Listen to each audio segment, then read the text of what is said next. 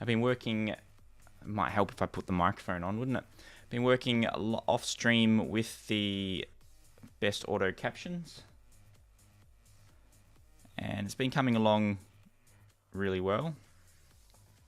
A lot of the functionality that I wanted to have built into it now working as you would expect. Let me just load up my desktop.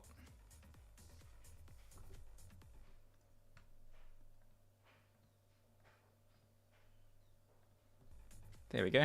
So now you can see my code. Earlier start today. Kids are out, motivated to keep the momentum going with this, building this one. So best auto captions, we've now got all of the encoding seems to be working quite well. I've created this thing so we can snap it to, it now snaps to frame positions.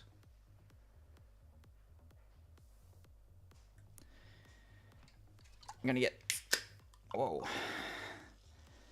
my first energy drink for the day.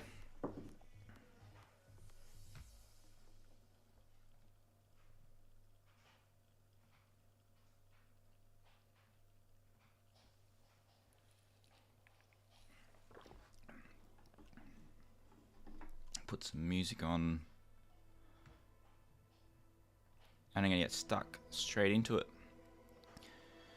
I've got the live auto captions test running today, and there is a headline feature. So this headline at the top, what was the word I used to trigger it? Top headline, headlines at the top. I don't know, it's supposed to point up. But the automatic headlines at the top now update. So every 3 minutes it'll give a summary of what I'm talking about.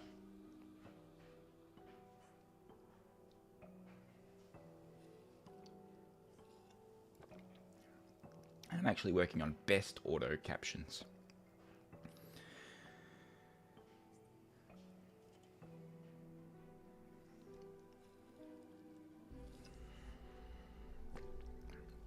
Got a few hours today to get stuck right into this. Let's check my list of to-do goodness.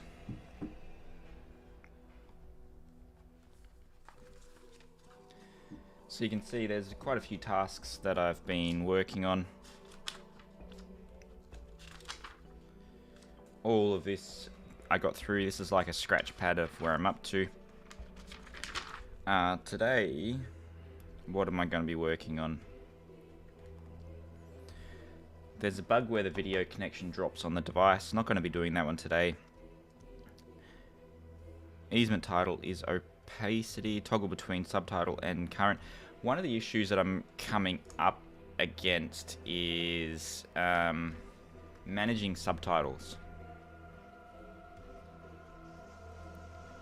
So at the moment, there's a clunky way of managing whether you're changing the text and style of the current title, and there's the ability to apply to all styles.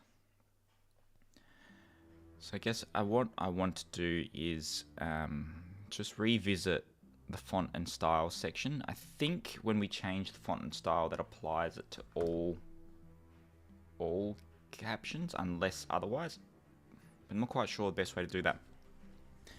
Whether there's a toggle at the top to update current or update all, I don't know.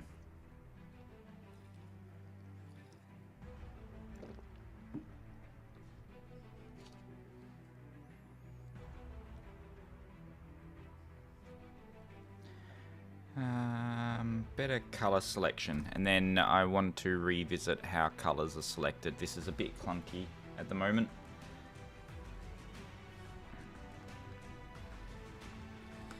And I also did this thing with, so if we do a longer video, it now shows the process of loading the subtitles. So that's new. I want to revisit styles at some stage.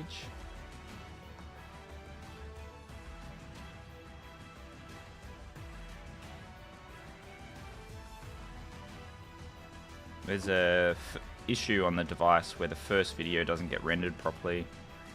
When there's no projects, I want to do something special on that screen. So when we have no projects listed, it needs to be a bit more inviting, because that's the first thing people are going to see.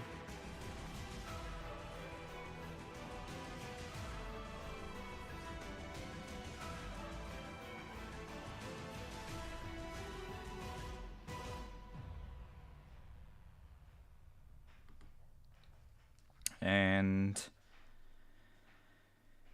on the font style, we've got loading screen.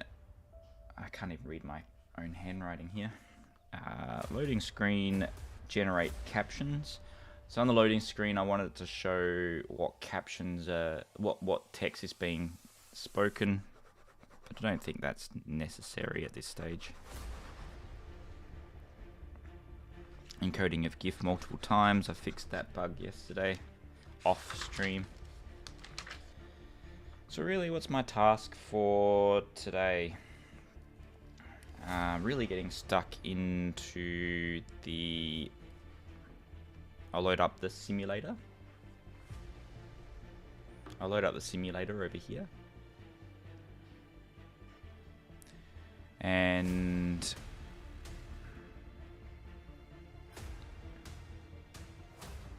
so what I want to get stuck into today, load up this. It's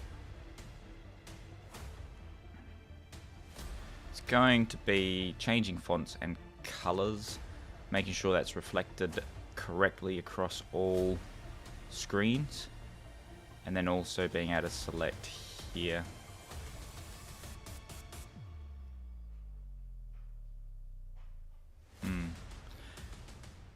Trying to think of the best way to manage whether I'm managing the font and style of the current subtitle, or whether I'm managing the font and style of all subtitles. And I guess that also applies to effects. I don't like this hidden apply to all subtitles box at the bottom. I think it's not going to be as user-friendly. Maybe we have some sort of way of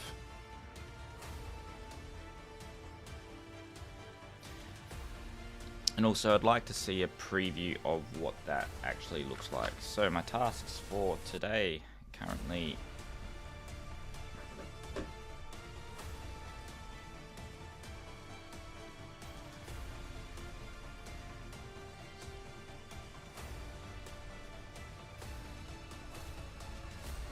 best auto captions.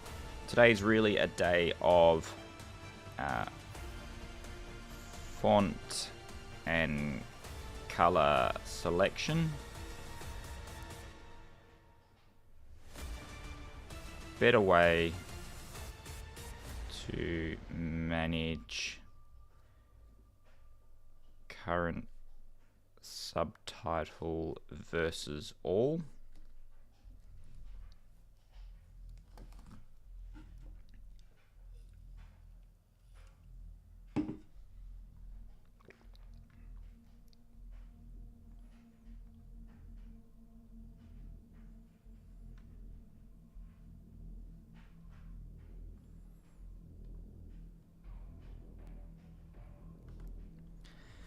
And then if we go back to the screen, load up a simulator, preview, font and style.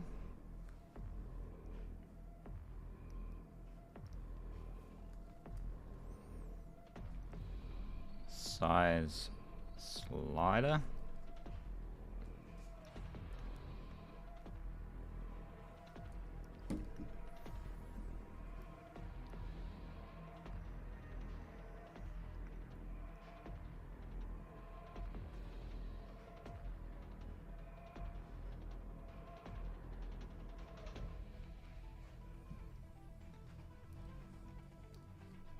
What's the Pokemon card? The Pokemon card is just a pretty standard one. I didn't want to use a good one for a bookmark.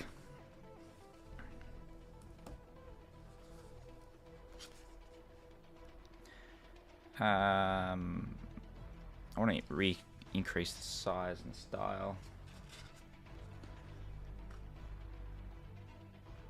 And the outlines. This screen I want to revisit today. Hi Khaled, the app's not on the App Store just yet. The live captions that you see on screen is on the App Store for the Mac. But this captioning app for the iPhone, Best Auto Captions, not on the App Store yet. Working hard to get it onto the App Store.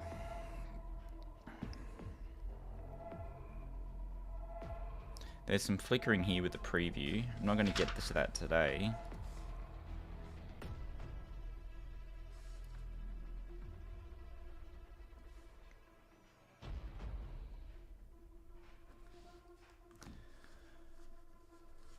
Caption.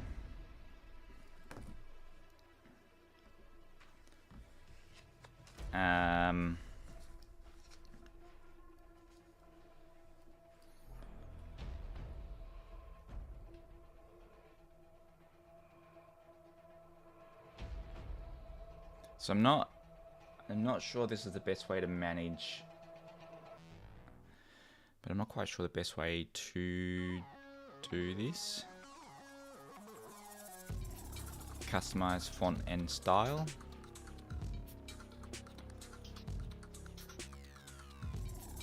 Customize font and style, then select whether I'm customizing for all or for this one, maybe. Maybe.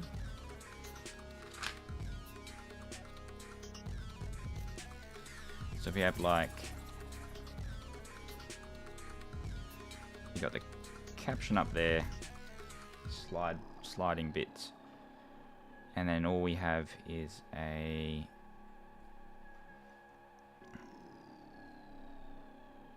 customize font style, or just font and style.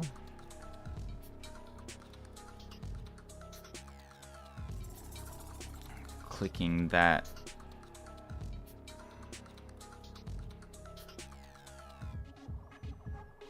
will it be a drop down?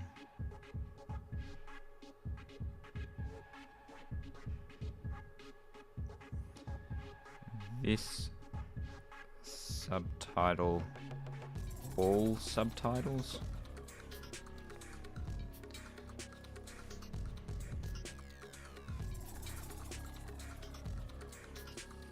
Or will it pop up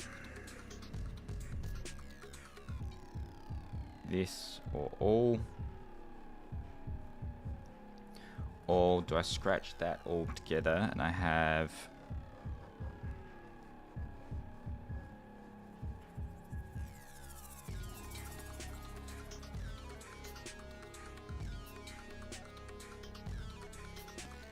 Then we say all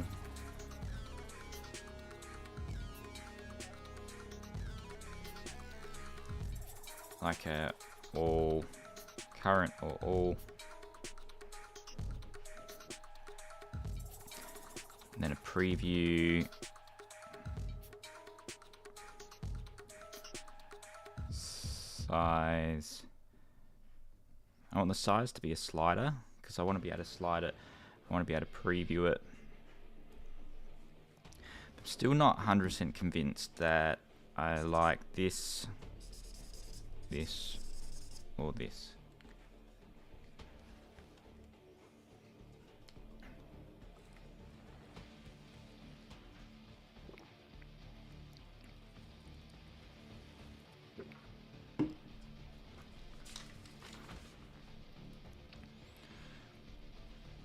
When viewing all subtitles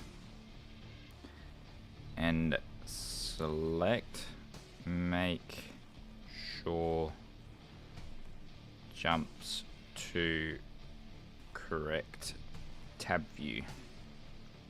Currently, if I go to select them all, I click that one, it's not jumping back to the one that I would expect.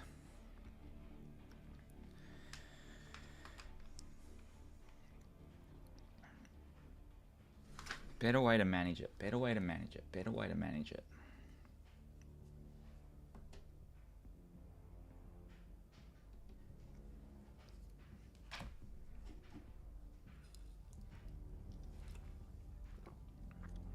Because at the moment it's confusing. That's the issue. It's confusing if you're managing. So if I want to manage like the font size and I want to increase the font size and I hit save,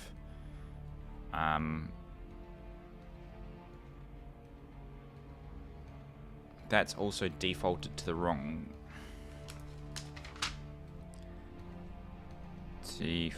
Defaulting to wrong text style / size.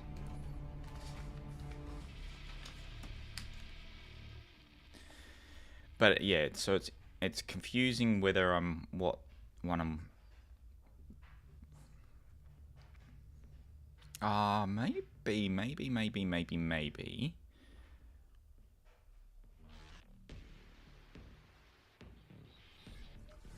Maybe it's a matter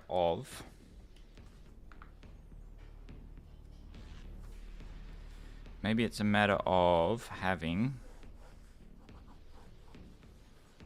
like a drop down that tells me what caption I'm currently editing.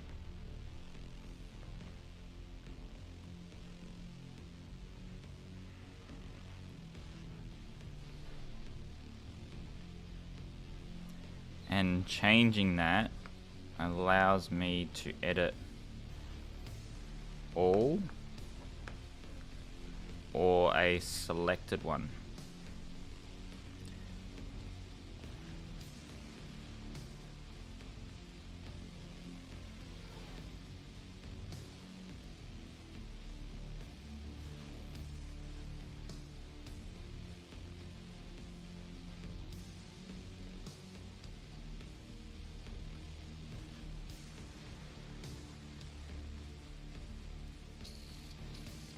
Not sure.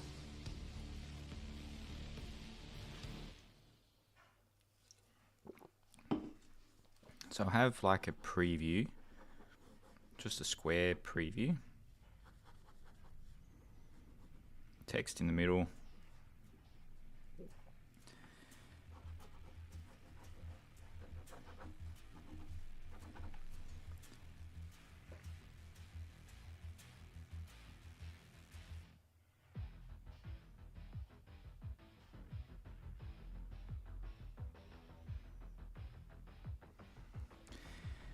selected subtitle, this pen.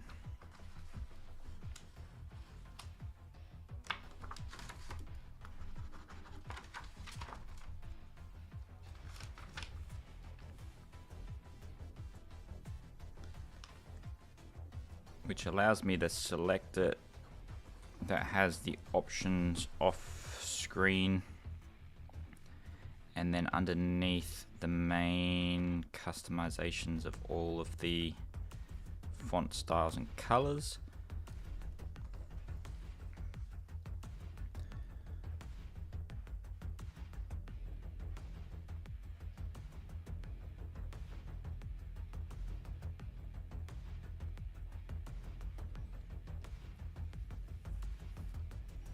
Hello Ibepo, hello Archaic, Khalid and Tajax.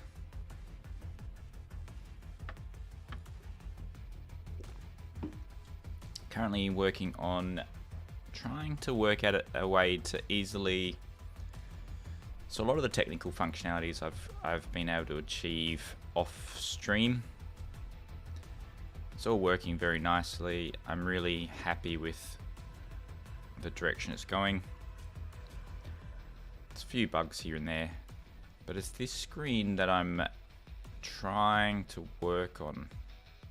So the whole idea is you see the captions at the bottom and you can click it, and that brings up the same sort of view as this but in an editable form. And then I want to be able to customize the font and colors.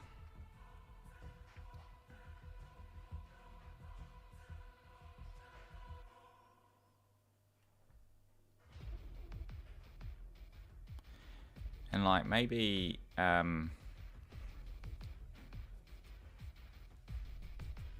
maybe the animated GIF goes behind it.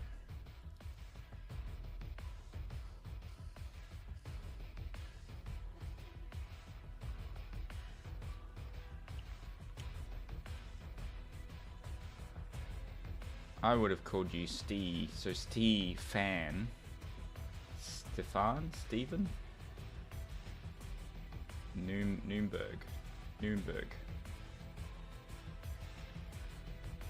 Is that near the Nürnberg ring?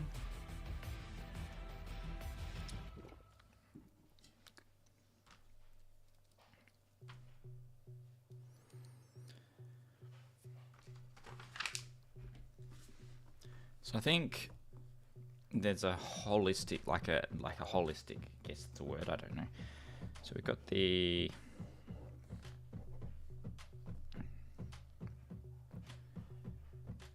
this is a duck. This is where we can edit text and the style. I want to add the GIF behind it. GIF behind.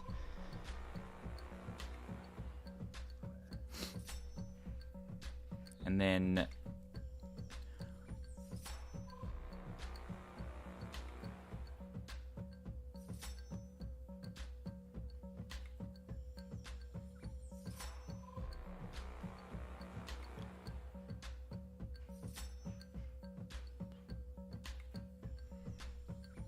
underneath we might have the animations. Maybe you can select the animation and then also the camera style.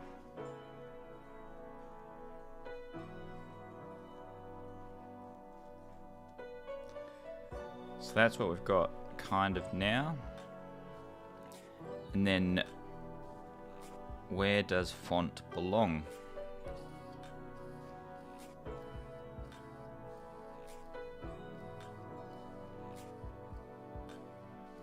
Because it's almost like font and color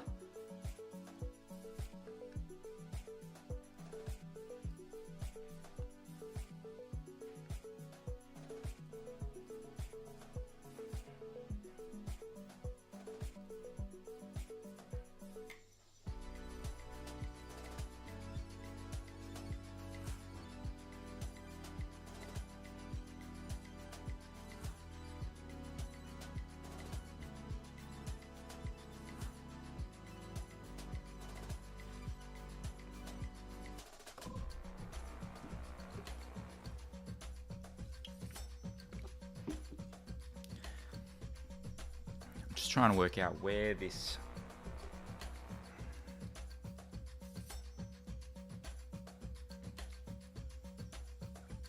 whether the font style stays on this page. So what I'm thinking, I might see if I can visually do it.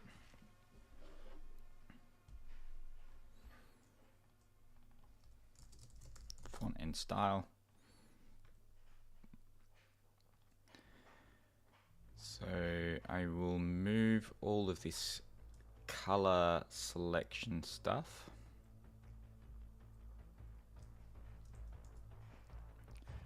down after animation.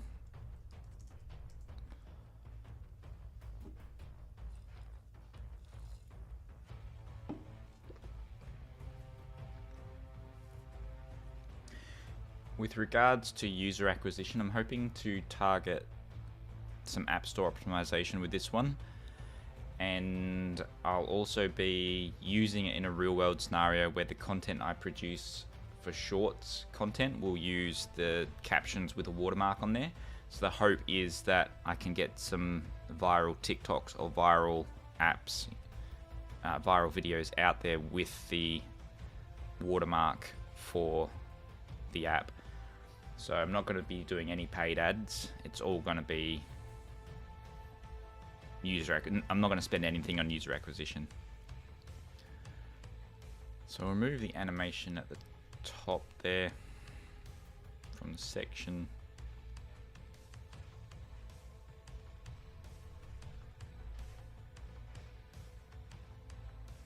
Actually, we need to keep that because we then customize it.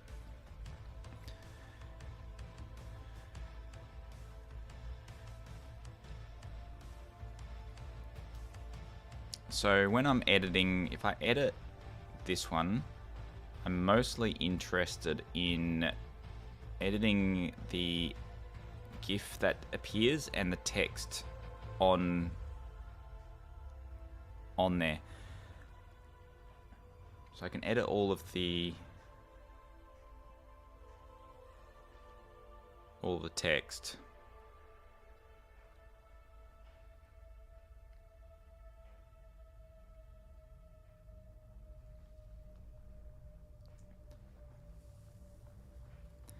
So this screen, I'm not editing, or am I? The top half, I'm editing text. I don't want to apply a style to it because this is a text editor box. If we do the caption style to this, it's not going to work the way we want it to work. So then I think maybe we have a preview here.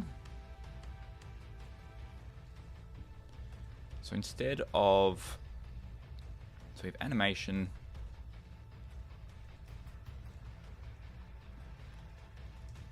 Instead of effects, it'll be preview.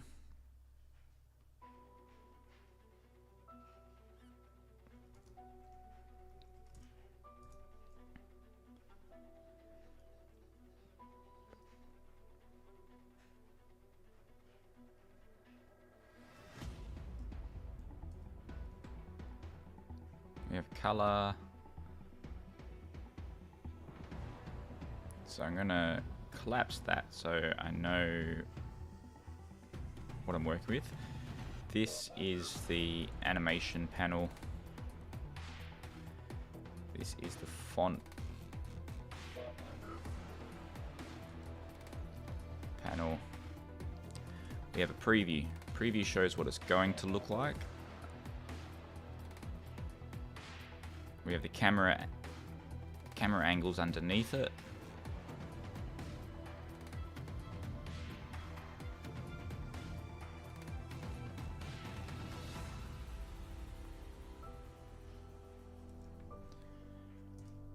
Directly under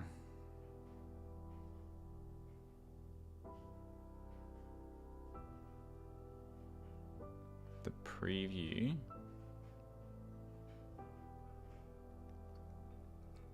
we have the font, maybe.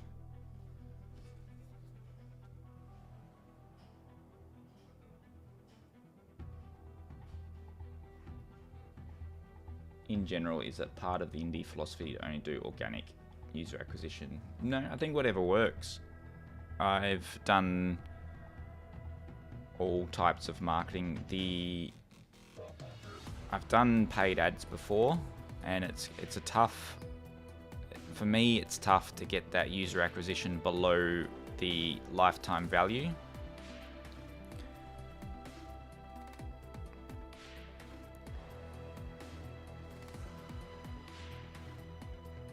Kind of like that. And then this way we have a preview underneath it.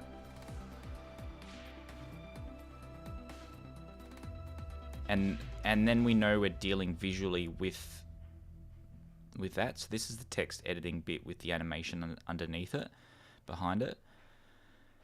And then we have the preview, font, style, color, and motion.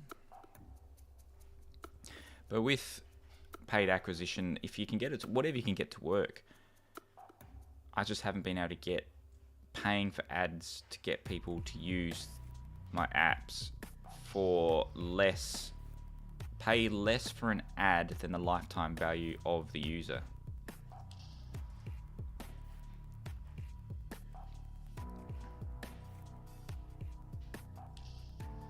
Okay, I want...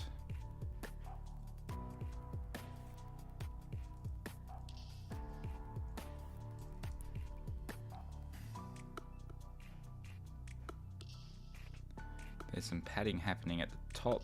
I want to remove the padding at the top. That will bring it up to there.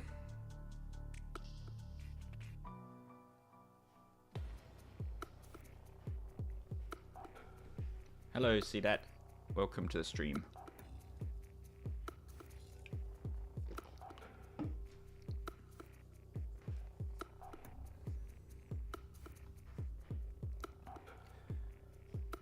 Nope, I put it in the wrong spot.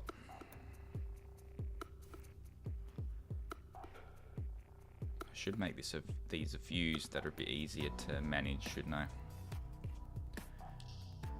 Okay, color selection. You're going under the preview.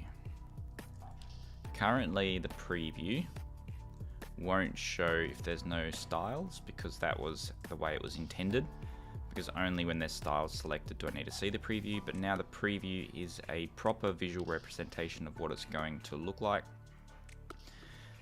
It's going to have color selection and font selection. Going to have that removed.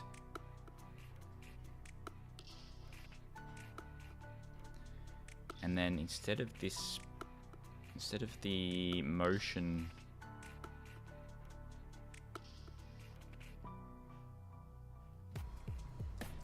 this, and we'll call this motion and effects.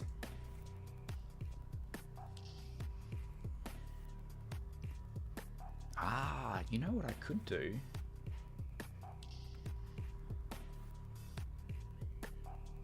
Here we go. So this is, I think this is a bit better. And then the preview, when I change it, we can now do, I was just thinking, like if I do motion effects and I change the motion to like changing this bit, that'll update the preview, but then I'll have like a apply to all subtitles. So we're managing the current subtitle and then have an option that says apply to all. So in the same way that we've got a button here for customize, preview, apply to all. I think that might be the way to do it.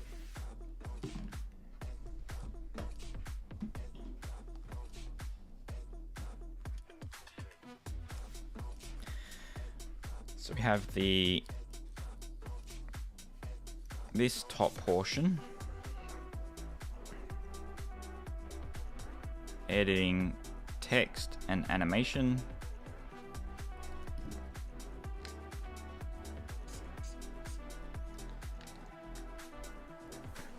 Underneath we have a preview, and that has applied all.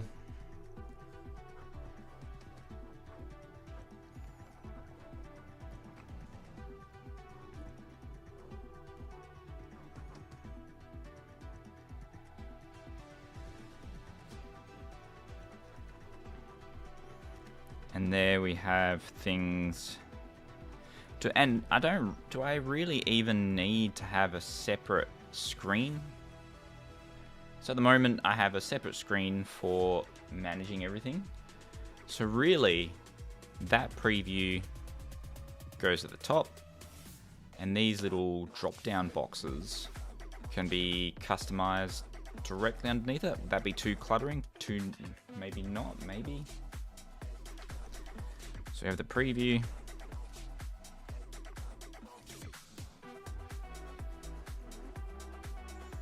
Font style down. Maybe too much, because when I do scroll here, I've got the preview locked at the top so we can continue to work on it.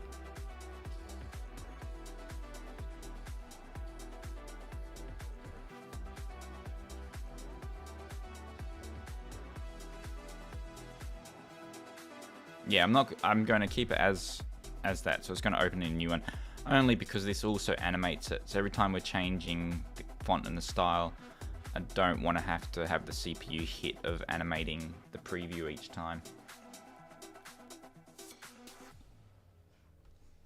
So we're going to flip. Going to have preview.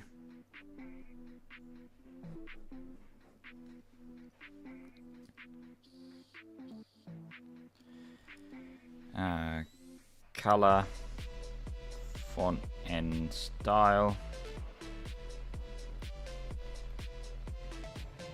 Underneath we have motion and effects. Preview, apply all. Apply all.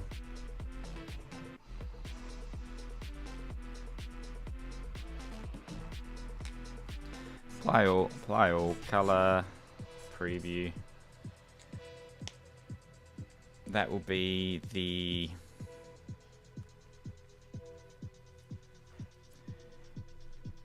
edit subtitle group view.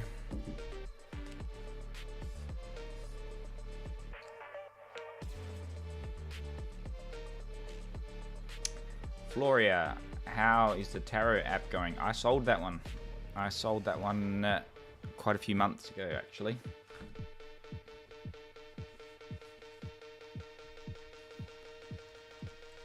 Not sure I disclosed how much.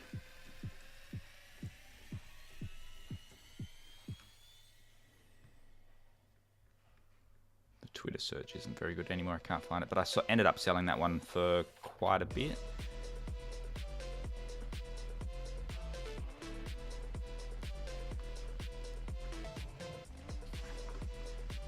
It was a fun one to build.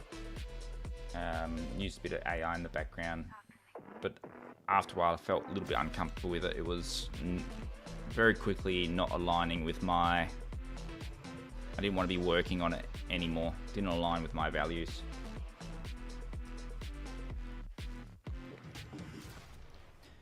So we've got the subtitle group, and I've also now I want to be editing font and style.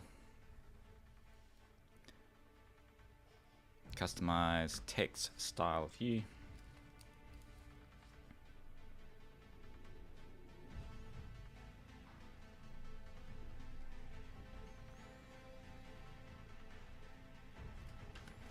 Customize text style view.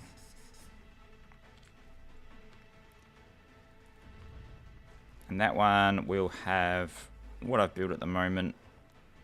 No need to apply to current or all, because we're going to do the apply all button. We'll have preview, a static preview.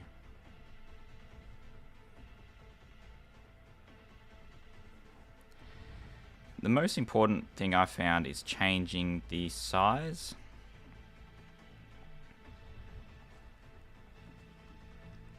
So that's going to be the first thing, changing the size. The font style. Font blah blah blah blah blah blah.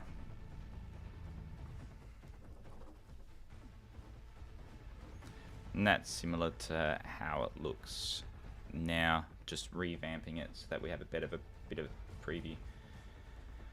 5 figures, 1, 2, 3, 4, yeah, 5 figures, that one. One of my, I think it was one of my second highest app acquisition was the tarot one. And it paid off some debt.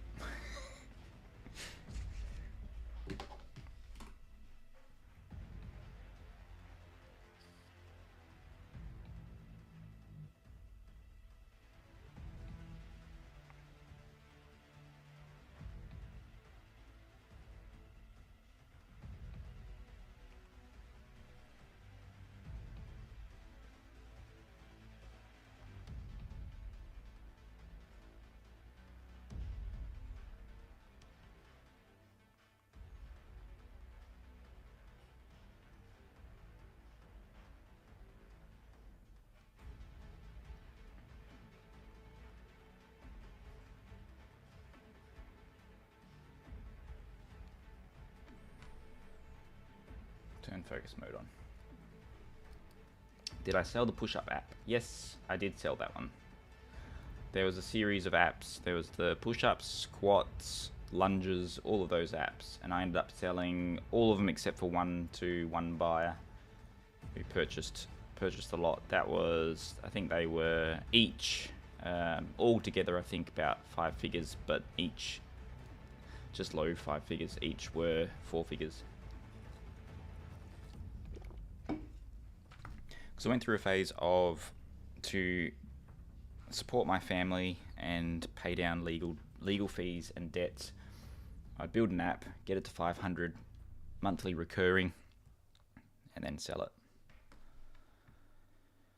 And now that I don't have to anymore, I'm very happy that I don't have to sell apps, which means I can keep building them, and the more apps you build, the more residual you sort of snowball.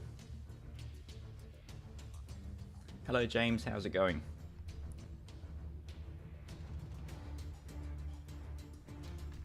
I'm just checking out the headlines. The headlines have been good at updates. The headline's the top update now every 3 minutes.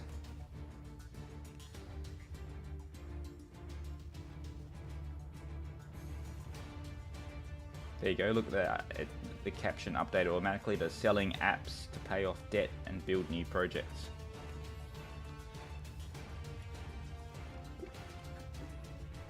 Working on a push app.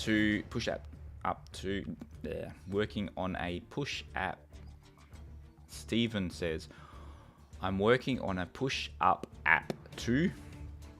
I'm using pose estimation to track the push-ups. Honestly, the tracking apps that I built turned out people just wanted to track the actual how many numbers of push-ups and squats they were doing. I thought I'd have to put some of those tracking mechanisms in there, and it turns out that's not actually a feature that people wanted at that time. Granted, that was a few years ago. The App Store wasn't as saturated with options back then. Now it's a lot more saturated. But I found, I released the app for free. The app was for free for 6 months or even a year, those ones. And what that did is it got personal trainers recommending the apps to their clients. And I had a huge market in the UK of personal trainers that were referring these apps to their clients. And I kept that basic tracking features and functionality in there so that personal trainers would still recommend it, but if the user wanted to do a little bit more with it, and a little bit more was just editing, going back to days they've missed, and removing annoying paywalls, they could. But the main functionality I kept in there so that the personal trainers would still recommend it.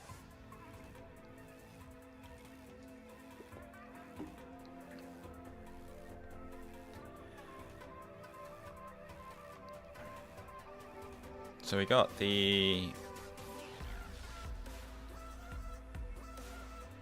with the animation,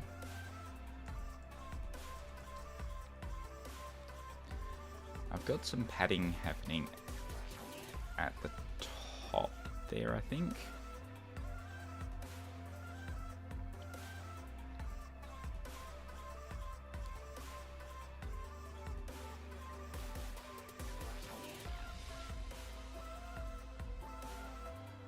We're in the edit subtitle group view, yes.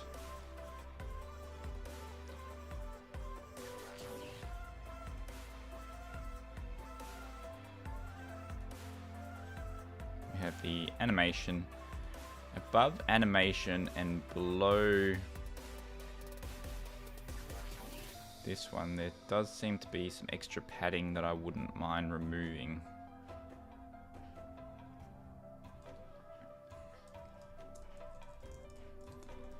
Green.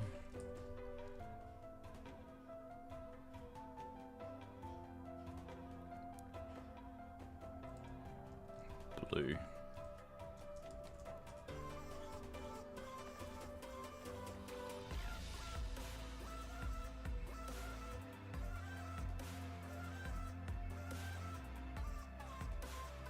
I'm thinking this method too. I'm currently having 7 days trial and then $5 one-time payment.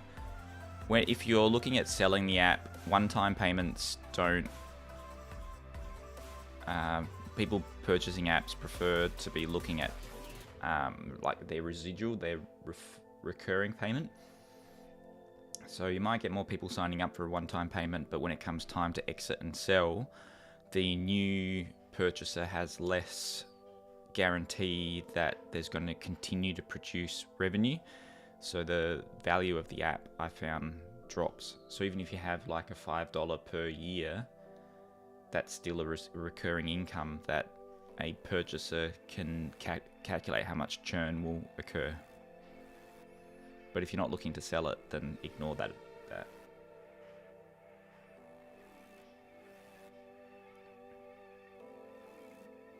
Yep, so that's exactly right, Stephen. The model that seems to work for me is releasing it for free, getting that viral growth. If it doesn't get any viral growth, doesn't take off, then I don't revisit it usually. And if it does take off, then I start adding features to it and a paywall to it. I found it's best to add a paywall only to new users. Free users I keep for free because I'm mostly interested in user acquisition, not capitalizing on the people that have already downloaded it. So the people already downloading it are sort of like my foundation users.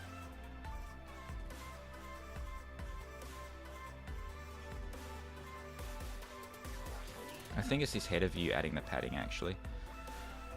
So I try to keep the, there you go, top 25.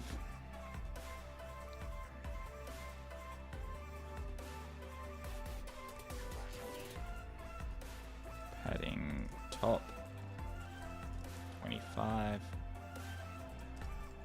So I try to keep the users that downloaded the app,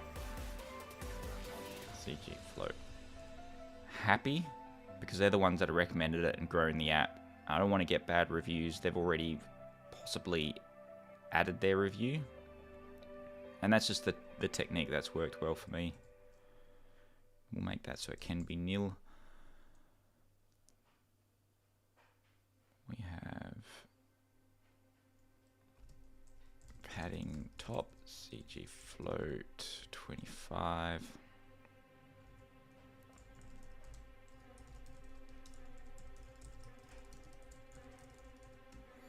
So what I want to do is I actually want to have the padding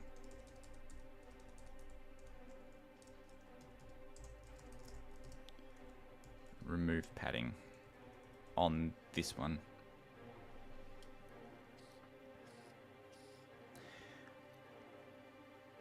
It's worked for me, that strategy, only because then I don't have to pay for marketing. I can try to work on marketing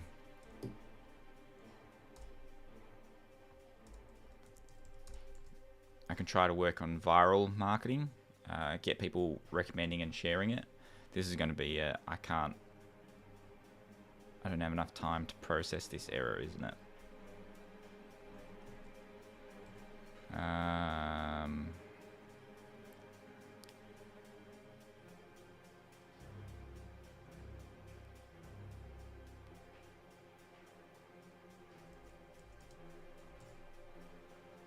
Padding top.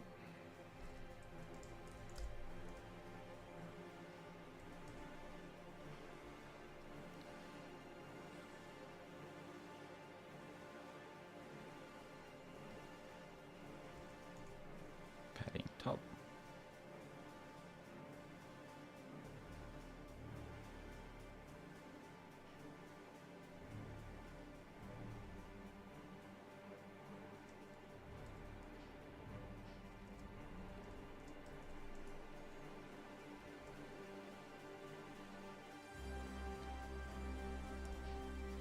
On the header, we're adding text, padding top, trailing content, text, padding top, trailing content.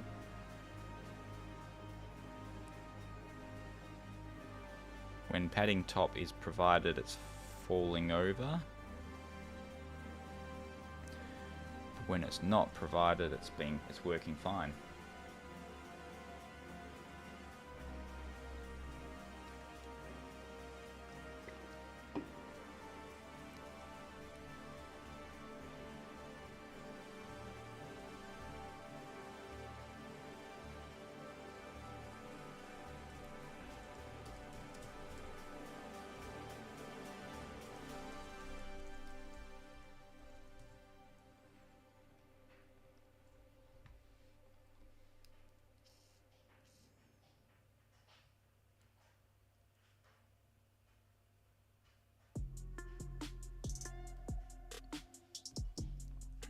Seeing why this isn't compiling.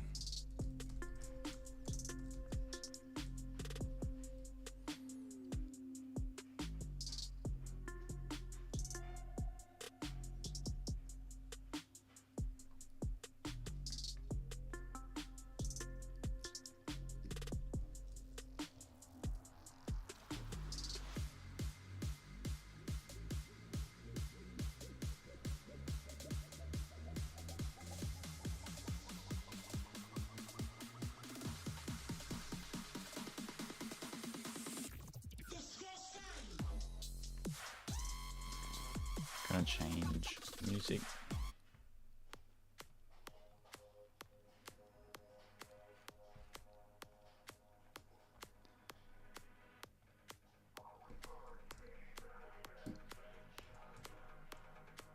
Could not infer placeholder.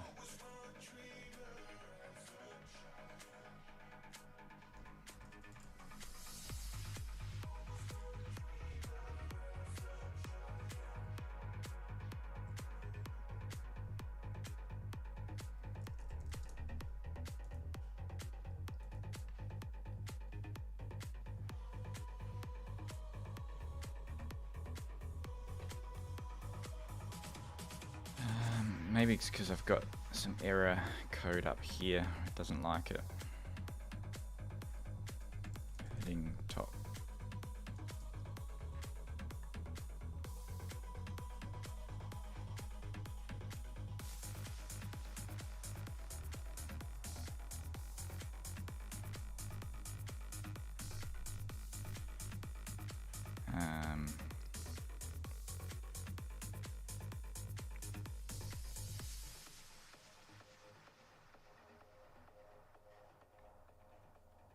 It was animation.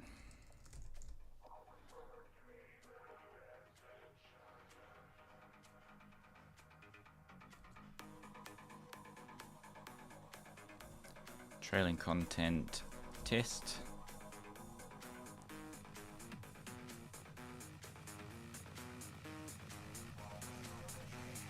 And then padding top 10.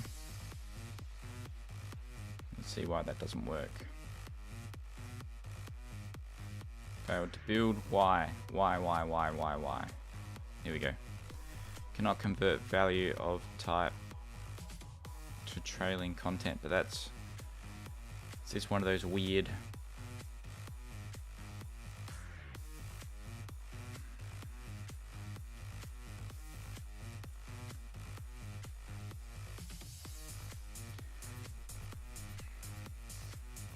SwiftUI won't let me set padding top. I get error.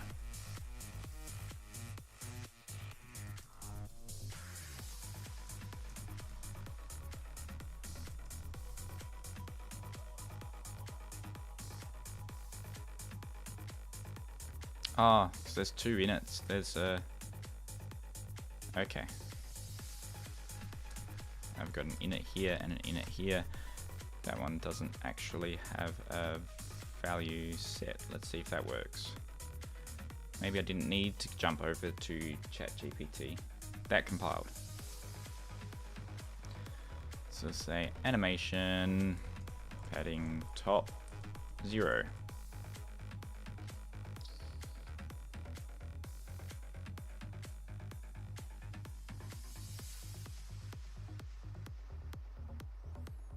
That headline truncates too much. Now let's see the alignment 1 hour in, and I've moved a few pixels on the screen. Hooray.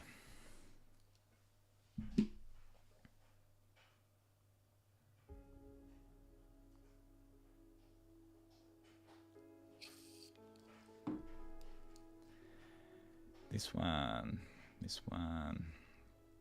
So that's a bit better. It's probably too high up now, but it's a bit nicer spaced.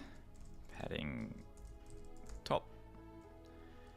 Make that 10.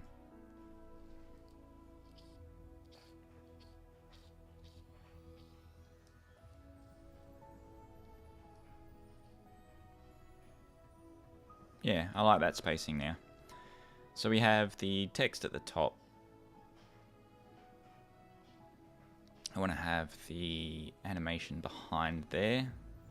Can I get that there? Can I get that there? Can I get that there? Group tab, we've got the animation sequence.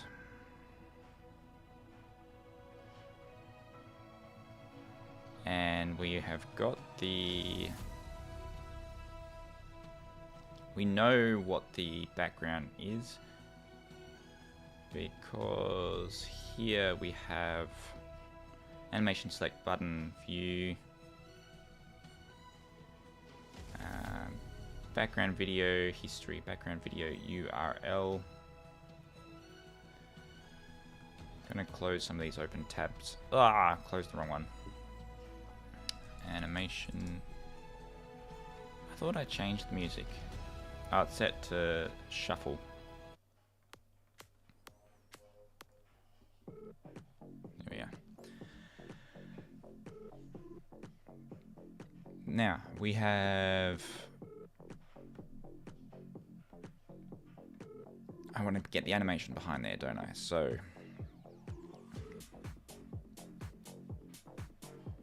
we have a function that I've called here, get background video URL, style background video URL, and we have the animation sequence here, so we know what the animation sequence is.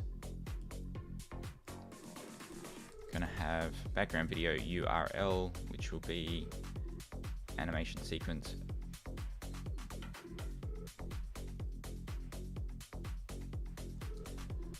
Animation sequence.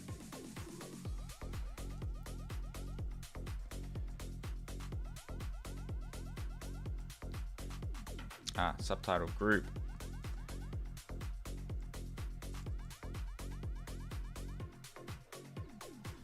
Background video URL. Group subtitle has no member background video. It's in style. Style background video. So we have background video, tab view,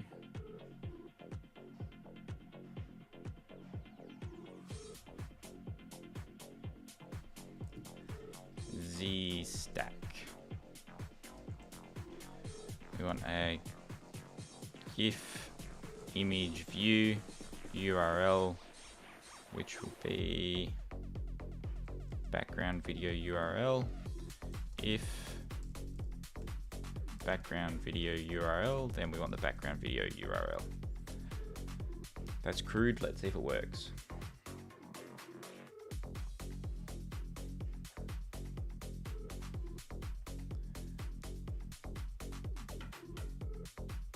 That works, that works, that works. Background color. I'm pretty sure I'd set something to be able to change that background color.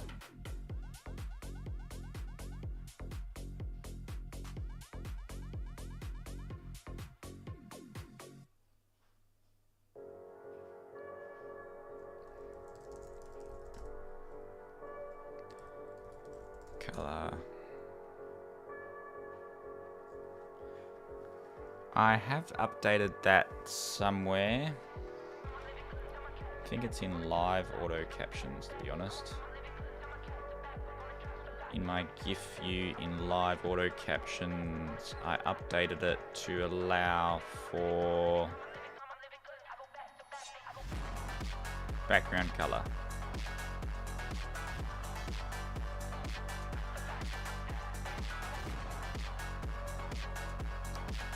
I can set a background color to clear. Should be able to close that, but I won't just yet.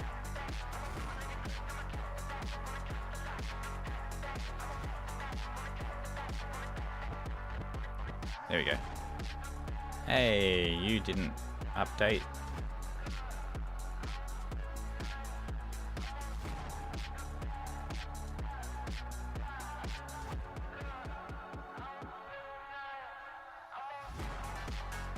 That's not the best way to handle that.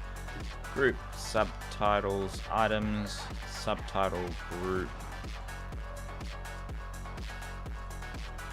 style, background video, URL. We no longer need that. This is on a frame by frame basis.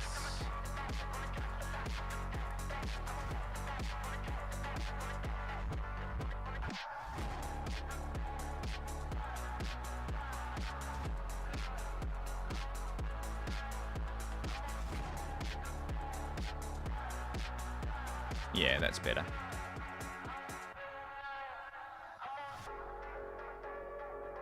But it doesn't update the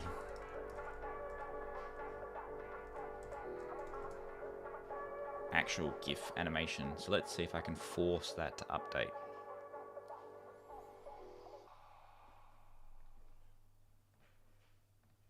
There we go. That forces it to update.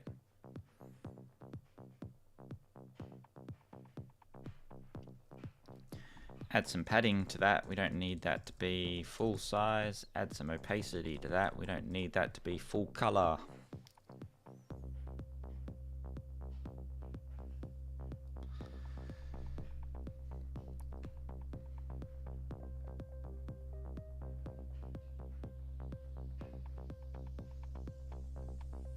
That is a good visual representation of what will be displayed.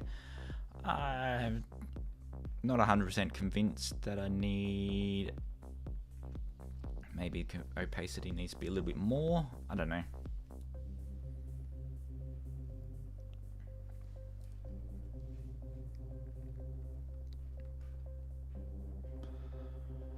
Bit washed out. But the most important thing is seeing that. What if I Gaussian blur it?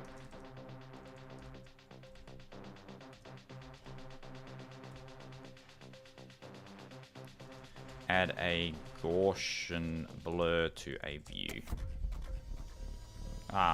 This is not gonna know that I'm in Swift. In SwiftUI.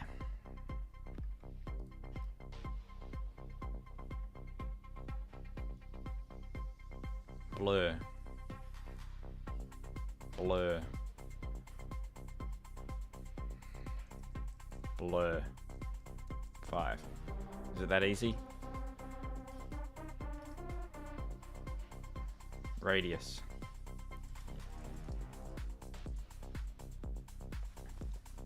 Because we don't want to distract from the actual text, because we're in here to edit the text, but we do want a visual representation. Bit much. I don't mind that. I like it.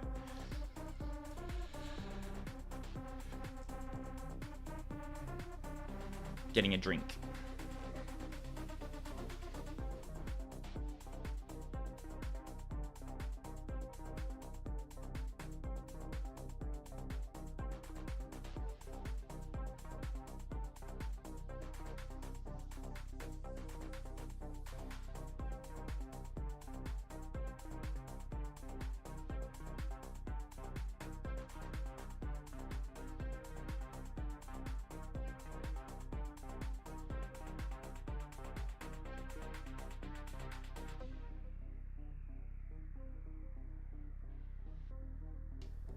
Second energy drink for the day.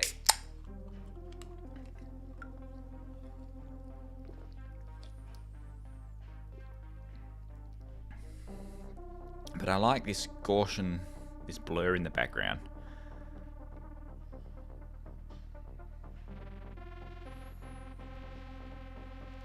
So we still get to see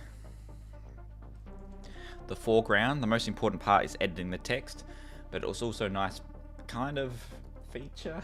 I don't know. I like it though.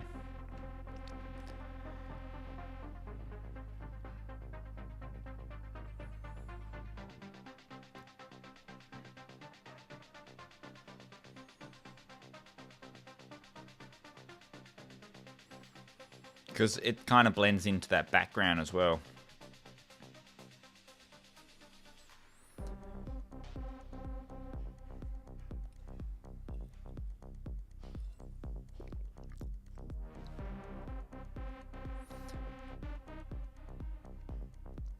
And we have preview. There's 2 references to preview there.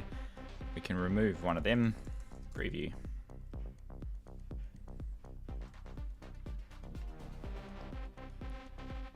You can disappear.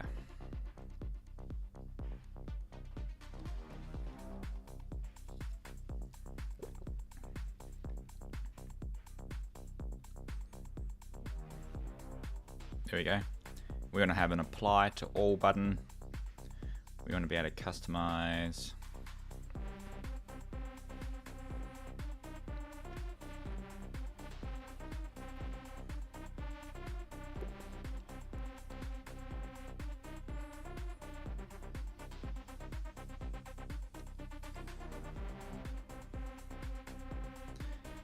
And preview.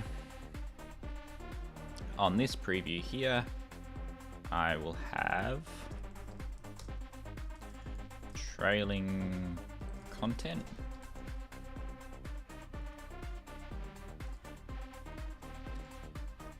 And instead of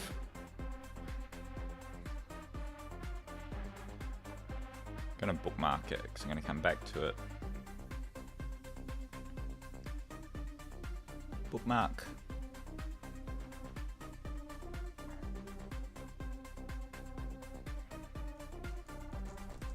Trailing content on preview header. Preview header.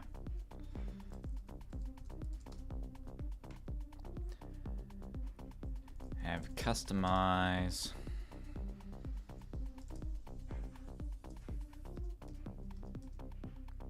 So I've got a button style that I've created.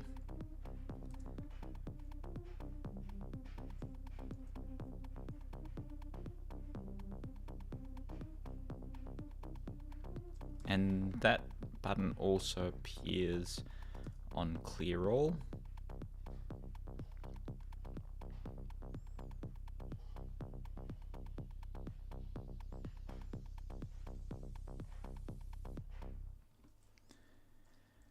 Animation header. Can you group these? Can you put these in like a folder? New group from selection.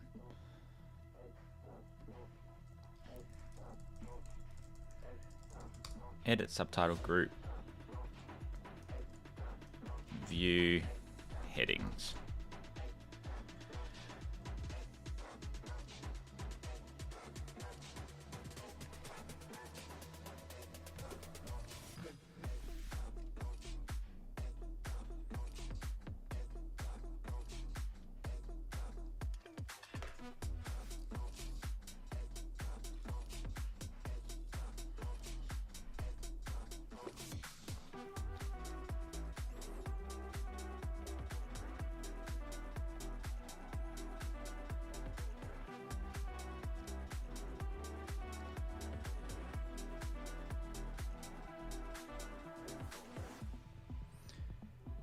Clear all, that's what I was going to do.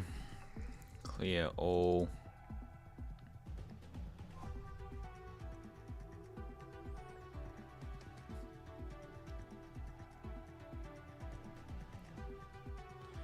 So I've got a button that I'm using repeatedly. Section header button view.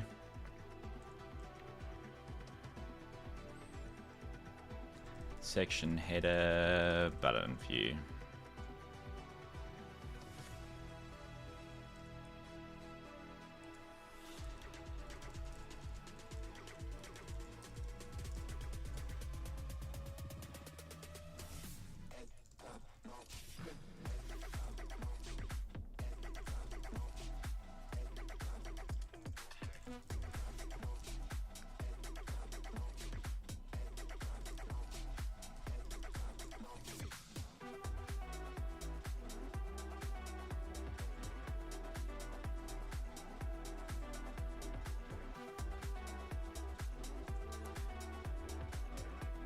This is for animation. We'll say button view,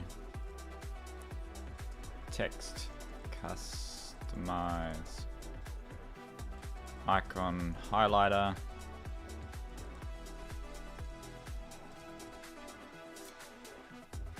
action is show customized action sheet, transparency.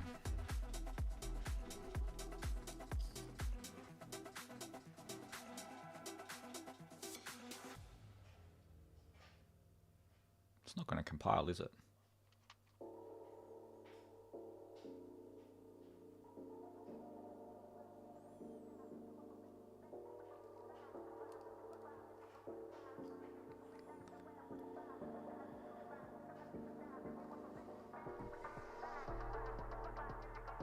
You're failing because you're taking too long.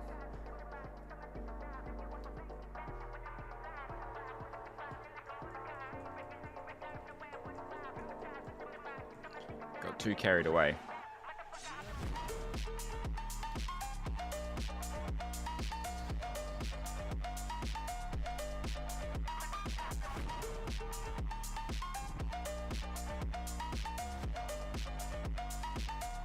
Still taking too long.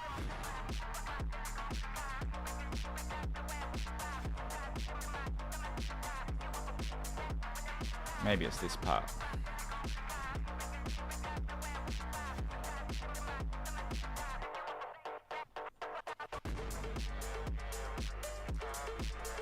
Section header button view, text, customize, icon highlighter, action opacity.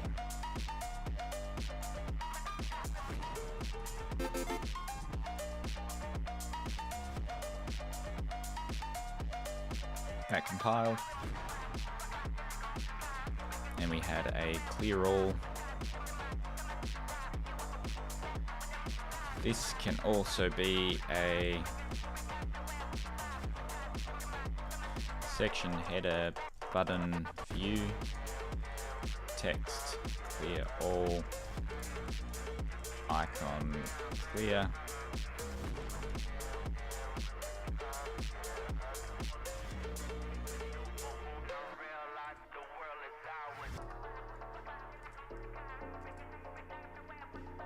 Anything special that I've added onto there?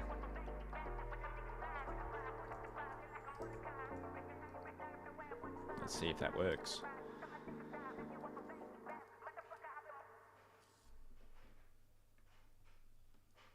Got the clear all button there. Got the customize button there. Clear all. That works. Which gets us to preview again. Preview in the bookmarks.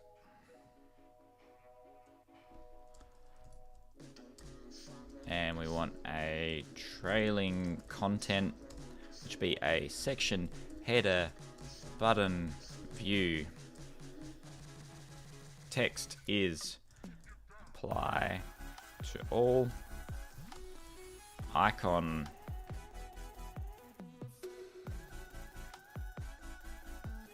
what icon best represents apply?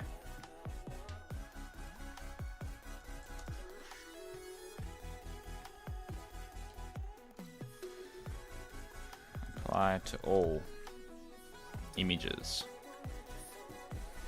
Icon. Like a checkbox. Apply icon. Noun project. Apply.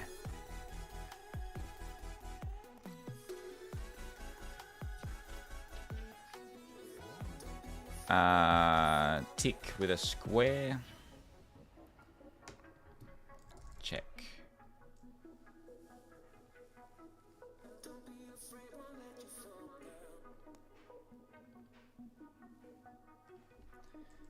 Message, maybe like a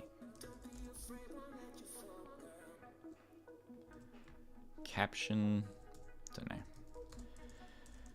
Apply to all.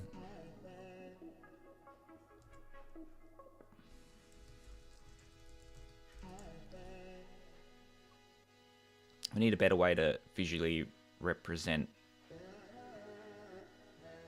that we are applying to all. At the moment, it'll do nothing. I want to be able to have a tick.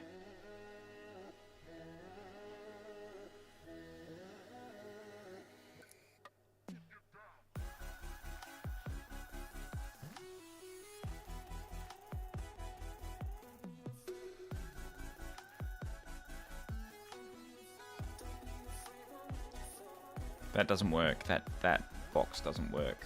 Don't like that icon.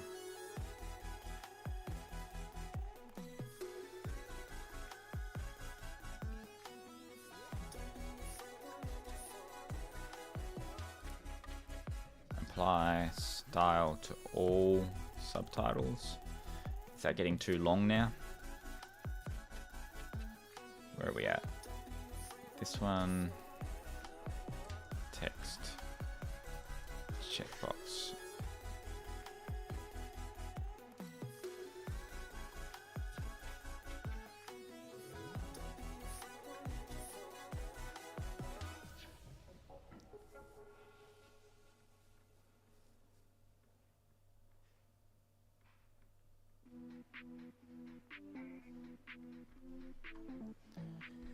Chevron.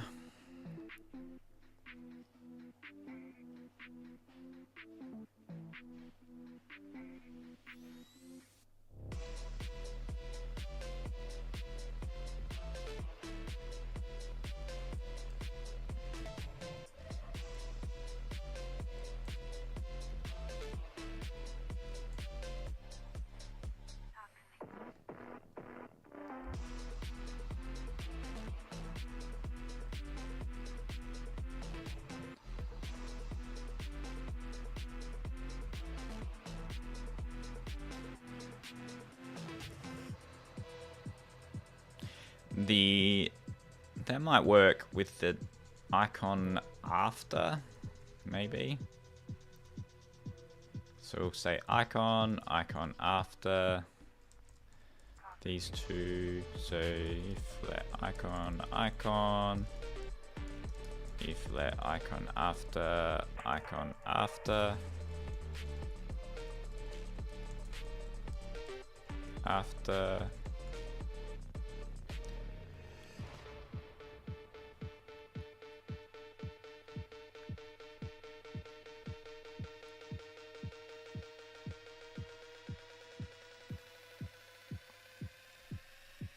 arrow pointing up.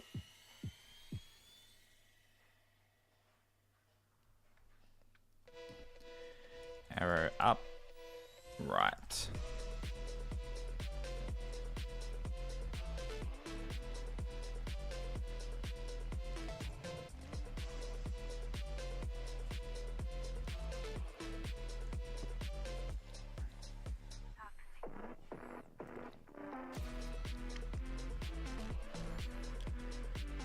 Apply to all subtitles. And that only shows if changed.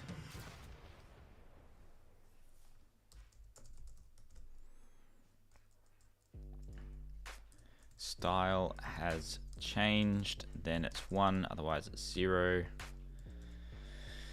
Style has changed. How do we know how it's changed? Style has changed, boolean false. On change of, have we already got?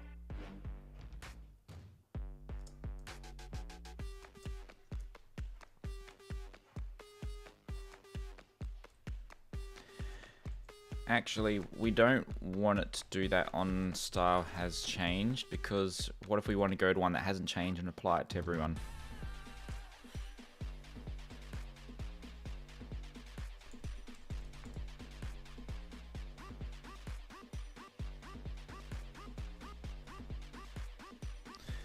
Style not.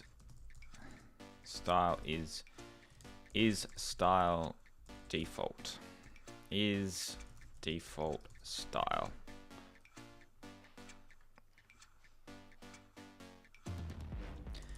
Is default style, which would be a boolean. Return style.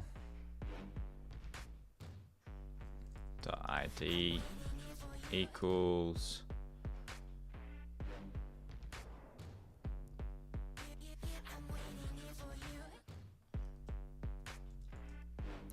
animation sequence grouped subtitles ID style ID.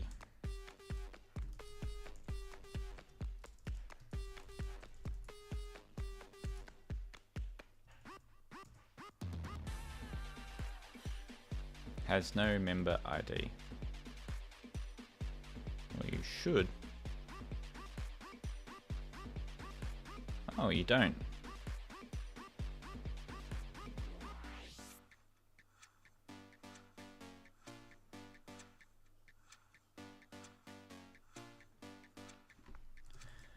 Identifiable.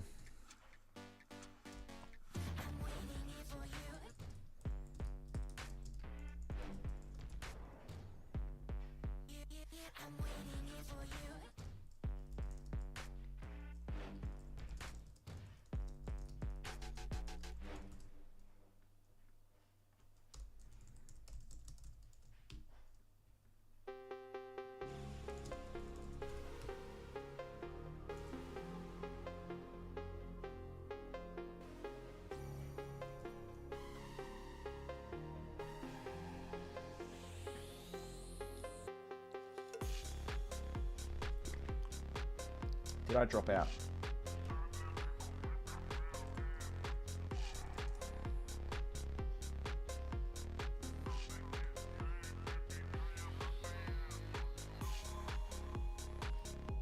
I did, but I'm back. Don't know how long I dropped out for. Got so carried away. Can't initialize all.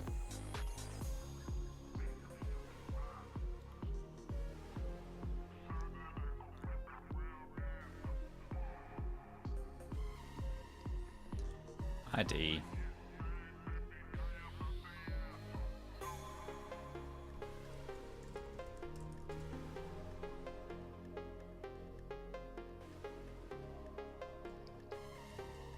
Do we need to encode it? I don't know.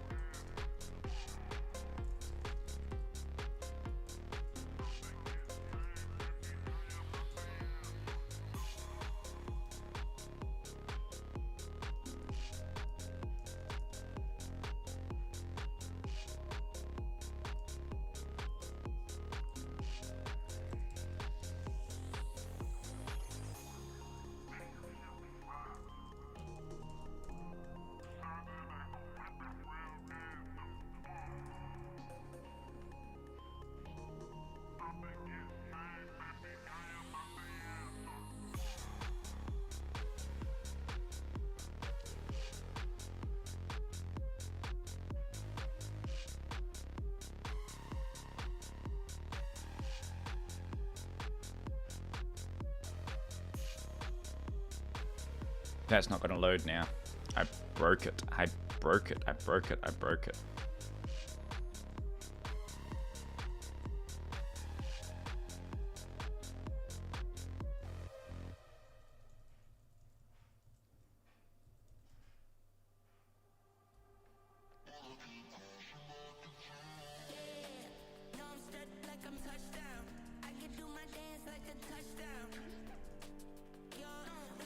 Actually, I know why I didn't make it identifiable now, because it can change. I'd want to refer to this unique ID. So then between actual IDs, it matches up based on the style attributes.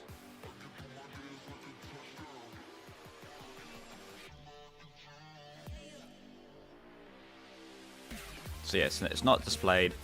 I make a change to the font.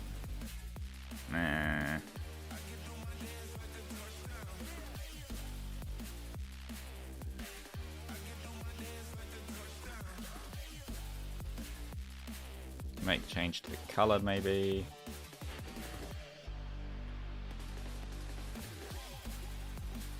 Style.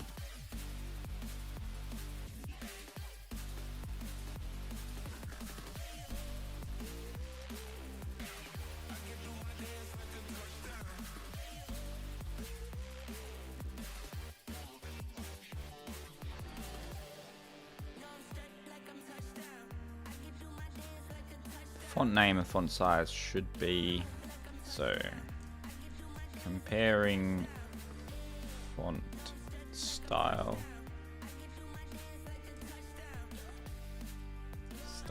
unique ID.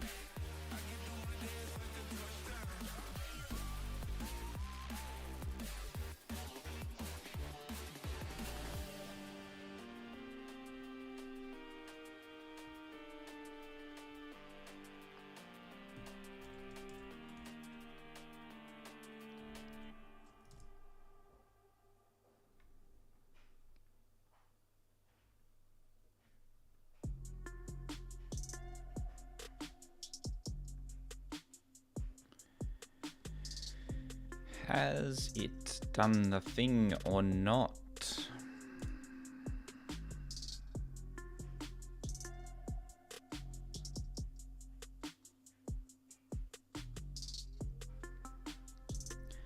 Preview. I want to be able to trigger whether this is updated or not. Change a font, hit save. There we go. So the styles are identical, but they shouldn't be identical. So the grouped subtitles and the style, wrapper style.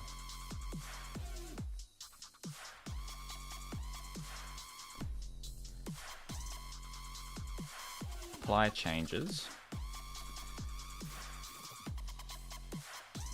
Subtitle group style.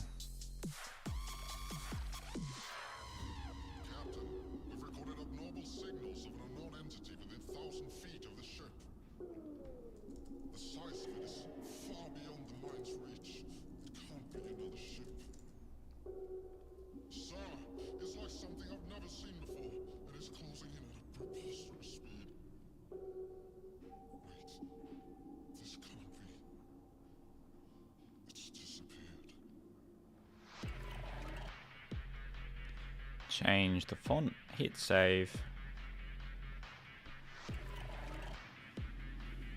It's not doing what I want it to do. Change the font, hit save.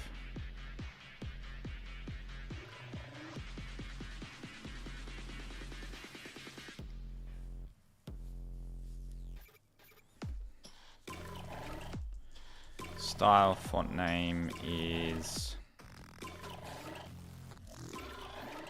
font name.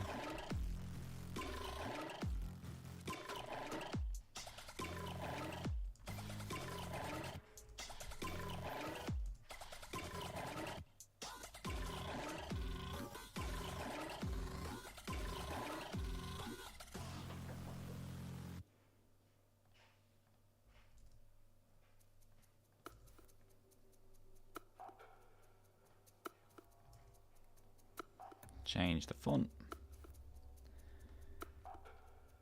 Font style is definitely different, but the hash being generated is the same.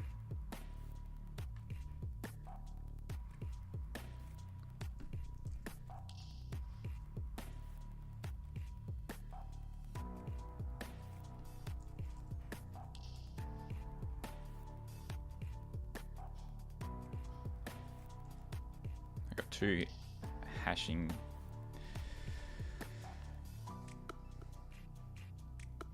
Should I go with just hash value?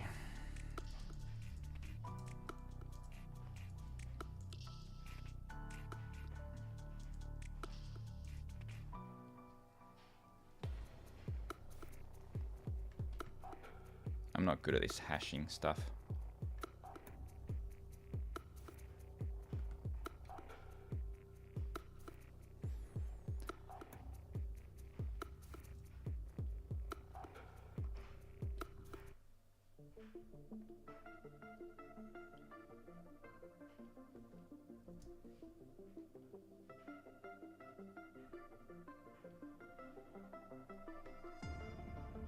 Hash value is the same.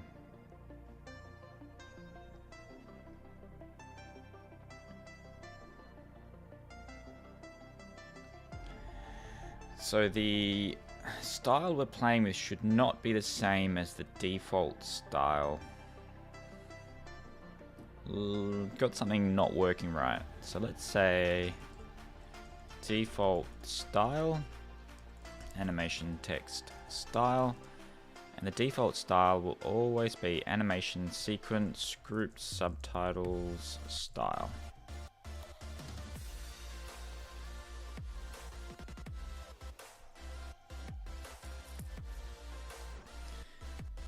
And let's say current style,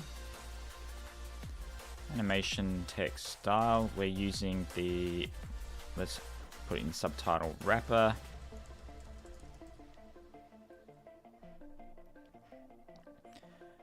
let's use these styles. So we've got subtitle group.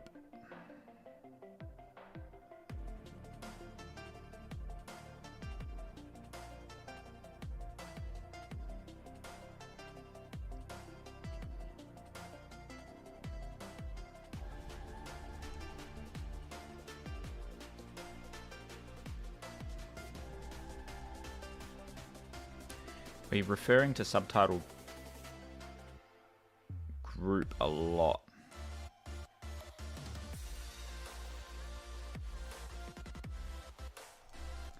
Am I referring to the style? I am.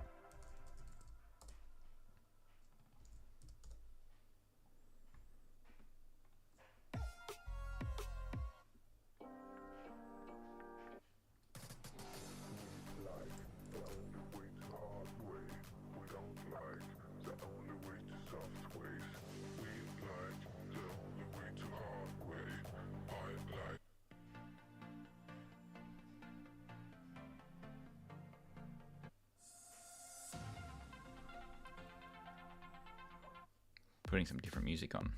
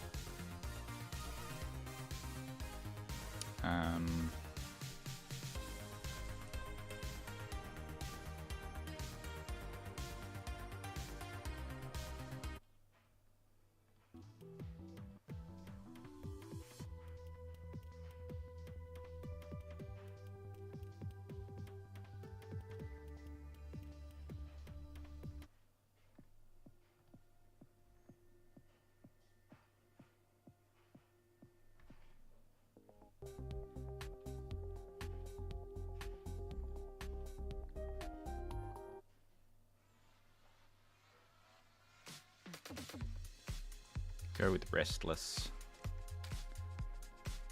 Genre. Electronic.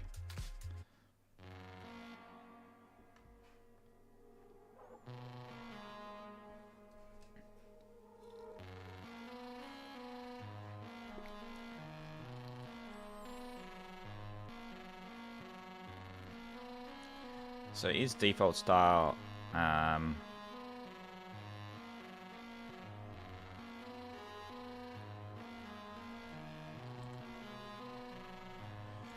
return current style, unique ID, default style, unique ID. Should be that simple. Don't overcomplicate it.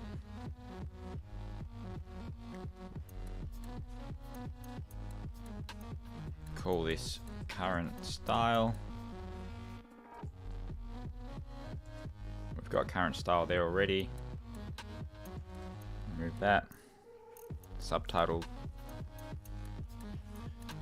Current subtitle group.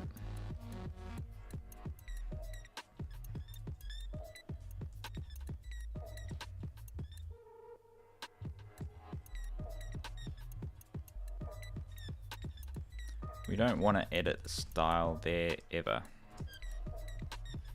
until we're applying the changes. Am I into cryptocurrency? I used to be into cryptocurrency, and then it burnt me, and then I didn't get back into cryptocurrency, and it burnt me. How about yourself? Apply changes to all subtitles will be current style. This sets all of default styling for all of the subtitle sequences, group subtitles.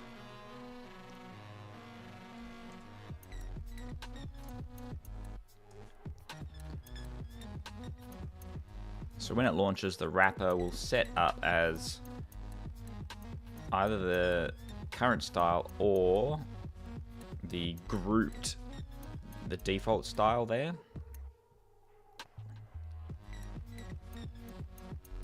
A copy of it.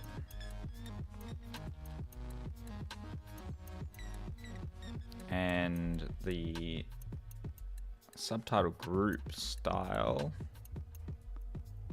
if we've supplied it and it's got a style, it sets the style. Otherwise, it defaults to the group subtitle style. Background video URL will be current style. Background video URL is recent background video. That checks if it's a recent background video. Is default style. That checks if it's a default style.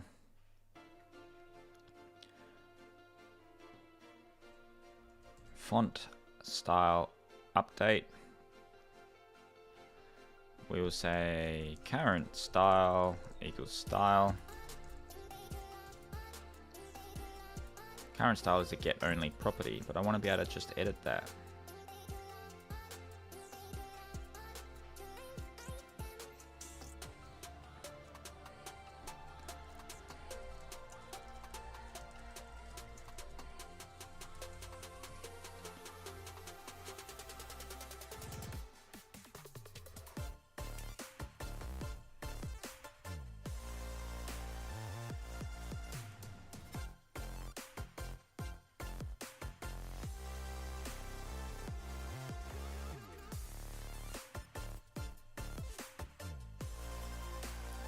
We'll call it set current style to style.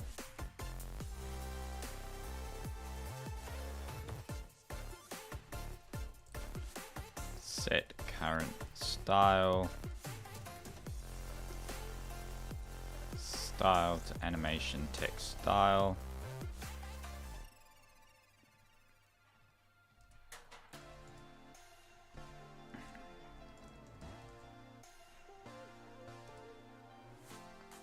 Set current style to style.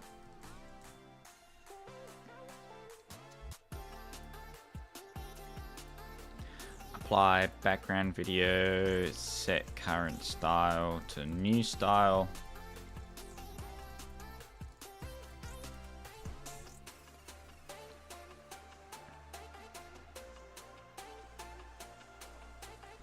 Set current style.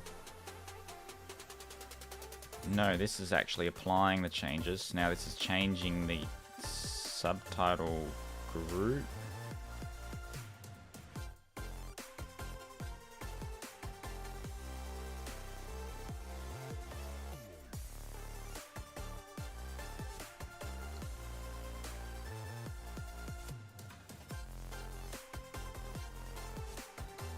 Apply changes to all.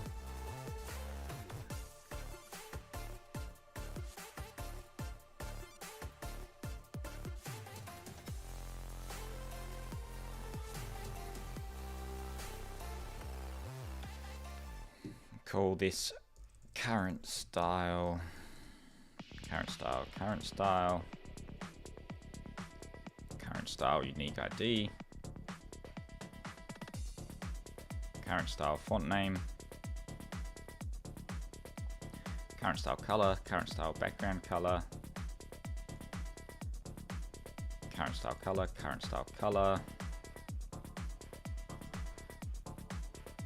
This I can update a bit easier. We'll say this as current style. Let's all.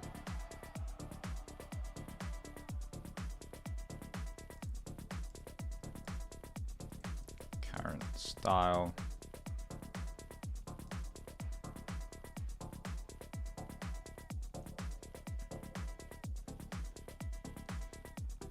URL color, UI color, current style.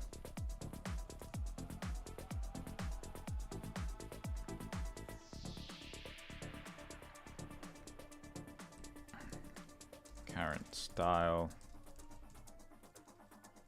Going through one by one so that I can just make sure I'm not missing anything.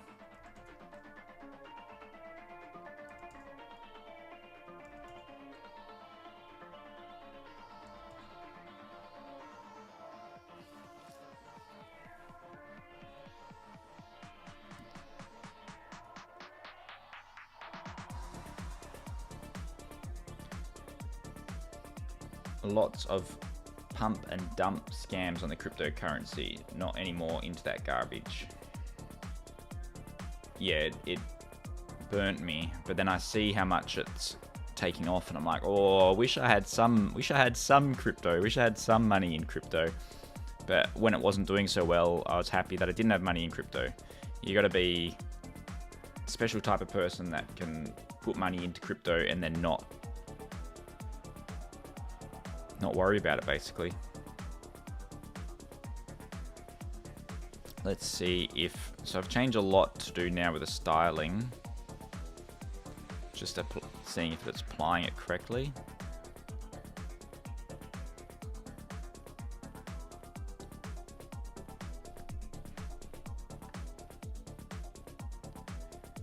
Interestingly, I still have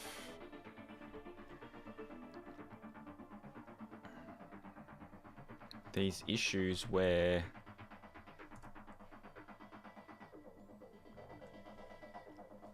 his default style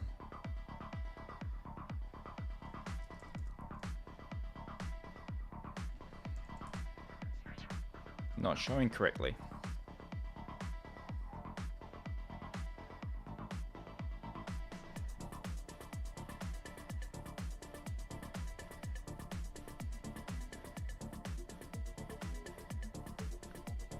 All I want to do is apply to all subtitles when the current styling does not equal the default styling. If not is default style,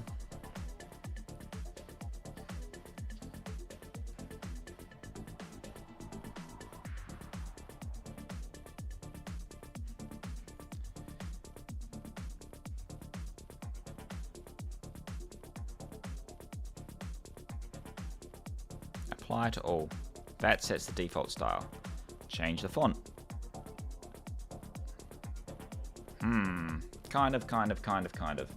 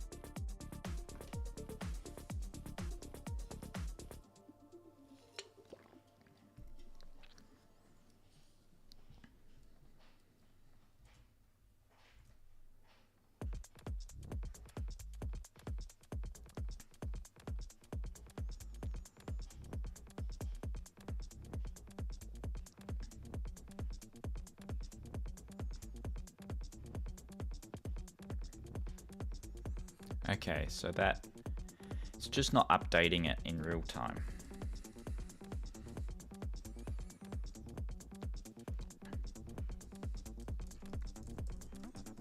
Style increment ID. The lazy way of doing it.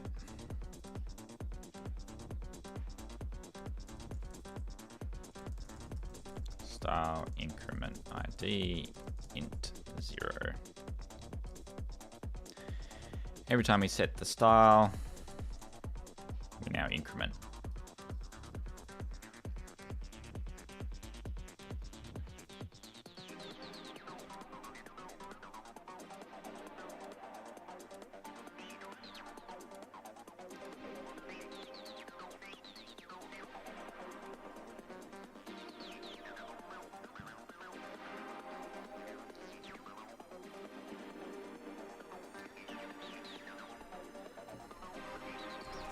Apply to all. Because we're not updating the wrapper, that's why. Style equals current style, but that, I mean, that's going to be circular because that is the subtitle. The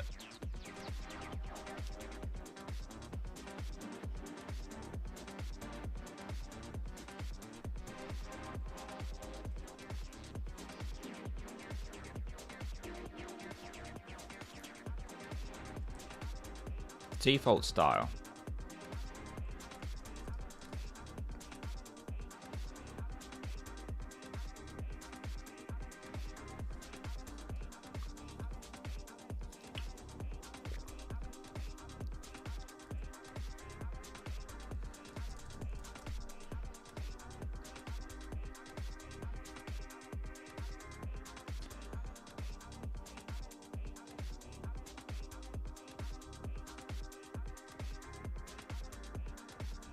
Apply changes to all. So we will do the increment here too.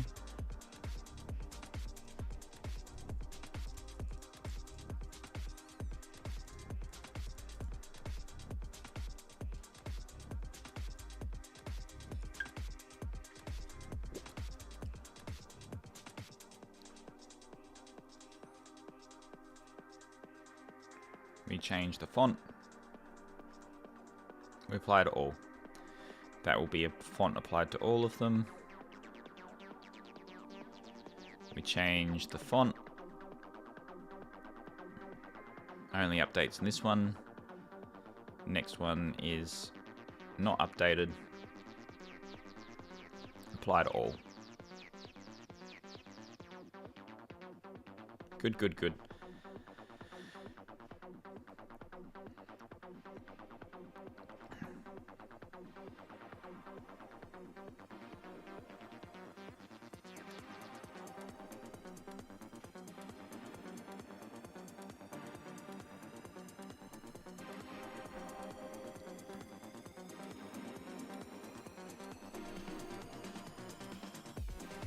Apply to all.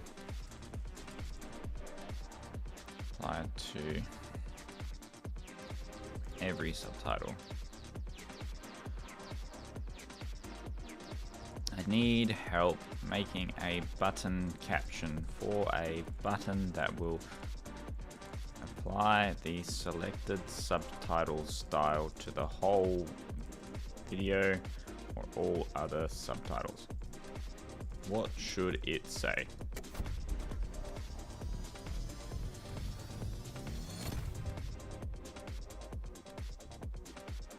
Apply style to all subtitles. Apply to all. This is on the screen for editing the current subtitle. So an ambiguous apply to all.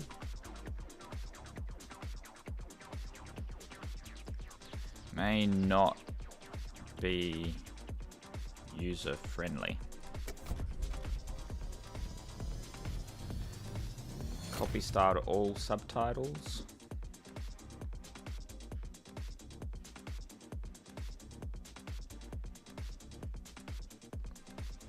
I like the word apply could be apply to all subtitles, apply to subtitles on video. I don't know. Come up with suggestions.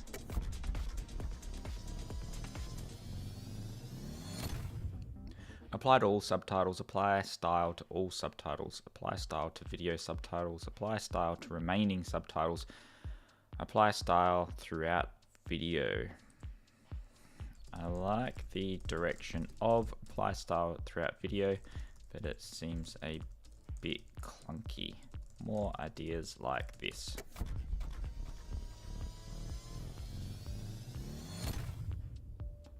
Apply style across video, apply style to full video, apply style through video.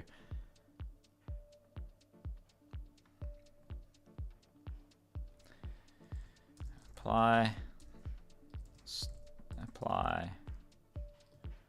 to all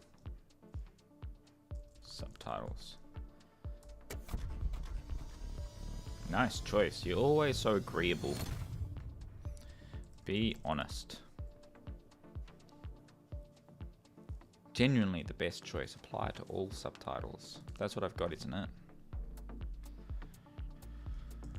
Apply to all subtitles.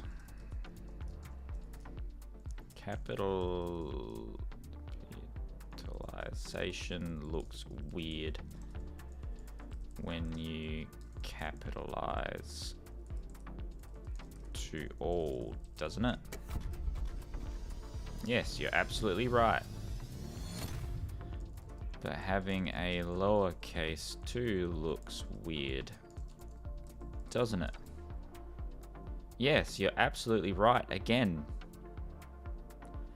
Too agreeable. Microsoft Style Guide actually recommends capitalizing all words in command buttons, including connecting words. What about Apple's style guides? Checking Apple's human interface guidelines, they recommend sentence case for interface elements like buttons, not case. So it should be apply to all subtitles. And then I also have a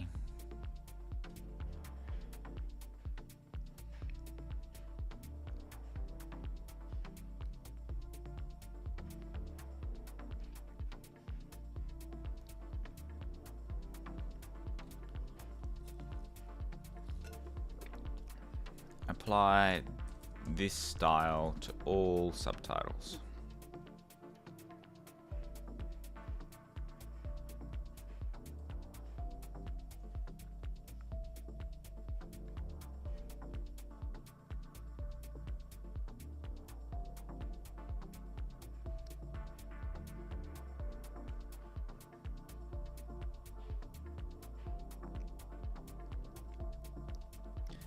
We're losing the video element because the video is stored up in the style.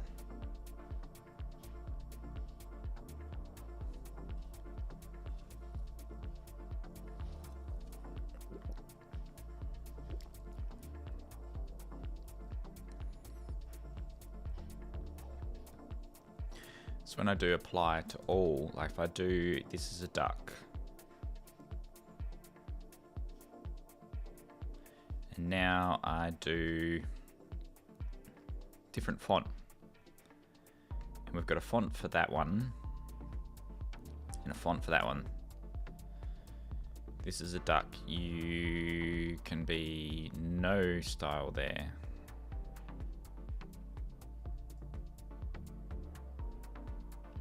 We'll make you Kenny waving. And then if I do apply it to all,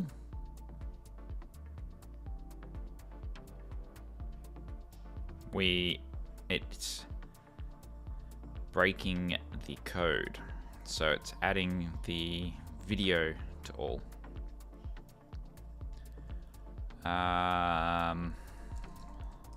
Apply changes to all subtitles.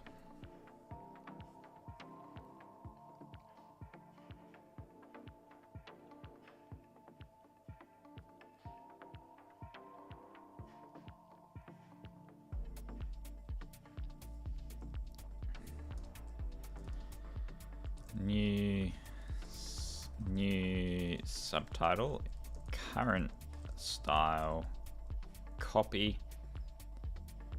strip videos, true, new subtitle dot background video equals subtitle group dot background video.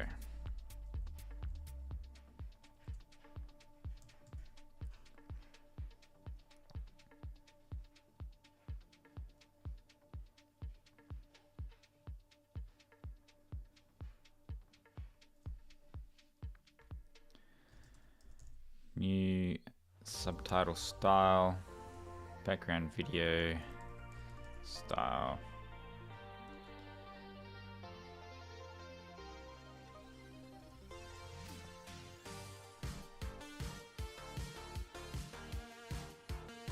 Went very 80s all of a sudden.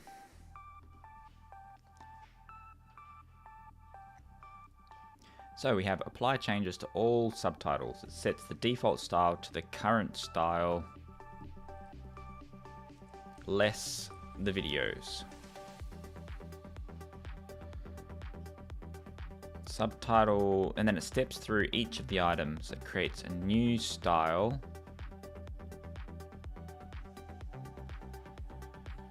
with the updated. Seems like a bad way of doing it.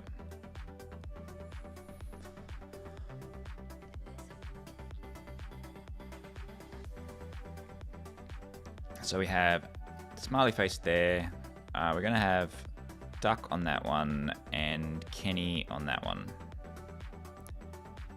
We're gonna have Dosis font there.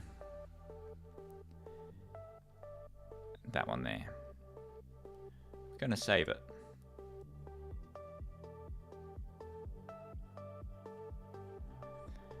Now, when we apply to all, we want to keep Kenny on the next one. Apply to all doesn't work.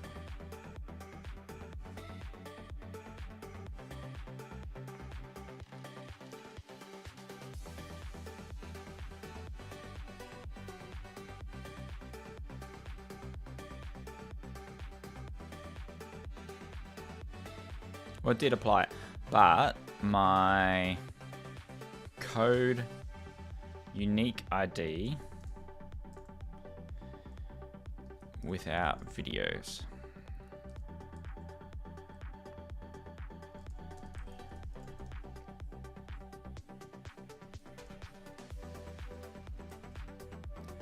Without videos.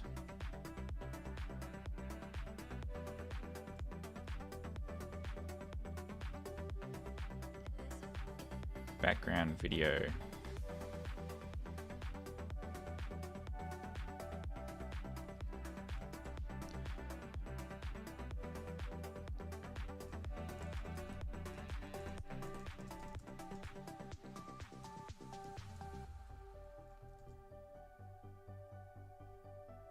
Foreground video, background video.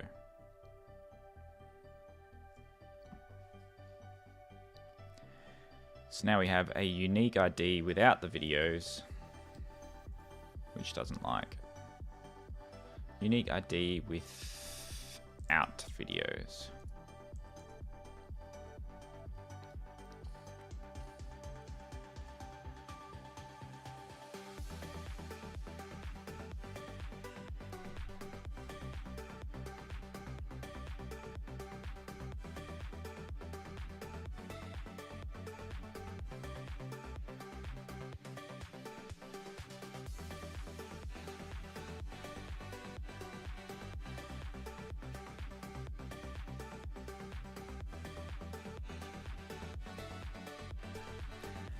I'm not 100% convinced that the default is actually the default.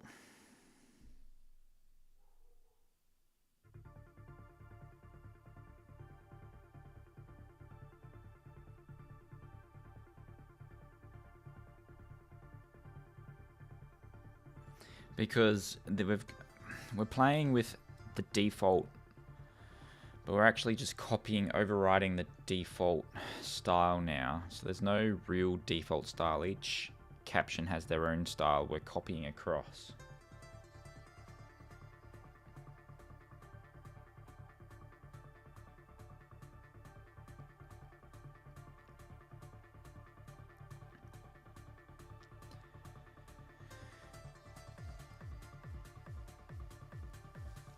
So what I need to do is just check whether any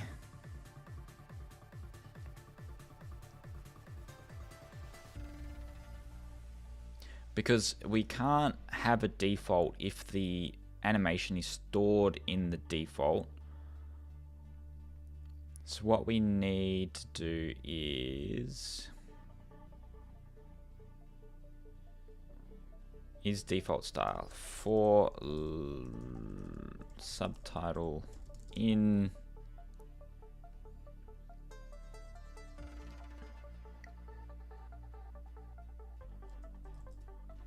animation group subtitles. If subtitle unique dot style unique ID without videos does not equal current style unique without videos. Current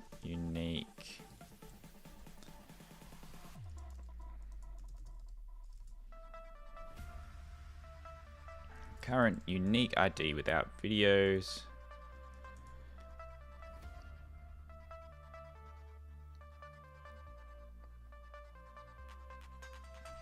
the items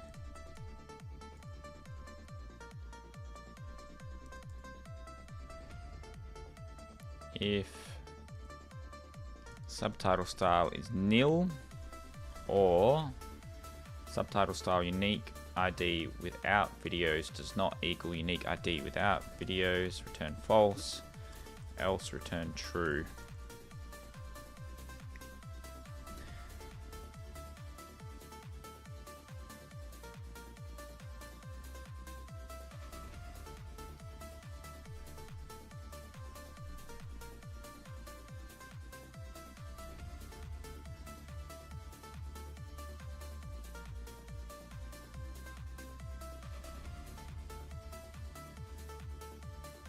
So we'll change that font, dosis, save.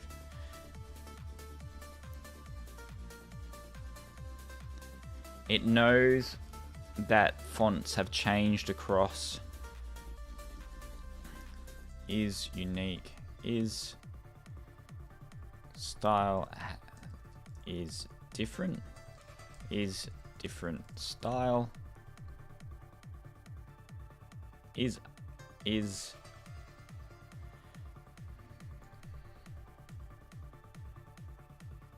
default style. Is default style means that they are all aligned and all the same. That's true. Okay, I'm going to keep it that. When I apply to all, it applies without the video.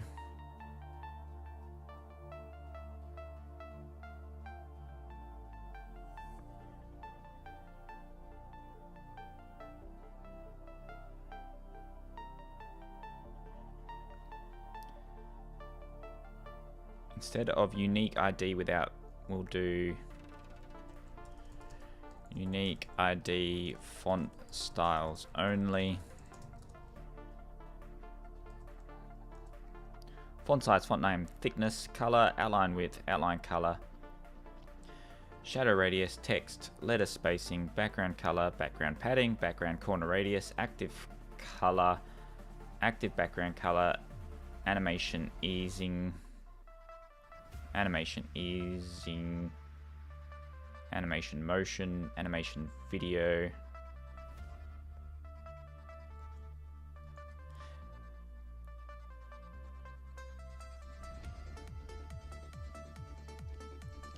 This will be unique ID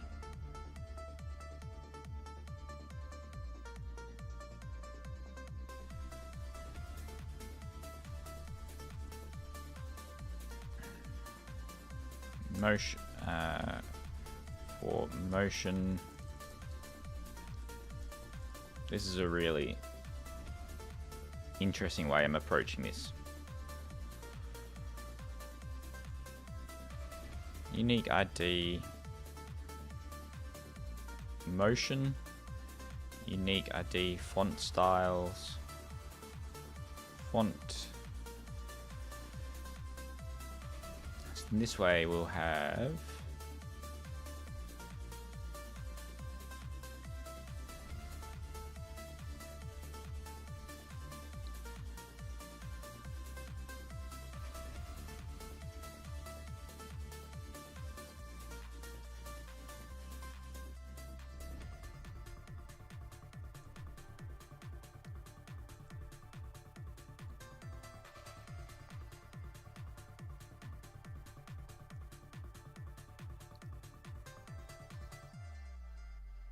unique ID without videos,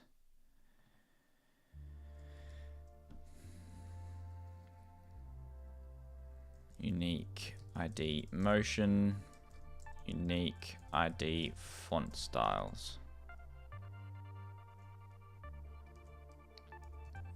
So then that covers the base, unique ID without videos, unique ID motion, unique ID font styles, because that way I'm also going to be triggering apply to all for motion. I've got what they would call tech code debt or tech debt. Everything's so highly built into this style, but I want to be able to detect changes just in the style alone on different elements without videos, and that we can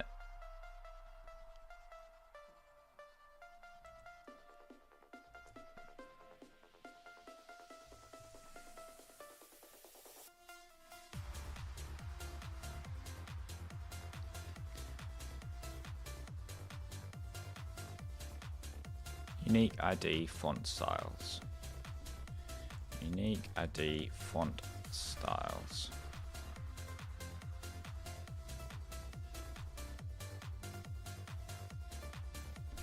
Current unique ID font styles. Without videos.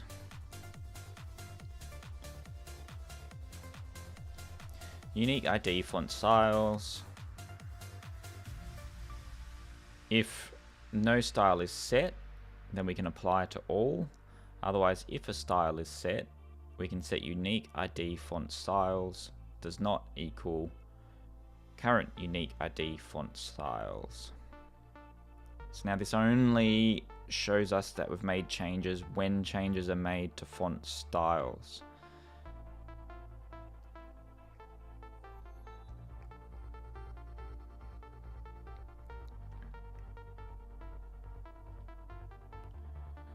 Apply to all, change the font name, apply to all, change the highlighted type.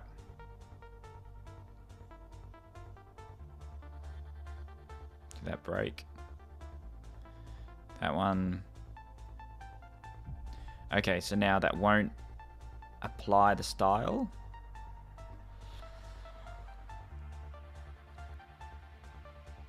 The preview, there's two previews. You got the motion and effects. That preview will be different from the actual style. Font and style. So preview will no longer be preview.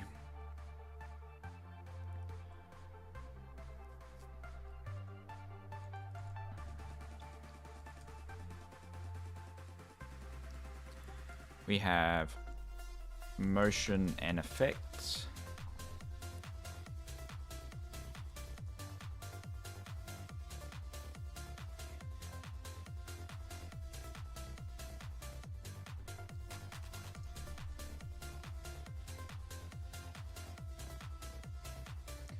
Life Max AI. I've just shipped my first app to the App Store and having a really weird bug.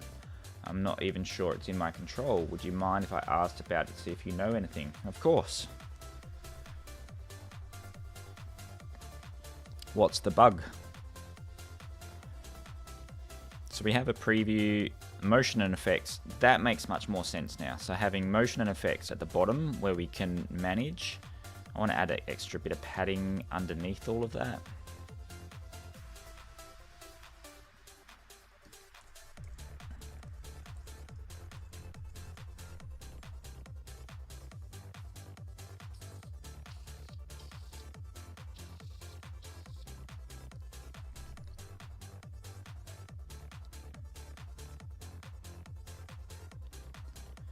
No, that's the wrong one. I think it's there.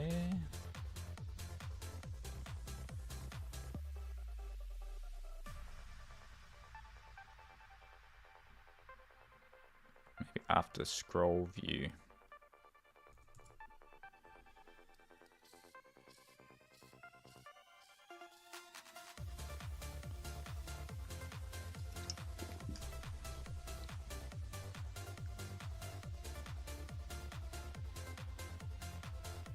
Motion effects, we've got a bit of padding underneath it.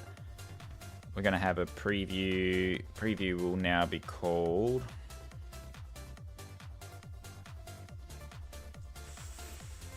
font and style.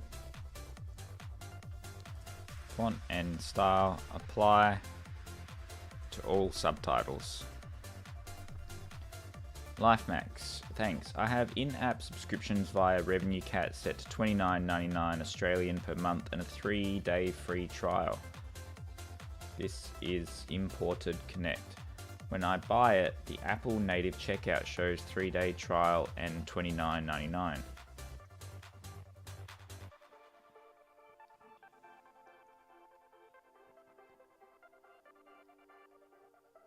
Did I drop out again?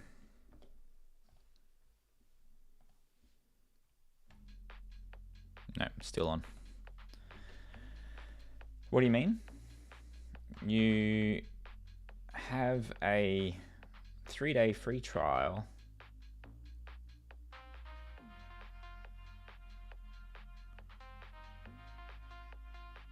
Per month, 3-day trial. And when I buy it, the Apple native checkout shows 3-day trial and $29.99. Isn't that what you're doing? I have in-app subscription via Revenue Cat set to $29.99 a month and a 3-day trial.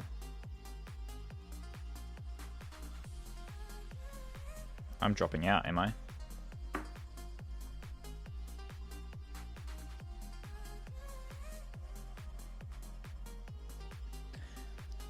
The chat says I'm dropping out, but I seem to still be live. So I'm not entirely sure.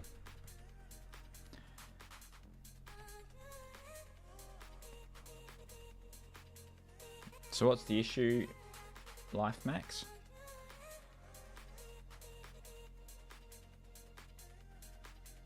I'm not dropping out. It says on the chat, when I'm reading the chat, it says chat disconnected. Please wait while we try to reconnect you. Successfully reconnected. But although OBS says I'm still doing everything.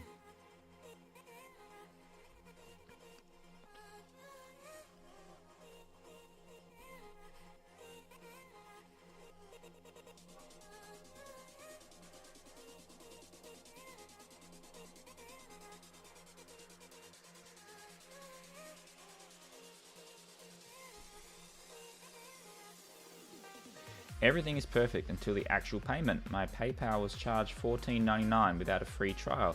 I don't even have that price in the App Store Connect. Was that on the sandbox version or was that on the live version? I've never heard of that before.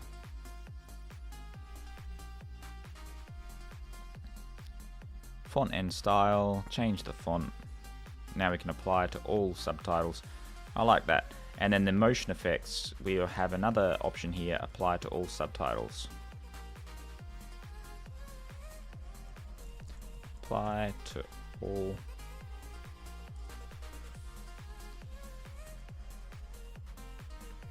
Apply styles to all subtitles.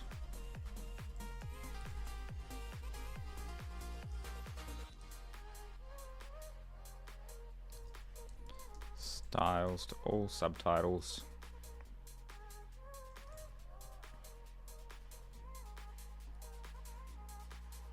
This is in production right now.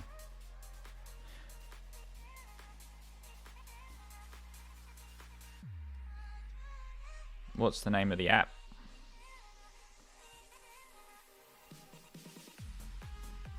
Could it be like a currency conversion thing where it's showing the Australian price, but the American price is coming out of your PayPal?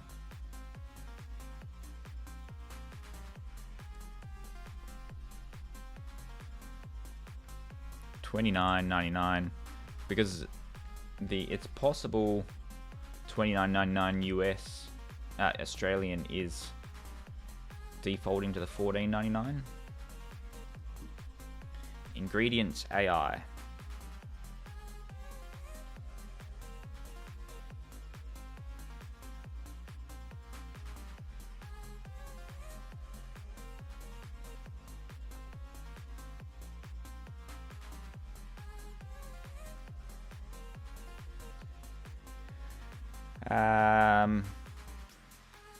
Kian Burke. That one.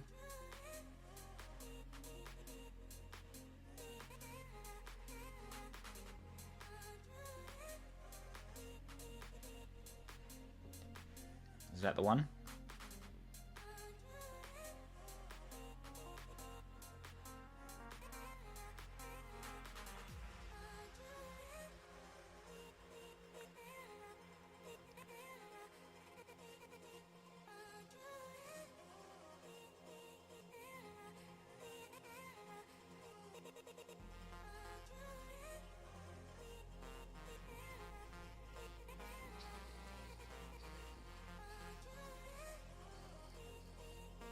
Oh, thumbs are popping up on that.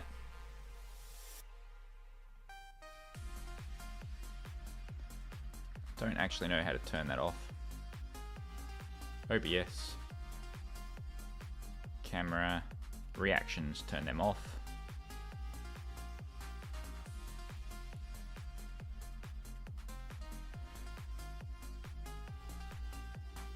There we go.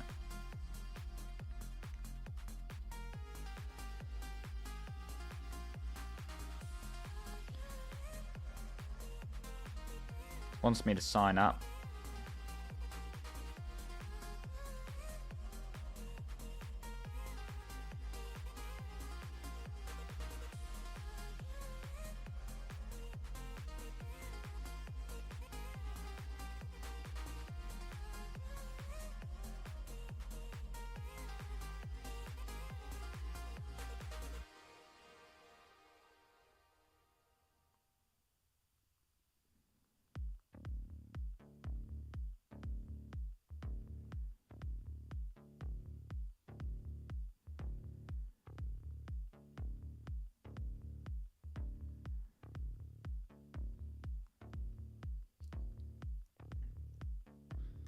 Verify your email. There's a lot of steps. Your onboarding process has a lot of steps here.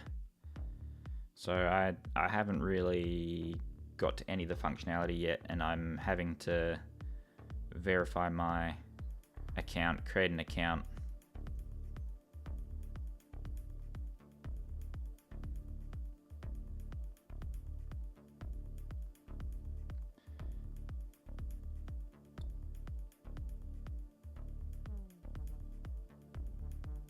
I would start.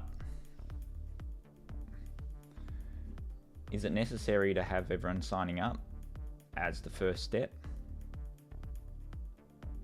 Because this is the onboarding process, and then you would have, if you're going to have a sign in,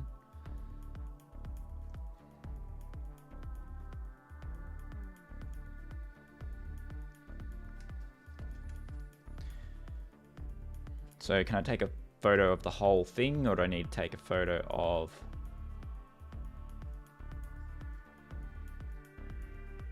okay, now we've got the onboarding process is you're going to lose people by making them sign up to an account, making them verify their email. I forgot the email when I was creating the password, I forgot the password I used. I had to remember the password. The password required me to have letters and numbers and blah blah blah. Every time I made a change to the password and then went back to the previous field, it would restart the password field again, so clear all the text. So if I just needed to put an exclamation mark after the password, then I had to look at that. And then we got $29.95 a month.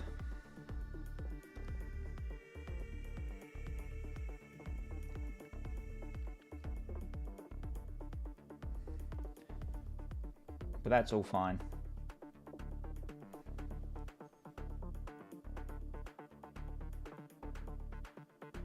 It works. It shows the paywall on my end correctly.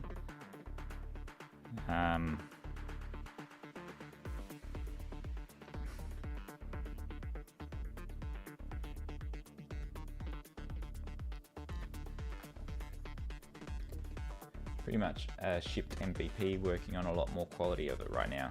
Yeah, I mean, it's not criticism, just a suggestion that you'll get people dropping off during that process.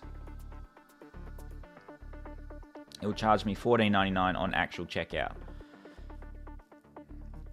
I haven't seen that happen before. Is it just on your test account that's happened, or have you had an actual user do it? I'd keep an eye on it when actual users are doing it.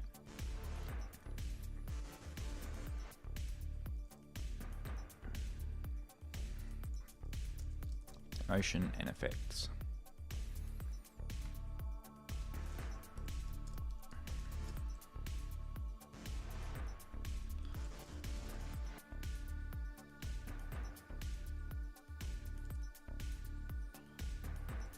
Motion and effects.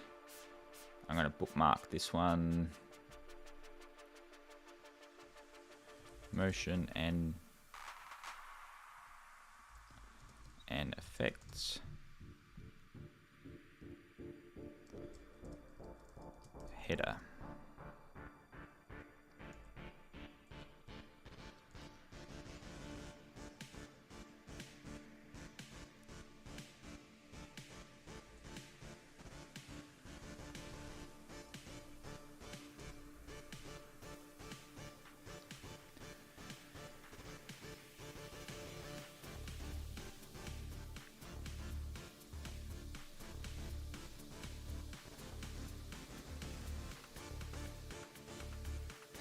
I tried 2 separate phones, 2 brand new accounts, and it happened on both occasions. I'm just waiting about 3 to 4 days between contact with Apple.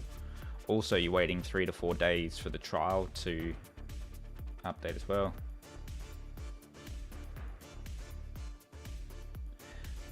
I wouldn't think, if there is a bug there somewhere, I wouldn't think that it's with Revenue Cat. They might be able to help, James. But if it's coming up on the Apple payment screen, you'd expect that to be the correct one. So I'd be interested to know how we go with that. I've never seen that before.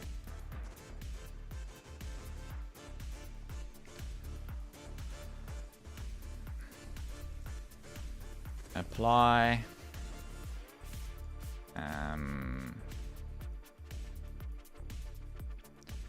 Animation easing to all subtitles.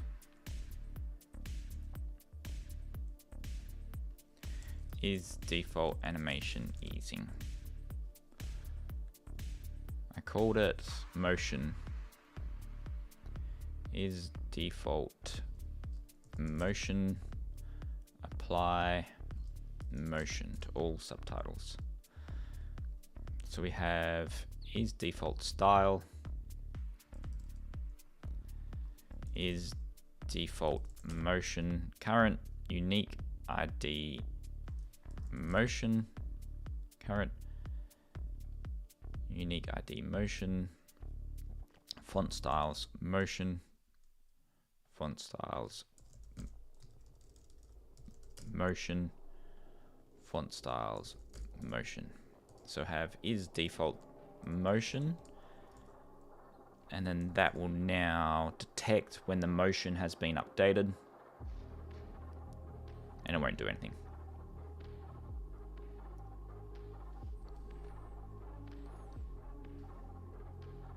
This is my first app, so there's every chance I've done something incorrectly, but I can't find it anywhere else. We'll come back and update. I'll be really interested to know if it was Apple's issue, because if the paywall's saying one thing and it's charging you a different thing, all I can think of is some sort of currency conversion issue where it's debiting you in a different currency, or yeah, something set up in the currency conversion.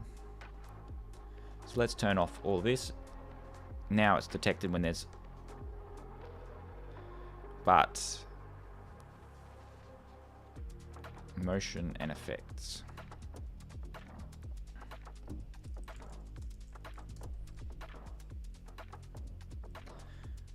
Apply styles to all.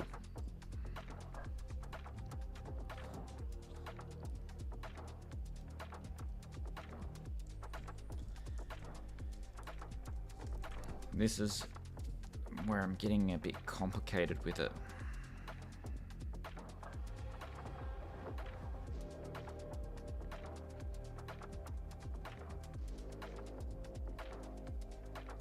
But congrats on the first app. I didn't, by no means am I being critical at all.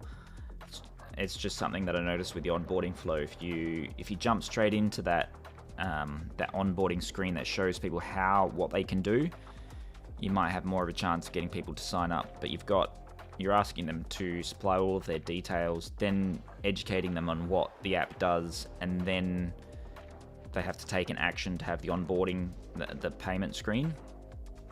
How I would go about it is having that, educating people on what the app does, payment screen, and then when they want to take a photo, then they create their account.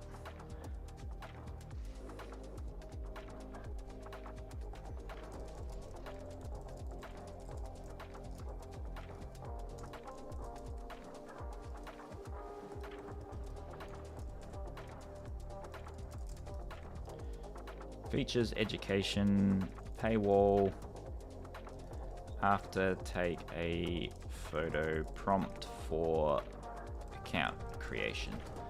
I mean, that might break a lot of your code, but that's, if it's important to grab their details.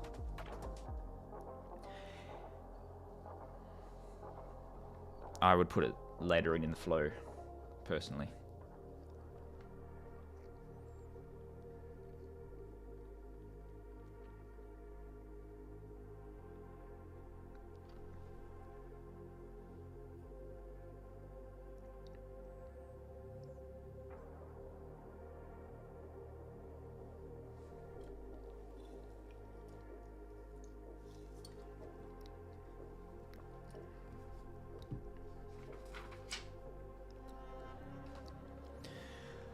Apply styles to all subtitles.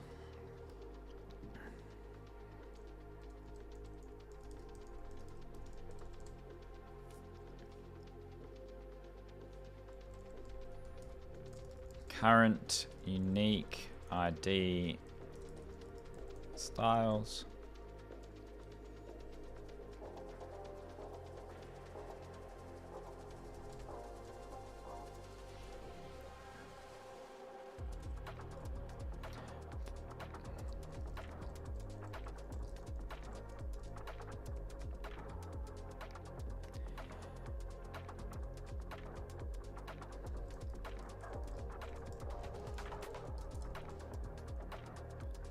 If subtitle style is nil, then we set it up. Else,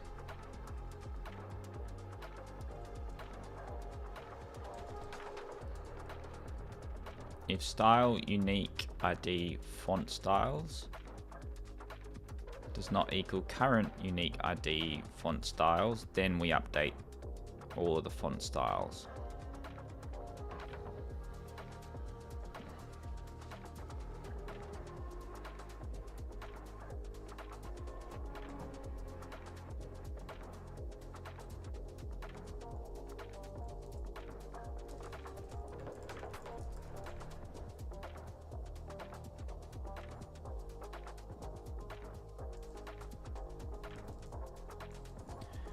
Background video.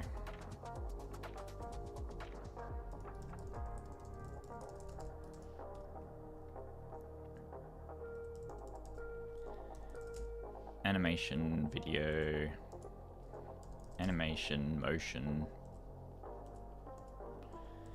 animation, easing words, animation, subtitle groups.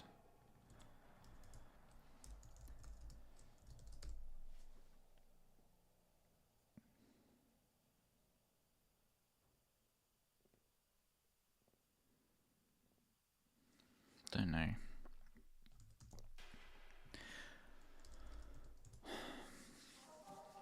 What I want to do is only update the font styles.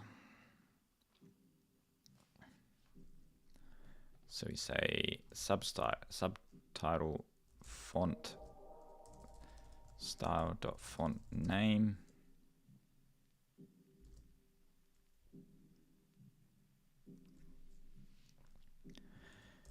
Current style font name. This is going to be a tedious way of doing it.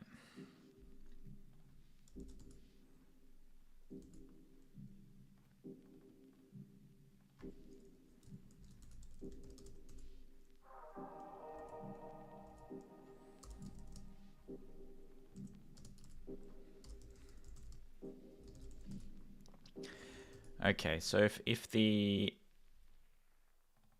no style is set on the word, then it will just copy across less the videos.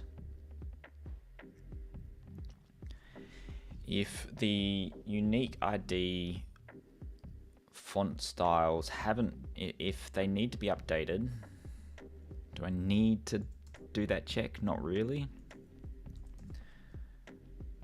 And then it will just update font styles. It'll set the on change. In this instance, I only want to update font name just to test it. Or do I?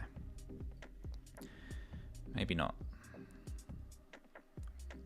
Thickness, color, outline, outline, shadow, shadow, text, letter spacing, line spacing, background color, background padding, background corner radius, active color.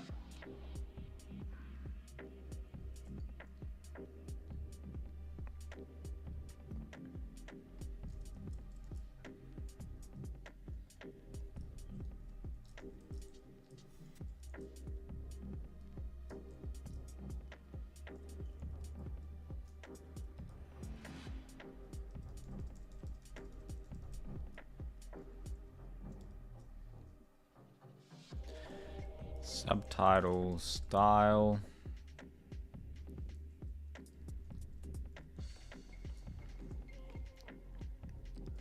Equals current style dot font size, font name, thickness, color, width.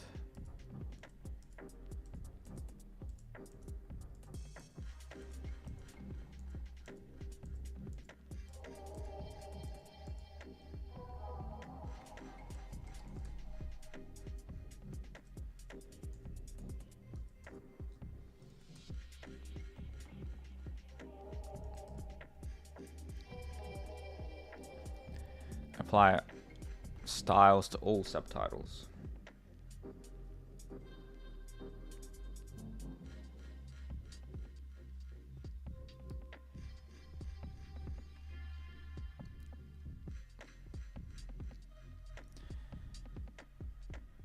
So we have one style there and one style there. If I do apply to all, it applies that one to everyone. There's a color happening there.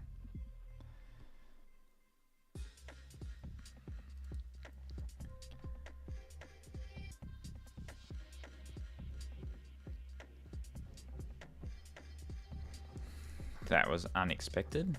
Active color equals active color. Active background color.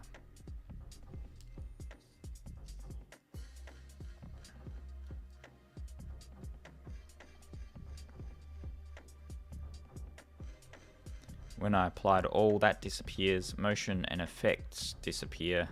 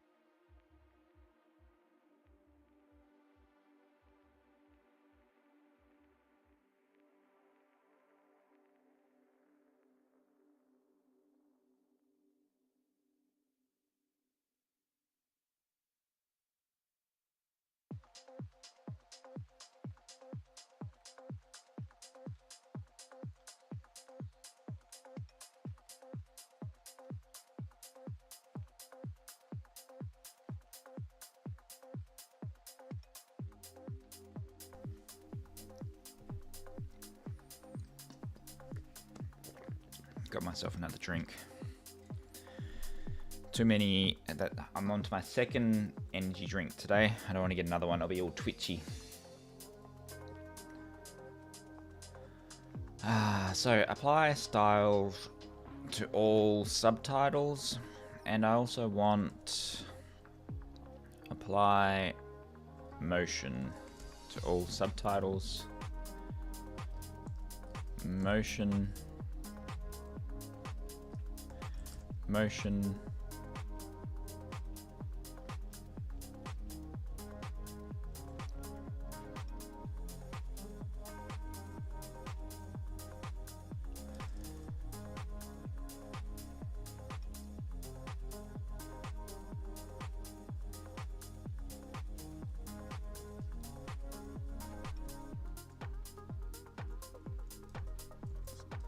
Subtitle style dot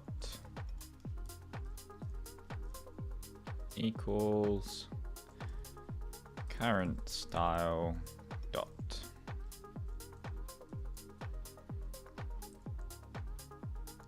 you don't want the videos, we want the animation, the motion, and the animation easing.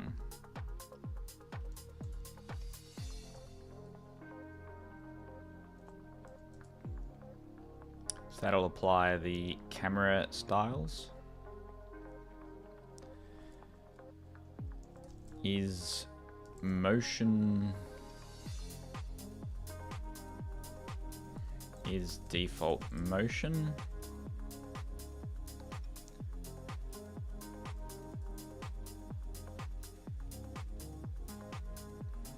Is default motion. Apply motion to all subtitles.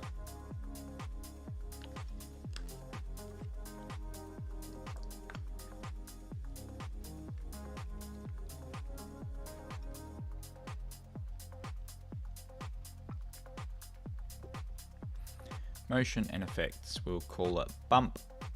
That detected that there's a change to motion and effects. If I apply the font and style, it applies that. If I apply motion effects, it applies that. So bump should be on the next one as well. Yes.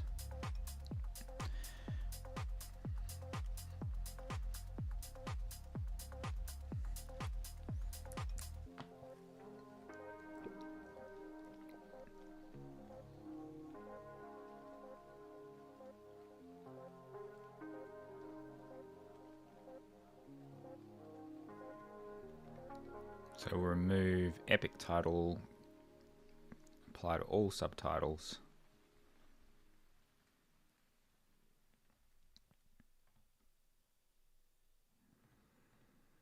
We'll make that a duck, we'll make that Kenny.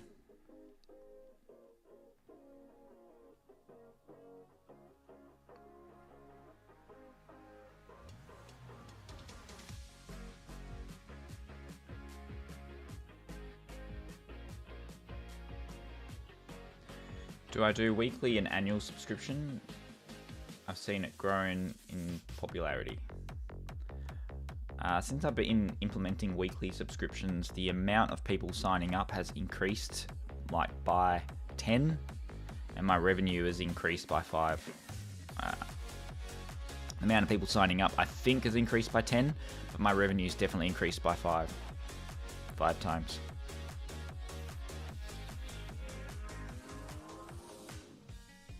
I think this works how I'm expecting it to work.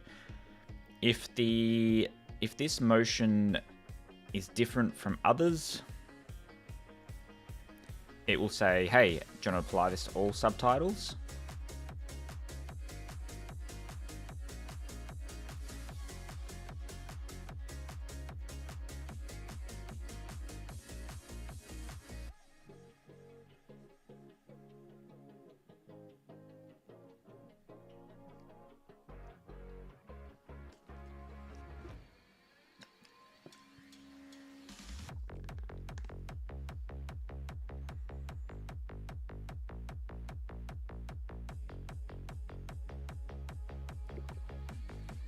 I can see there's a little bit unexpected there.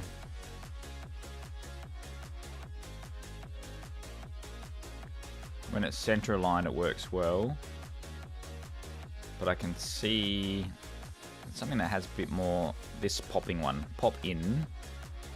I'll remove all of the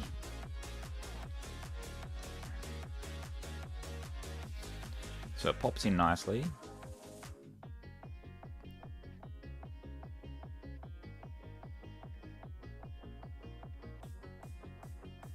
Apply to all subtitles. So it sort of pops in. I don't know if you can see it, but I think I have a feeling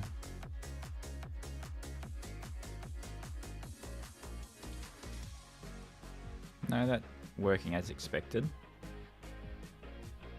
None. What if I make the subtitle motion zoom in and out? I think what's happening when it's center aligned, it's doing the pop in and out correctly. But I have a feeling when it's not aligned at the top, it's still center aligning on the frame with a pop out. Yeah. So that should set the anchor point to the text, not the middle of the screen.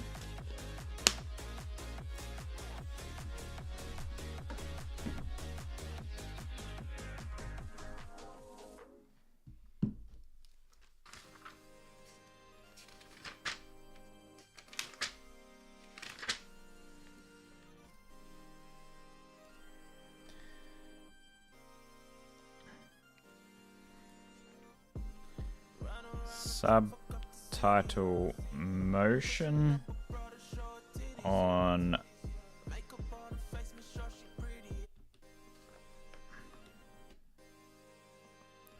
can change his song.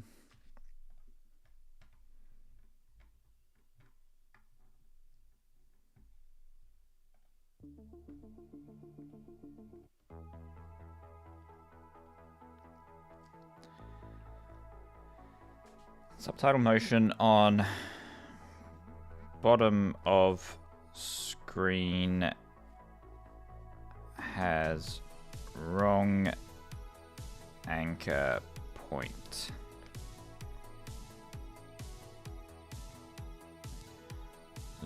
Zoom in out.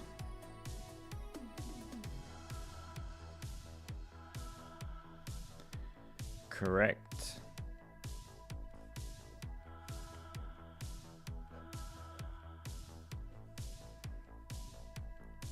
Not correct. Should be there. No. That should move down.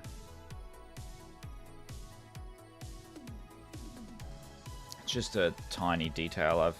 A subtle thing I just picked up. Okay. Best Auto Captions, font and color selection. Better way to manage current subtitle versus all. I reckon I've got that done. I like the way that that's managed now. Preview font and style, size slider. When viewing all subtitles and select, make sure it jumps to current tab view. Defaulting to wrong text size. I think I fixed that one. Let me just check, shall I? So if we create a new project, we do the duck. We do this one. And then I want to change the font over here.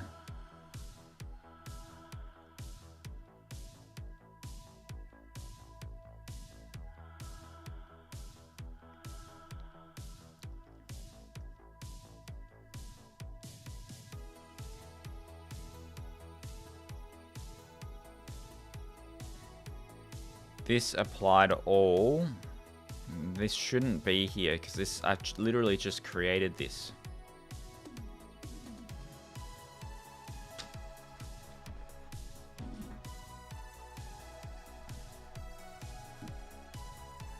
Is default.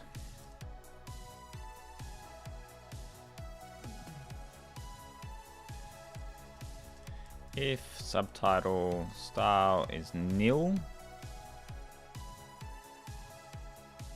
then we're going to default to the animation sequence. Animation sequence, group subtitles, style, unique motion ID, it's not equal, current motion ID, return false. So if the subtitle hasn't been set, it's always going to default to the default subtitle group. I'm just going to test that in the default motion.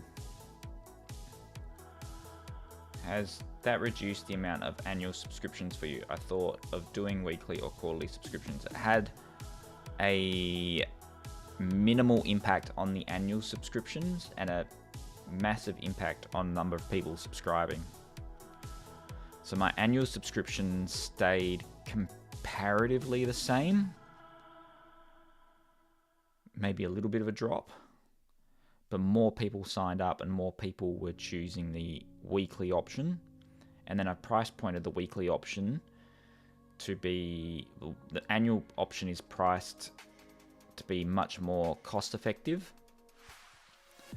And the weekly price, I'm assuming for most of the apps, it's single use or just a couple of weeks. So ideally I want people to pay my lifetime value in the first few weeks of using the app.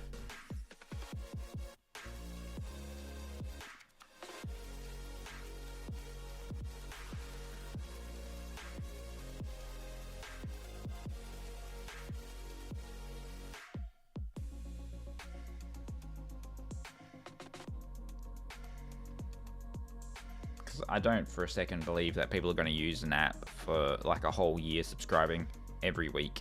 And if they do, they would switch over to the annual, I would assume.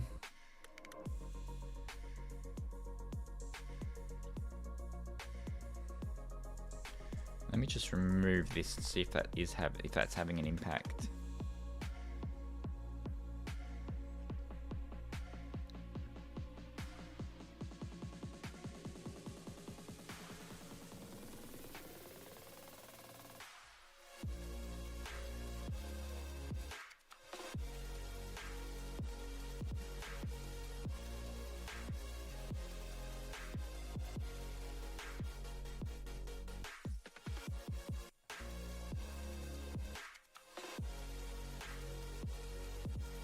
Oh, I'm dealing with the motion. That's why.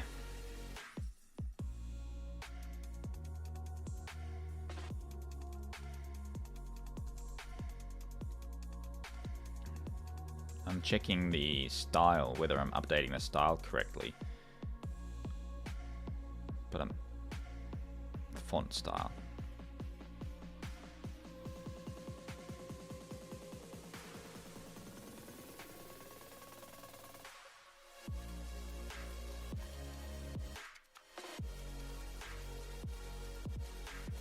Apply to all.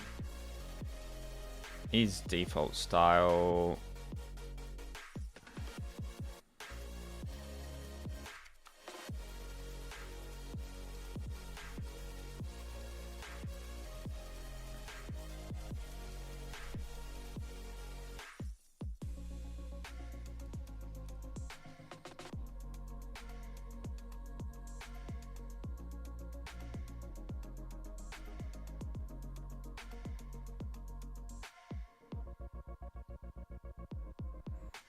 so yeah, by default, we don't have that. We do that and we have it.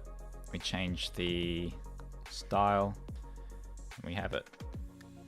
When we do apply all,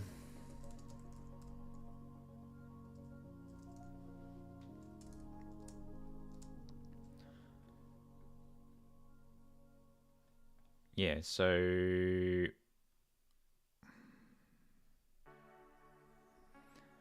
if we want to apply it to all subtitles, I think then I have to update the default as well. Because then when we create, if we do create a new subtitle,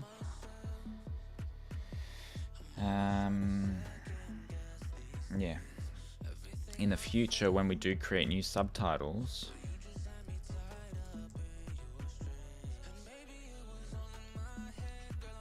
animation sequence, group subtitle, style, current subtitle,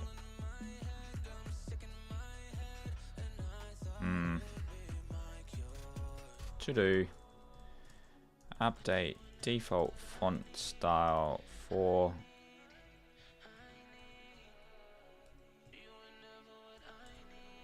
animation sequence group styles. So when we implement adding subtitles, they will default to the applied all style. It's not a feature that I have in there just yet. Creating new subtitles, everything's done automatically. So update default motions. There we are. Future version.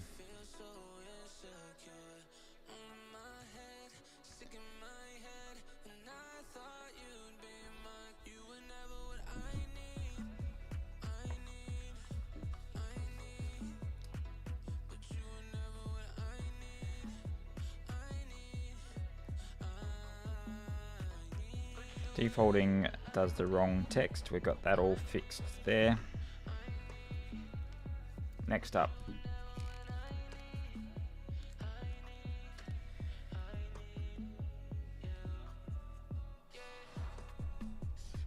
Preview, font size and style.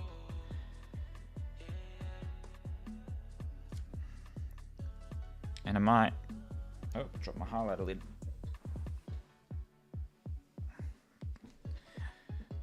Hopefully this might be an easy fix. When viewing all subtitles, so there's an option here to view all subtitles. I want to be able to click it and then jump to the correct subtitle.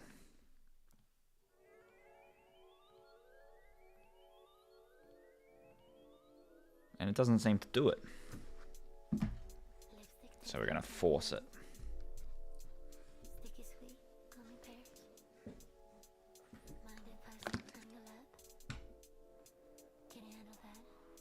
This sounds like a royalty-free Grimes. Zorro.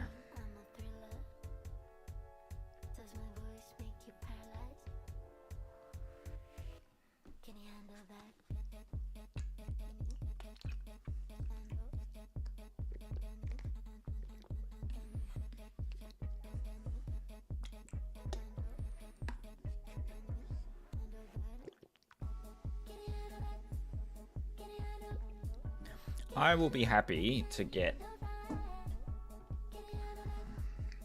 if I can get this done today, these few items, I will be happy with the progress.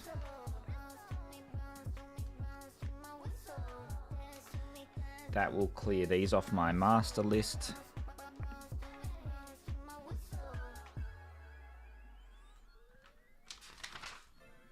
Because I set out to do this and I'm making some good progress.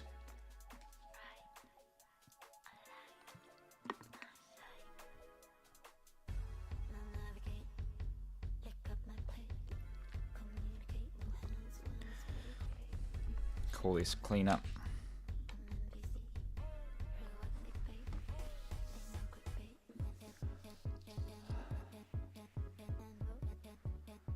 Do feel I need to stretch my legs though.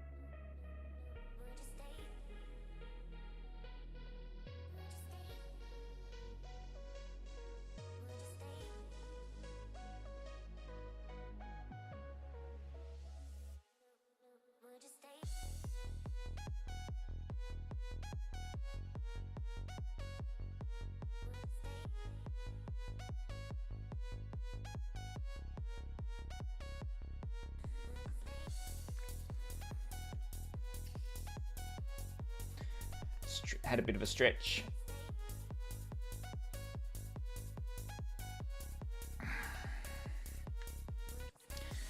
Back into it.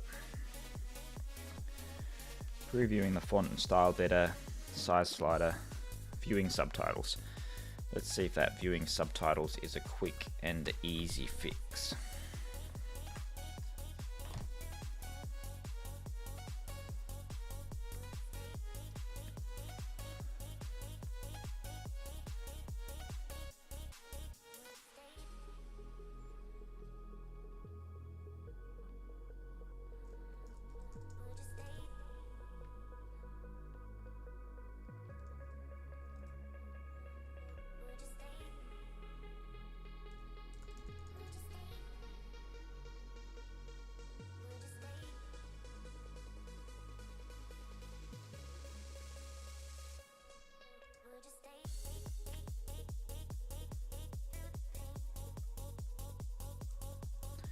Subtitle list view.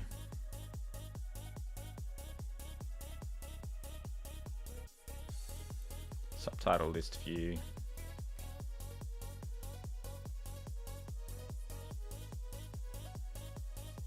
Subtitle group ID. We do change that. On change of.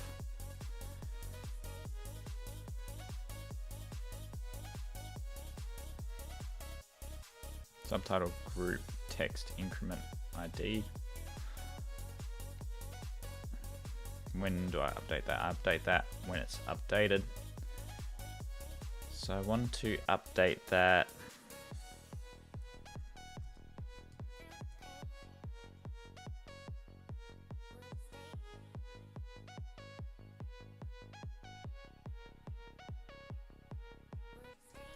on change of.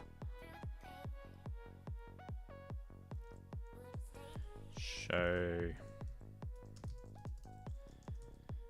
in, if not show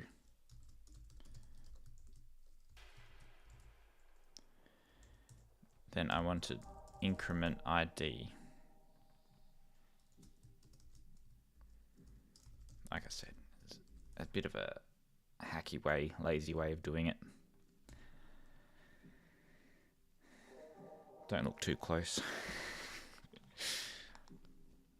Alright, let's see if that updates it. So I view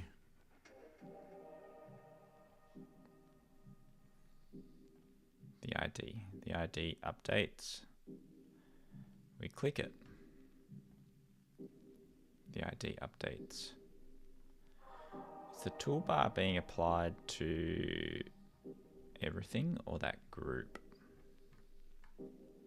Everything. So I'll change.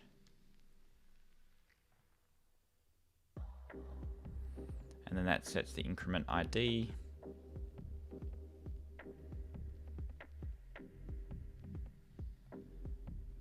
This is a duck.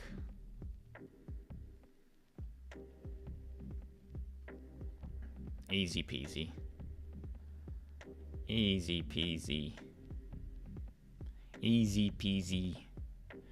I got some high hopes for this screen. This is going to be a bit better. Can you see it? There you are. So I got some high hopes for this screen. Be able to edit captions a bit better for a future version. For now, does a trick. So say hello to the, this is a duck. Say hello to the duck.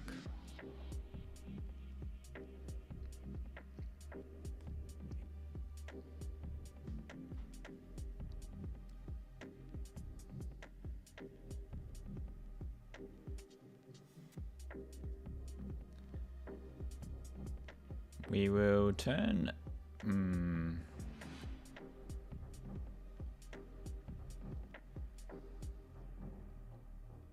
yeah, works nicely. I like it. That's an easy one to mark off the list.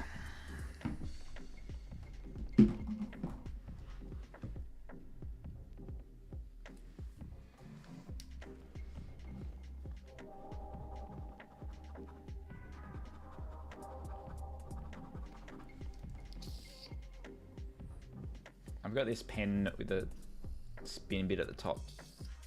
It's like, it's a fidget pen. So if you hear that noise on camera,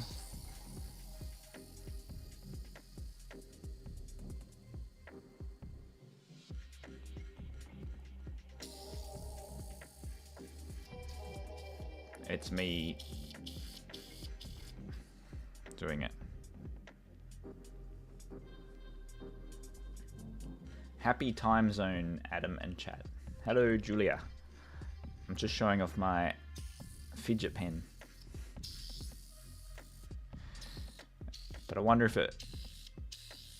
you can hear it on the camera and not know what it is.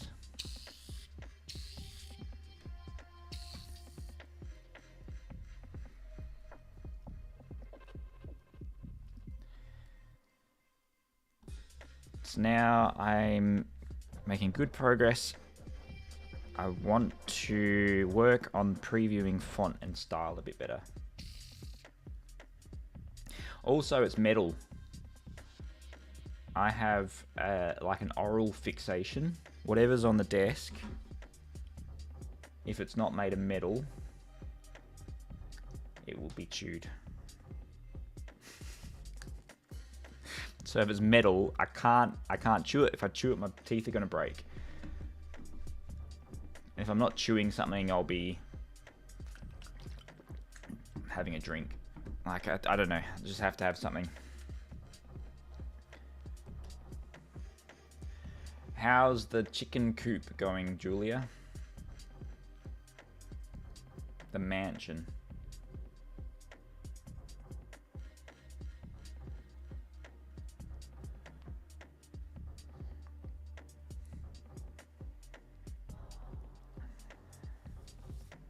So at the moment we've got like a basic preview here, but I want to add a preview above all of this,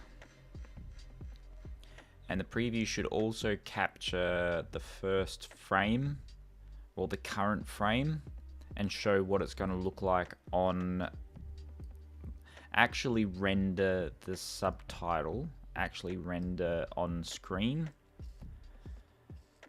So that's going to be a tricky one to pull off, because I've been down this path a few times with rendering like here. Actually, what am I talking about? I can actually just pull that code.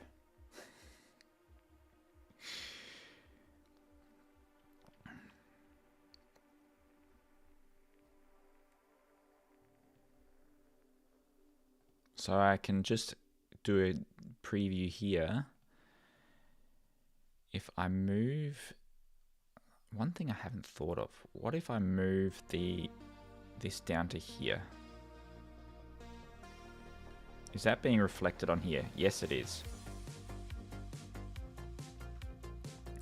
And that shows the actual position and layout of the caption. So what I'm going to do is, for the time being, do the whole thing and then crop it just to the size of the caption.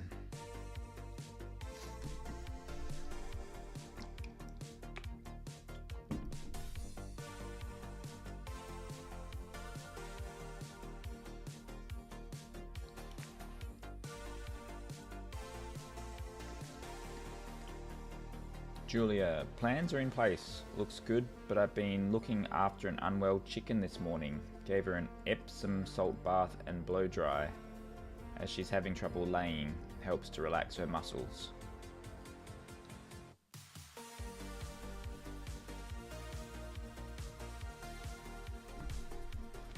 I didn't know chickens could get unwell. Makes sense. I know they get that pecking thing where they can peck each other. Or peck themselves, pull all their feathers out, don't they?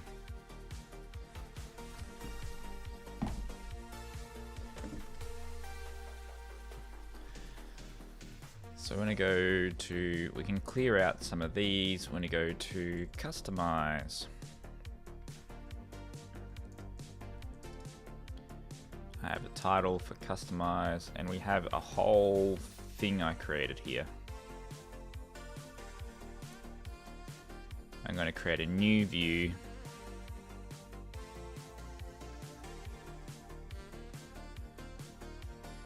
And this one will be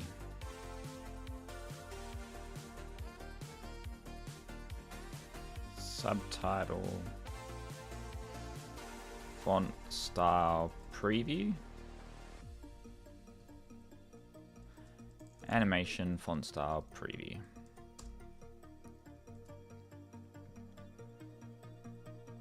We'll go to Font and Style.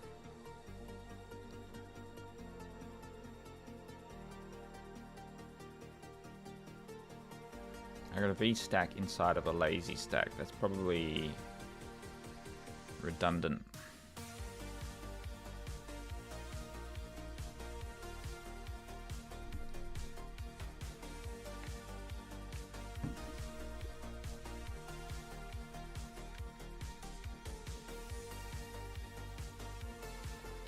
Yeah, it was unneeded. So I can remove that. Inside this V style,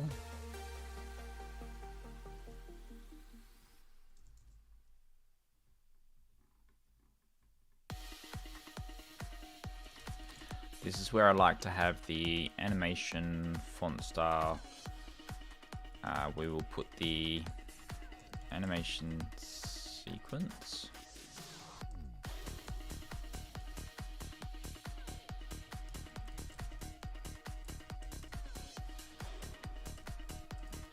Style will be current style.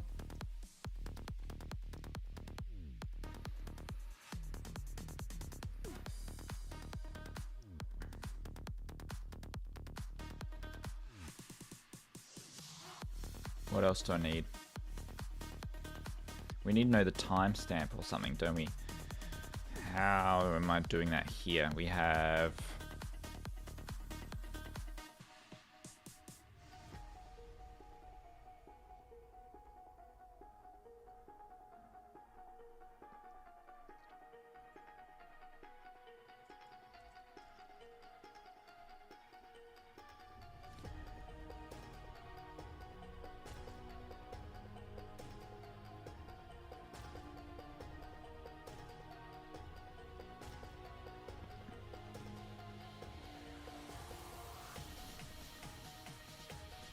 CG video preview.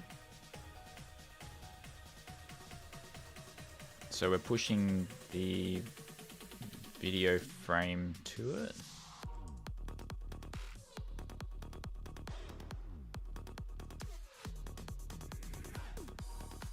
Animation sequence, CG render frame. We've got render frame. So we'll pull that out. Render frame. We want animation sequence, subtitle group.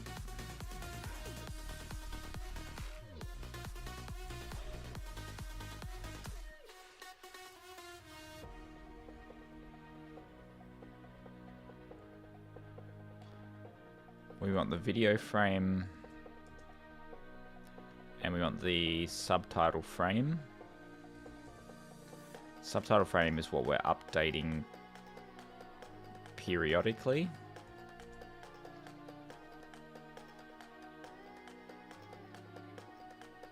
Frame size.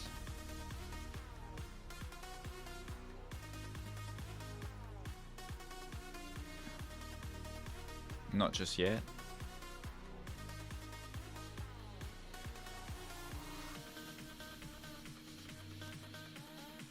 No.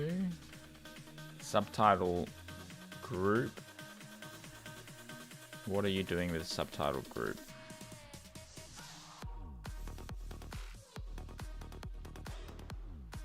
Getting the background video. We don't want the background video.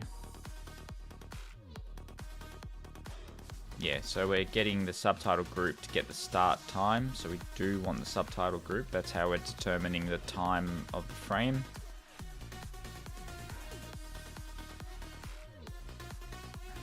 animation sequence subtitle group. We're not doing any changes to it. This is just previewing it. We don't need any video settings.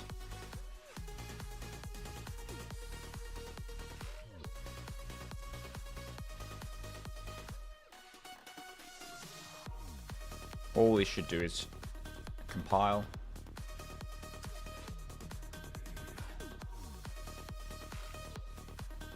Chicken spa day. Fingers crossed it helps her. Commercial layer breeds have problems after about 3 years of age. They're bred to maximize egg laying, but their bodies can't keep up as they get older. Summary at the top is working nicely. I think it is. I'm interested to know if it's going to talk about chickens. Animation preview.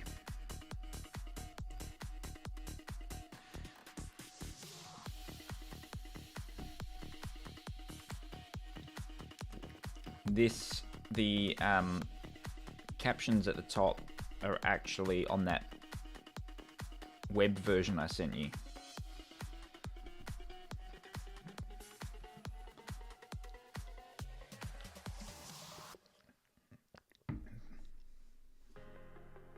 I'm testing it out. So we have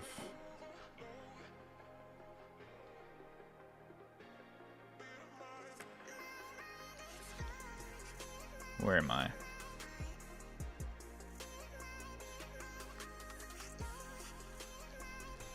Animation.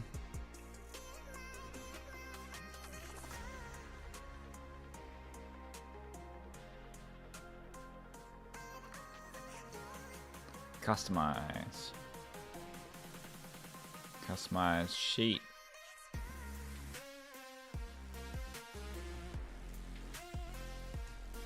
Customize sheet.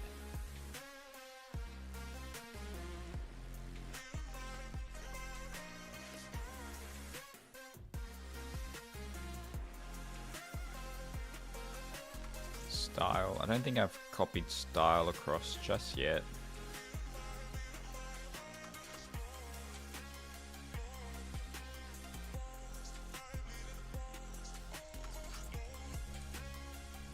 Style. Animation, text, style.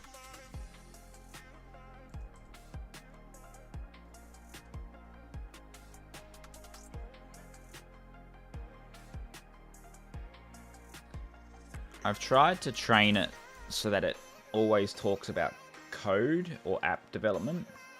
So when I'm chatting with people about code, it updates. But the amount of times I reference duck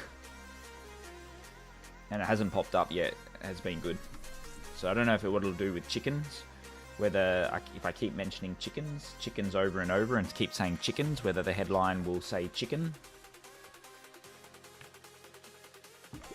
But certainly if I say I'm building a chicken app, I think then it'll update.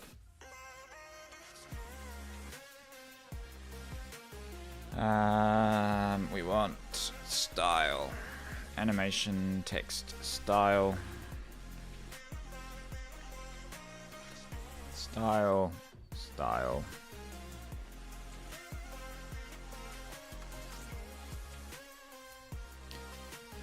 Hopefully that builds. Let's see if that builds.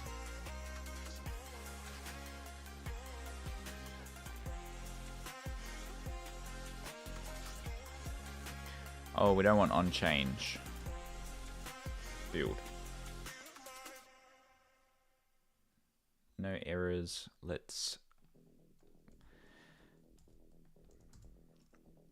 So I've got here the animation font style preview that now loads everything that we need.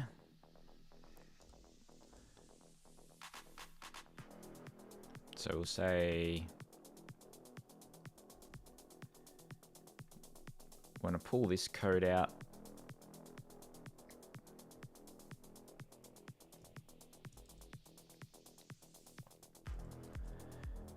If subtitle frame and video frame have been rendered, then we show the video frame in the background It resizes to the frame size. We don't know the frame size just yet. On the overlay, we have the animation layer.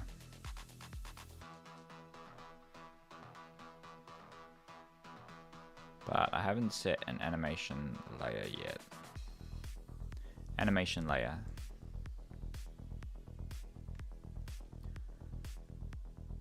Background video. We don't want the animation layer.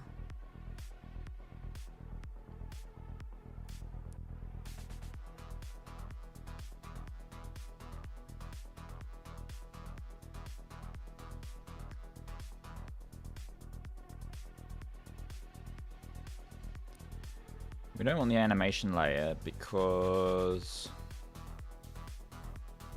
we don't want the animation to show. So we will remove that. That gives us CG image, which will be CG image subtitle frame,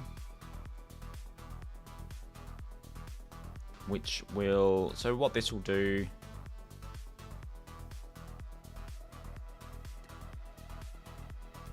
when the subtitle frame and the video frame have been rendered, we probably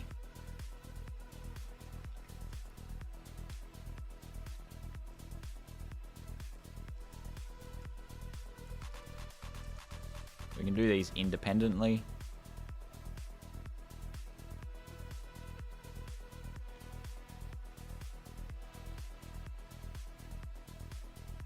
I think I'm missing.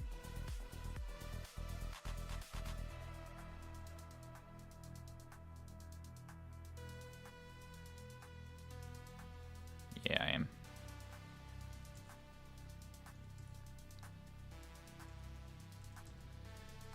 That will show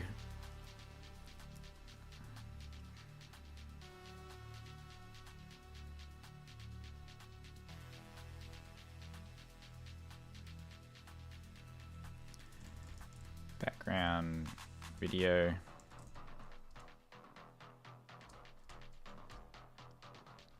Let's just see if it works.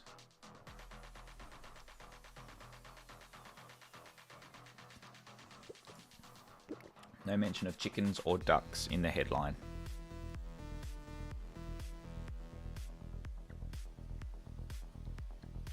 I can't see a preview.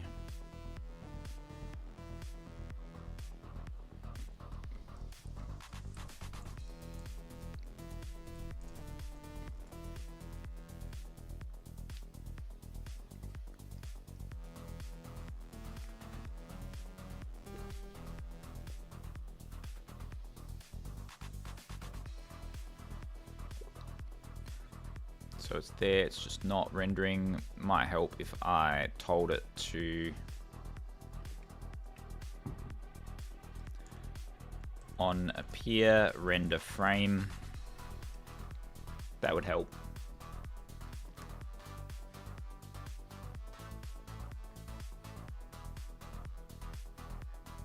There we go. This is a duck.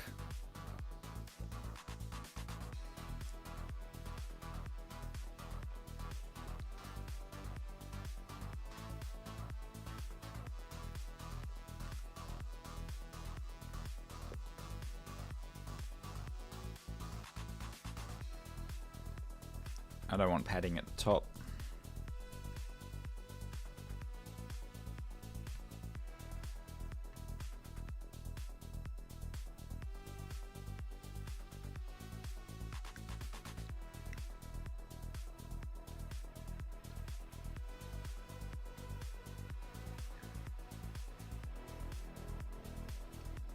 When I do move it, I've lost. That's not good.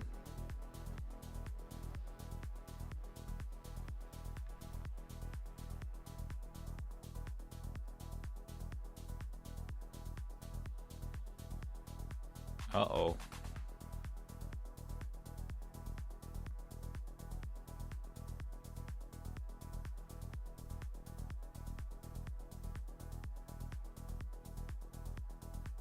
I don't know what was happening there, but I lost the captions.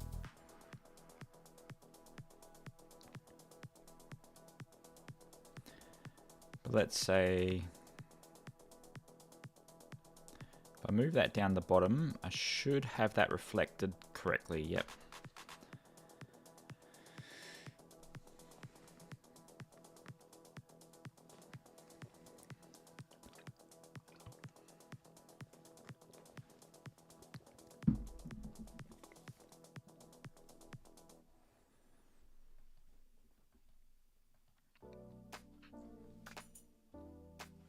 We change the font. I want the so if we go on change of style, unique ID, render frame. So when changes are made, it reflects said changes.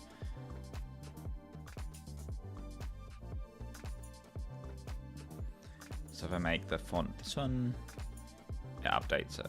Make the font this one, it updates it.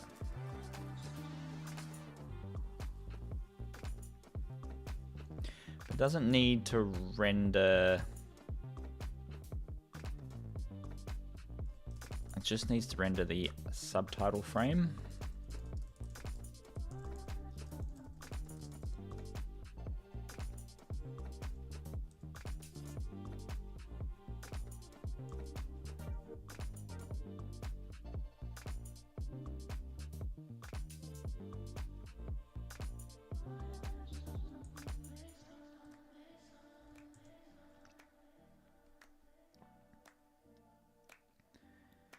I know what I'm doing because I'm actually updating the whole,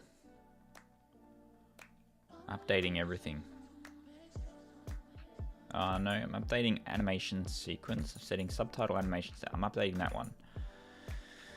Duration group subtitles. I've got a to-do in here to optimize it, so it's only going to update the subtitle.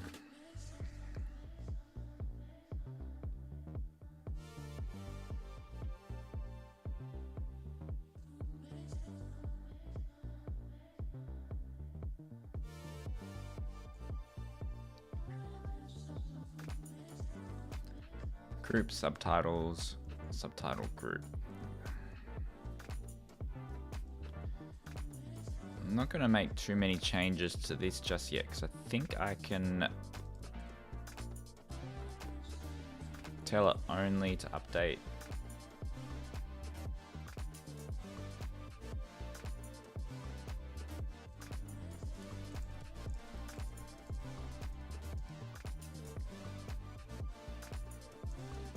group subtitles, items, subtitle group, style.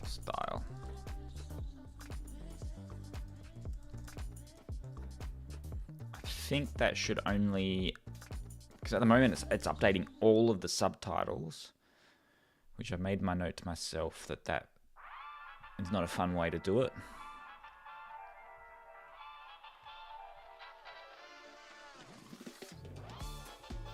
So is updating that. If I change the color to green, no longer updating.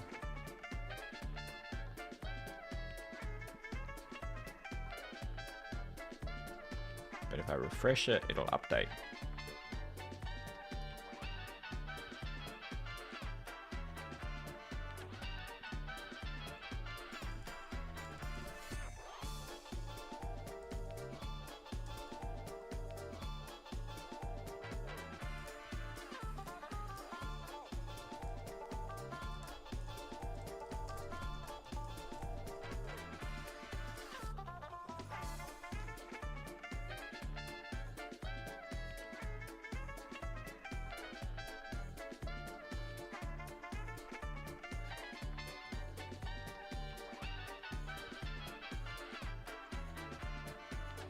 Defaulting subtitle group doesn't have a style, but we have a style that we've created.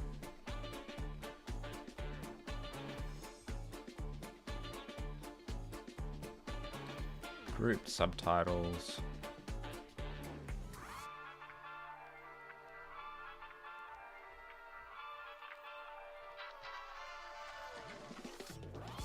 Why is it on update? It doesn't work.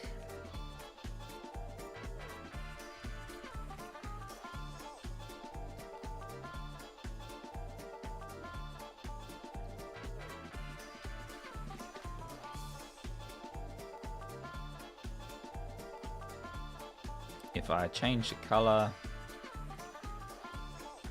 to green, it doesn't work.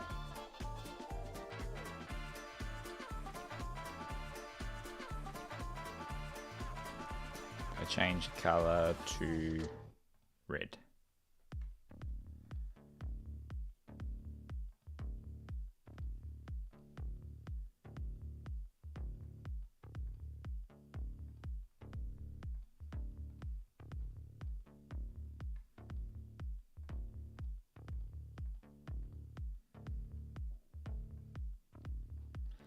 Maybe that's the wrong one to be doing, because that might not be updating correctly. Save. That didn't update.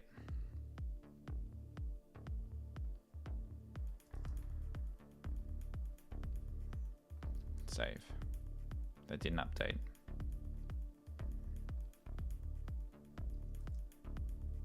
Ah, because I'm doing the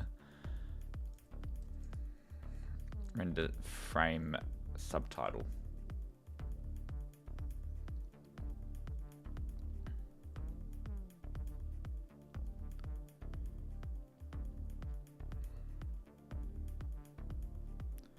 Updates. Color, make it green.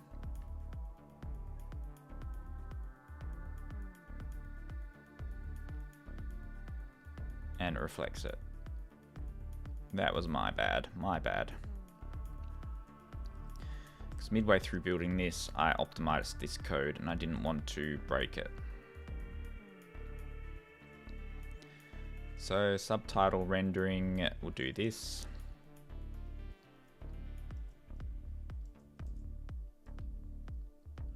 Render video frame, we do this. Render frame,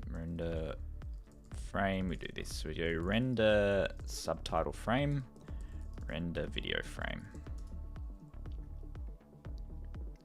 So on appear, actually instead of, that's going to cause me some confusion in the future, I'm going to render video frame, render subtitle frame.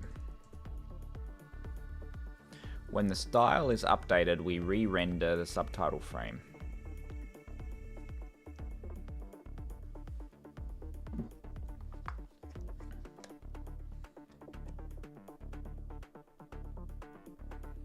So when I change the font,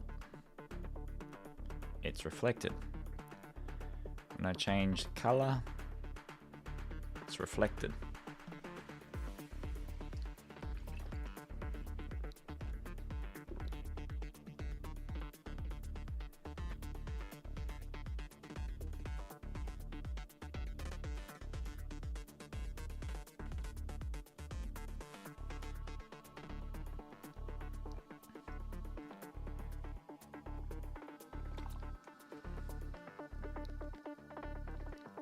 Was that easier than I thought it was going to be?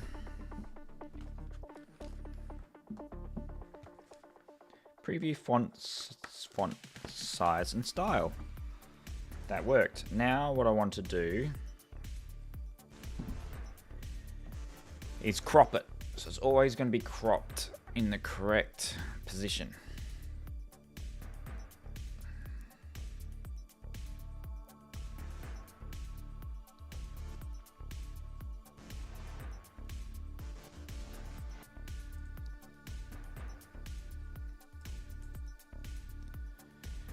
We want this frame size. This is where we bring frame size into the mix.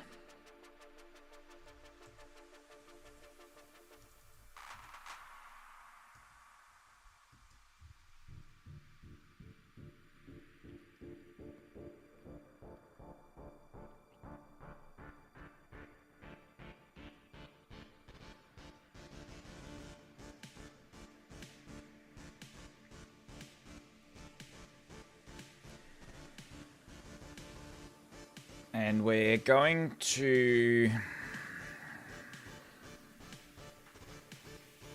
set a maximum height.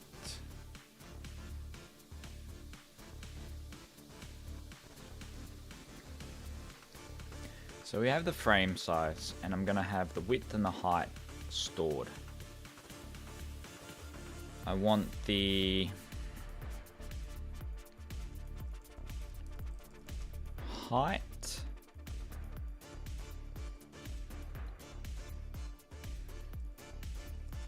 to be set.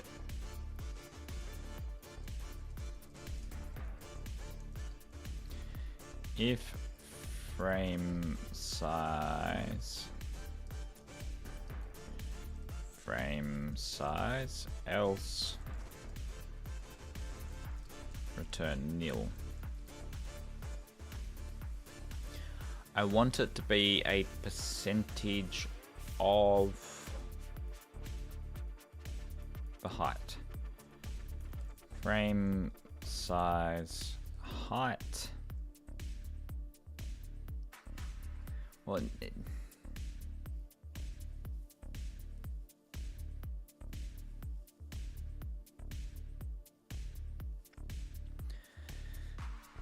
what am I trying to achieve? What am I trying to achieve?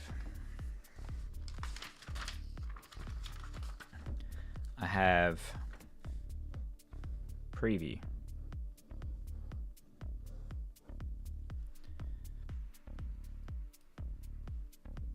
I want it to crop.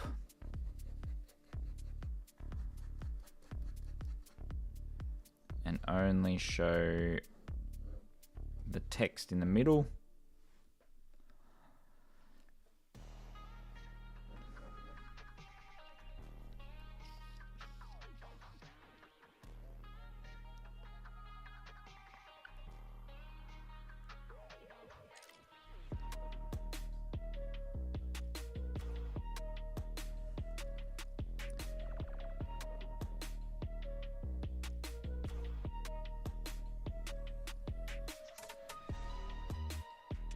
So I need to know the width,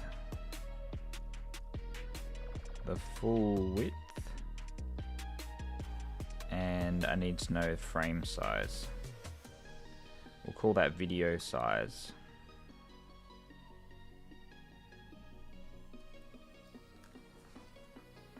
So frame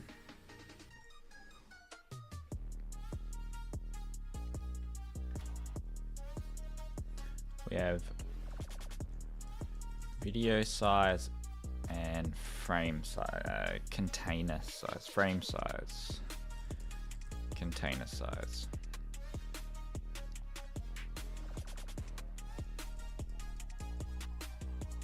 This will be video size.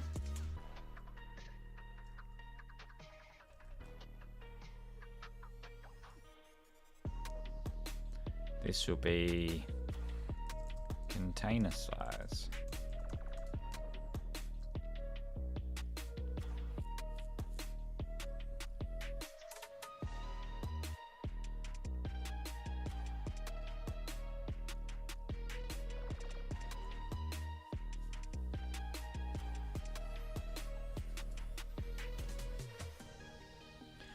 I have container size, which is the size of the outer of the element of the entire view.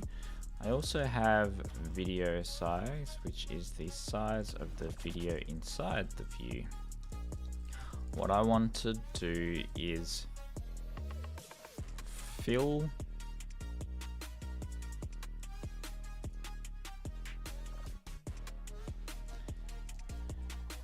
crop the height of the entire container.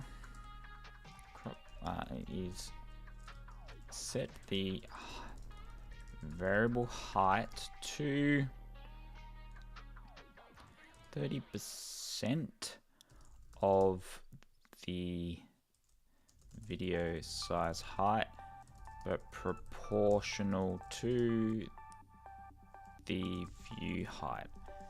So basically the video will always be 100% in width and crop top / bottom, only showing 30% of the view. Let's see if it can do it for me.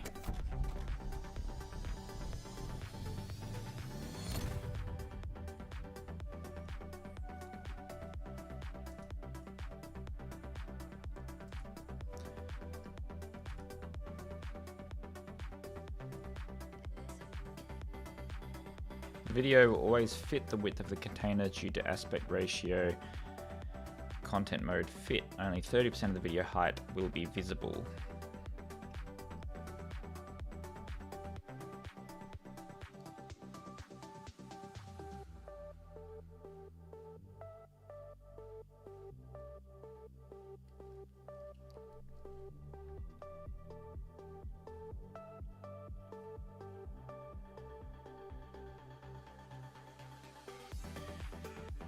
Not showing anything.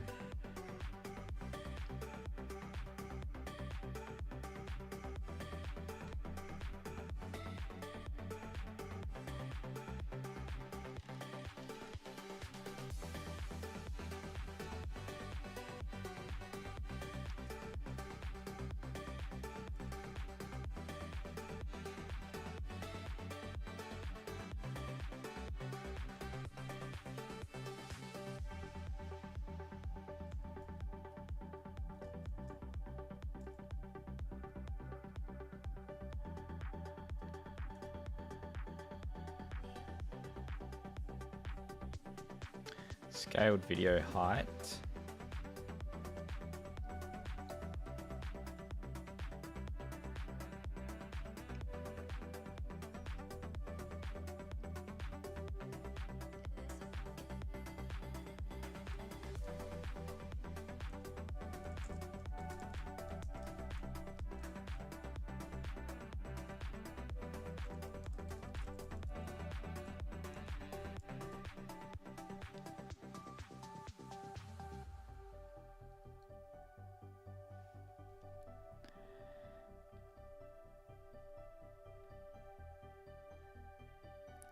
Aspect ratio, scaled video height.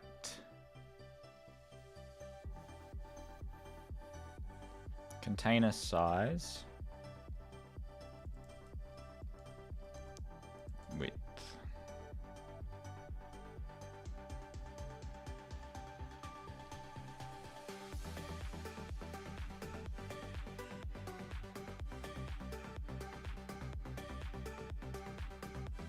Container size is 0. Put a rectangle in there.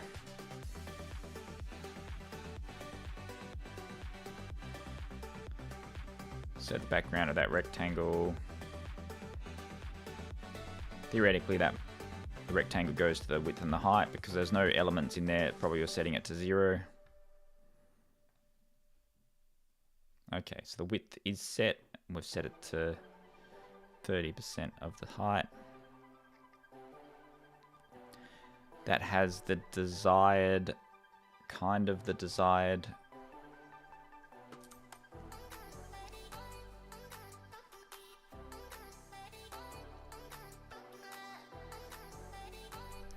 animation font style preview. I think we've got,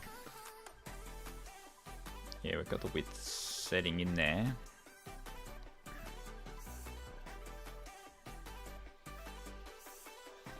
Let's see if this has an impact. That worked, that worked, that worked. Adding horizontal. I'll spell right sooner or later.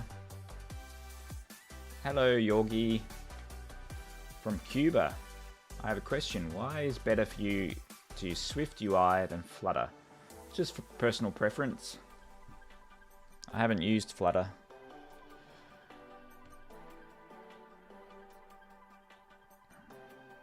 Do you use Flutter or SwiftUI?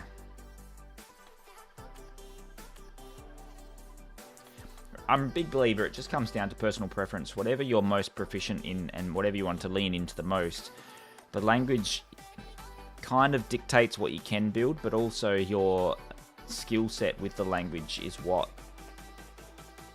is the most important thing. If you know how to do things and you're proficient with it, I'm a big believer that any language is good.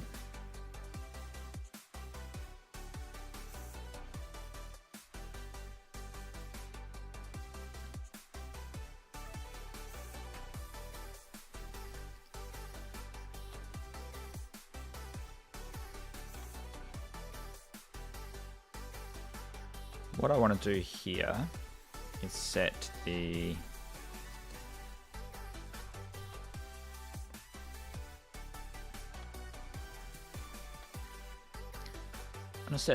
frame to container video size height. Width be video size. No, that's not how we want to do it. But certainly I want the height to be cropped.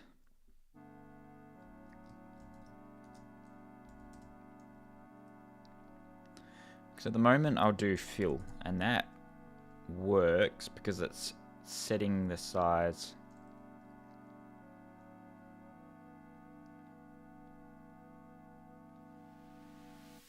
Oh yeah, that's fine. That's fine.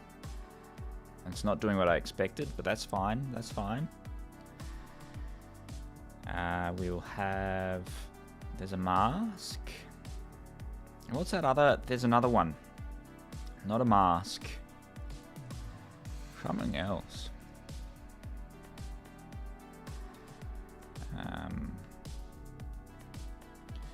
I want to apply. Is it a mask?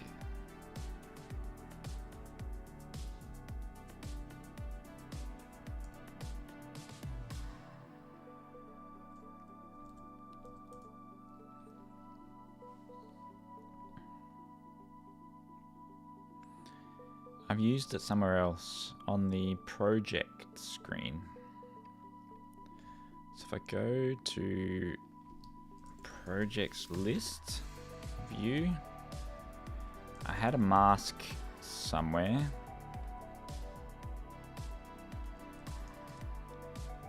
Content shape.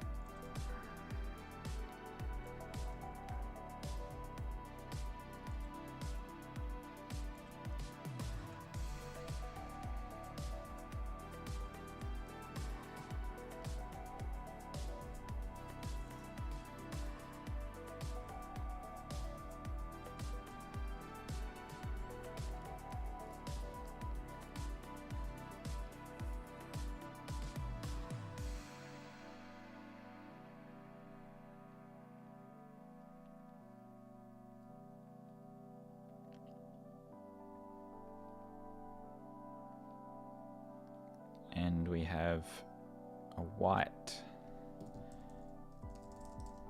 color, clear.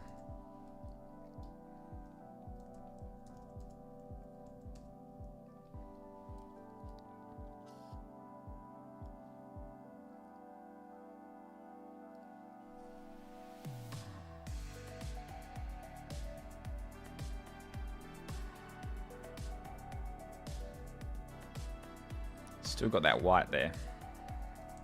Oh, foreground color. White, clear.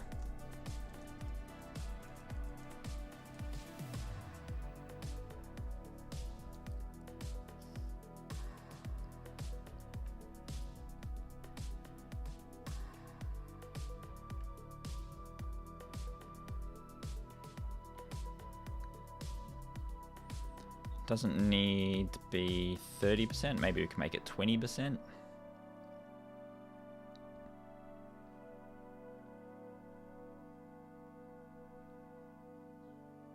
There we go.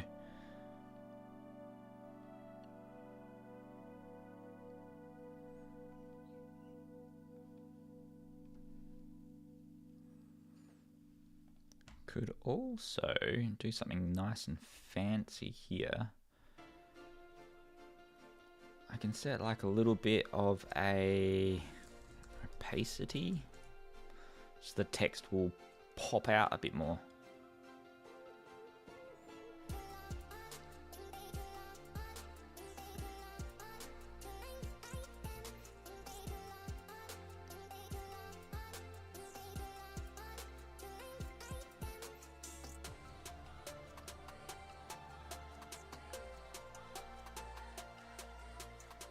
Yeah, I like it.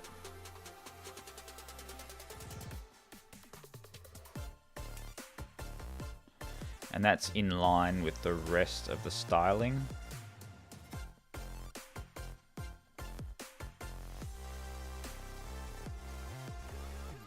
There we go.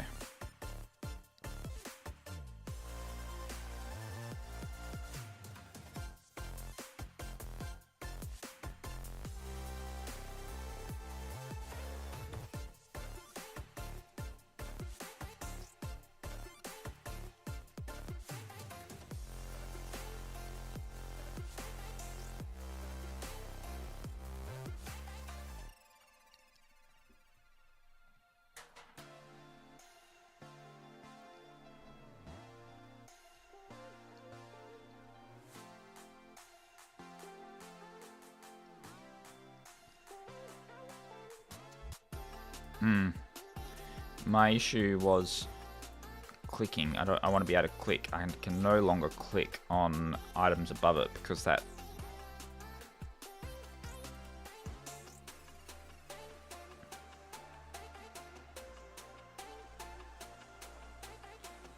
animation font style preview. We have a mask.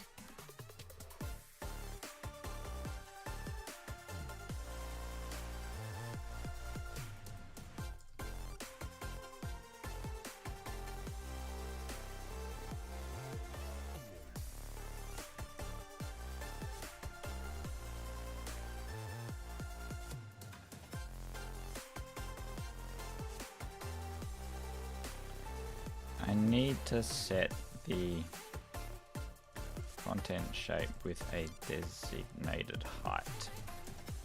Doesn't work.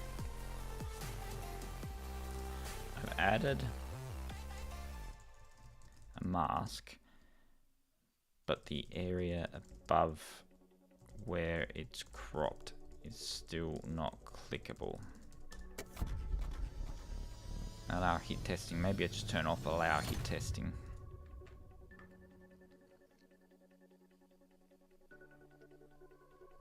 Clip shape. That's what I was looking for. We turn off allow hit testing as well.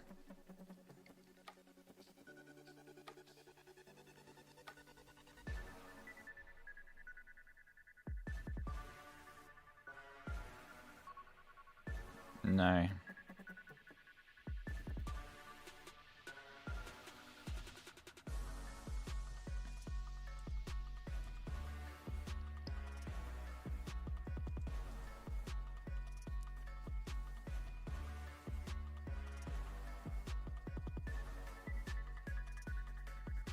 So I think it's normal to code at night and sleep all in the morning. Most of the people that tune into my stream are pretty much up late.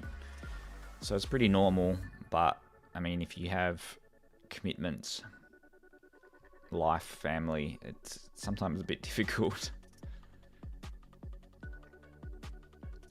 So I have to apply this on this part. Maybe if I'd make it a V stack, that will maybe update.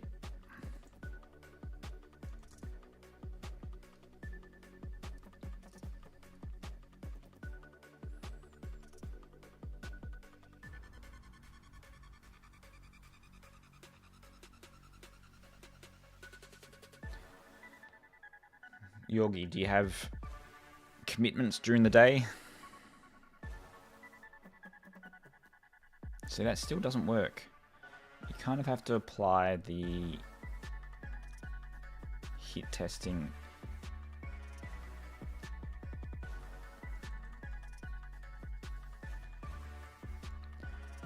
I need to put it there.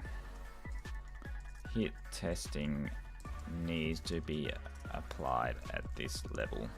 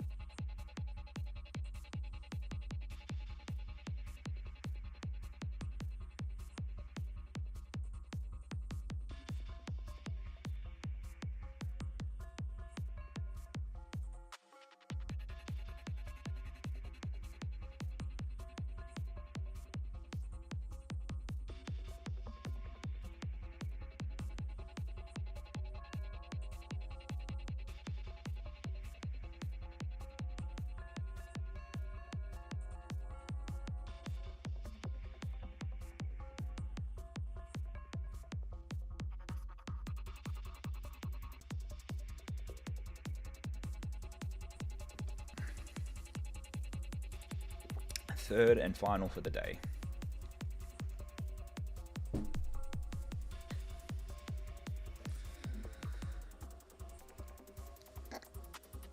All right, let's recap where I'm at.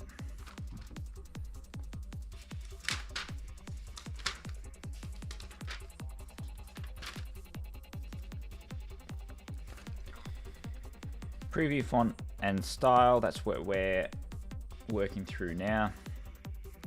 I need it to automatically place itself. So I've got all of the, I've got it resizing and cropping. Now if the captions at the bottom of the screen, I want it to crop at the bottom of the screen. So wherever the captions are, that's where the preview is going to show.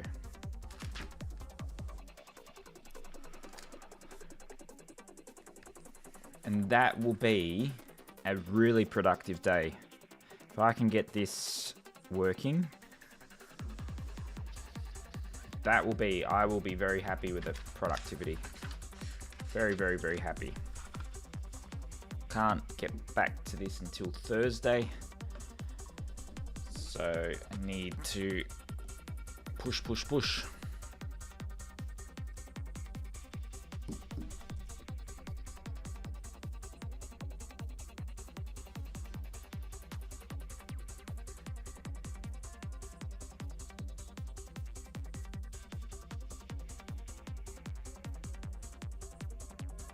So that's going to crop it into the middle.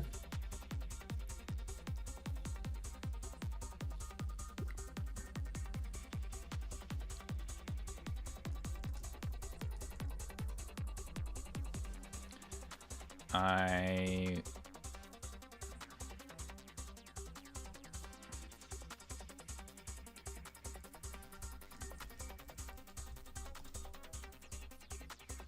have video editor view.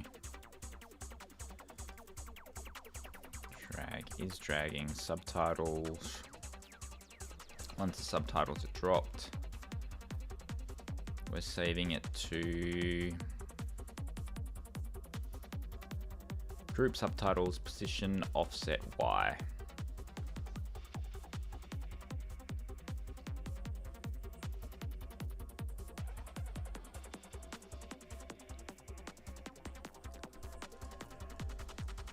Frame video offset CG float. Return nil to start with.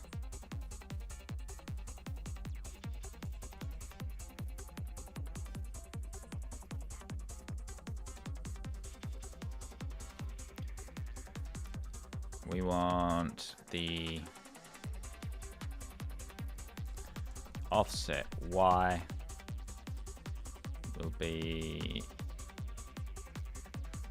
I'll just call it offset. Offset. CG float.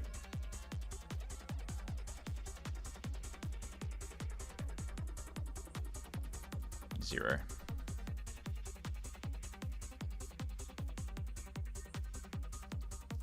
You've seen my videos and it's the first time on stream. I'm glad you're here.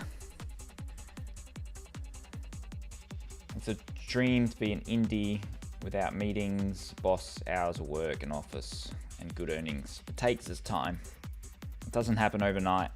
And yeah, finding the right apps or even selling apps to generate that revenue is a good idea. But it takes time. But you can only one time to start, and that time to start is now.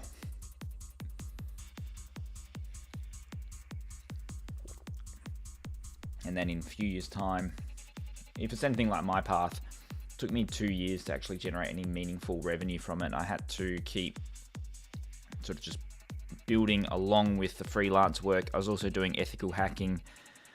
Right at the beginning, I was mowing lawns. So I was out 8 o'clock in the morning, 6 o'clock in the morning to 6 o'clock in the evening, mowing lawns, and then getting home and building my CRM system to manage my mowing business.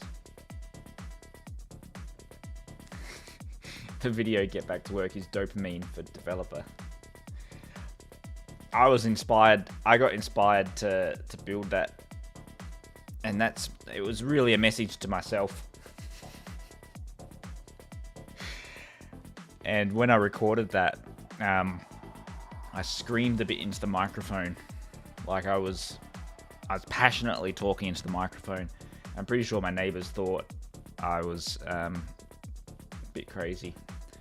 But like it all just flowed because I was just talking to myself about getting back to work. And it was all done in one take of recording the audio.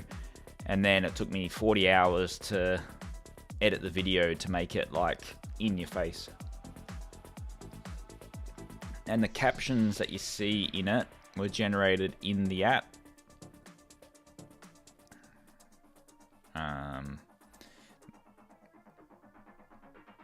So it was generated in the app. So I generated subtitles. So all the captions.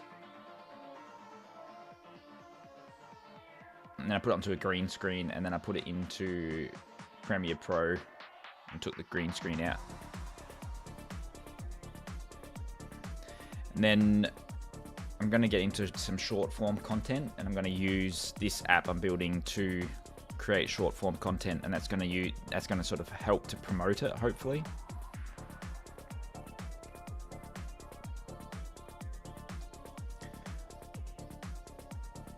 I wonder if I've already got the offset position. I got the Y coordinate of it.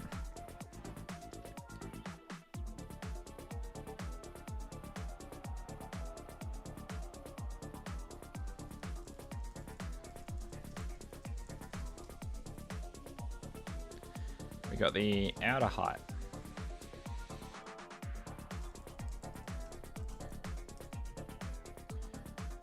Let's say outer height times 2%, 20% height.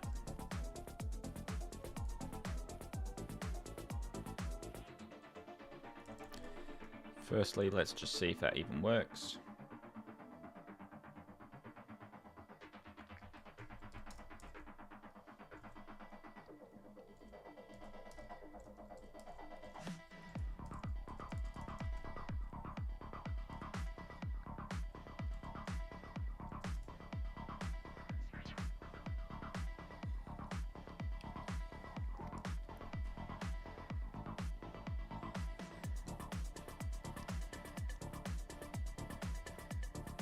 So that still adds it in there. I will check for the duck. That's still there. So I've got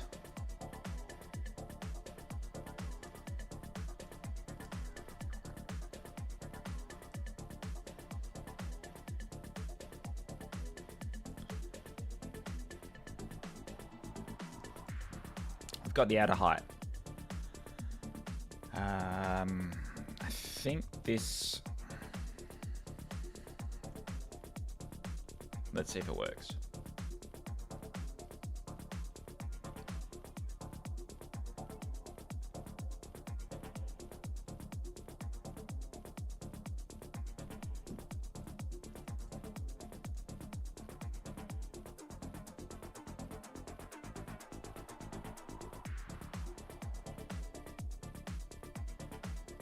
Yes, it's cropped it to the exact position on frame.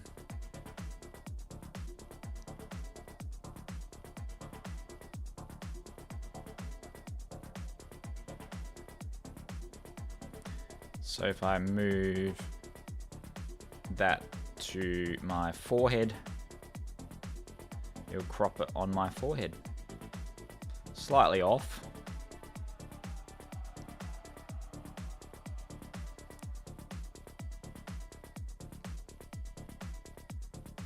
So the top of my head.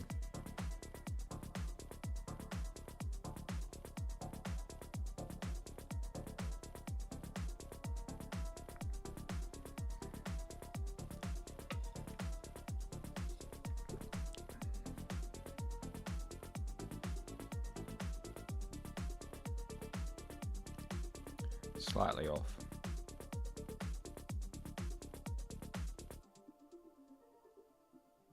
Wonder why that is. Let's go back to the duck. And the text is in the blue area. Text in the blue area. Slightly off.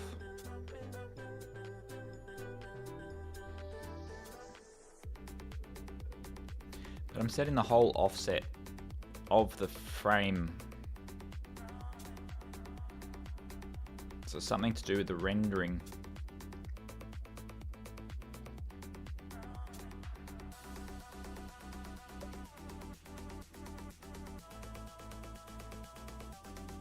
You can understand me because of the red captions. I'm not good at listening to English yet, but I can read and write. That's the feedback I got mainly from my Australian accent. I'm glad it's helping.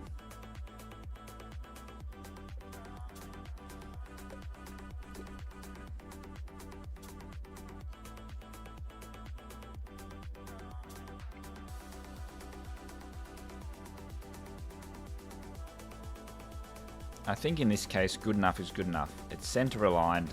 It's not perfect, but doesn't need to be perfect. It's just a representation.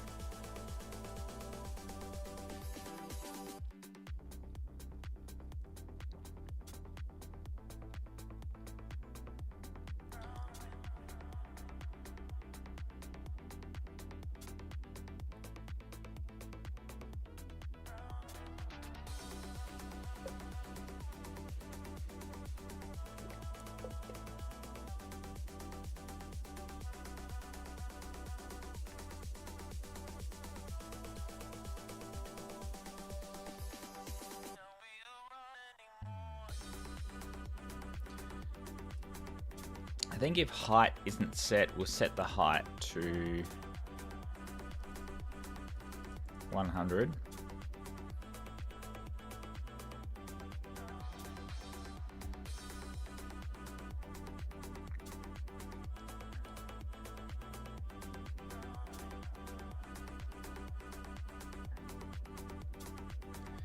So my only concern is before it's rendered the frame, it's going to be the wrong size.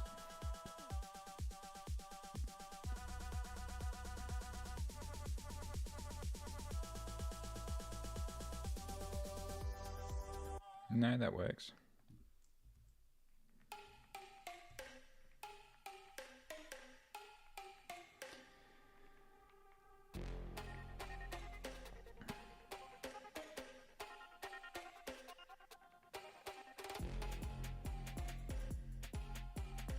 So I can see a slight glitch where it's too big and then it sizes down. Maybe I didn't see it properly.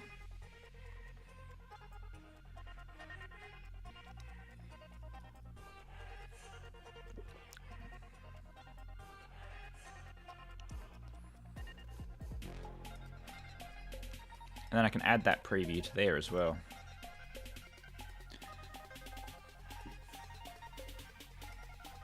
Font and style header.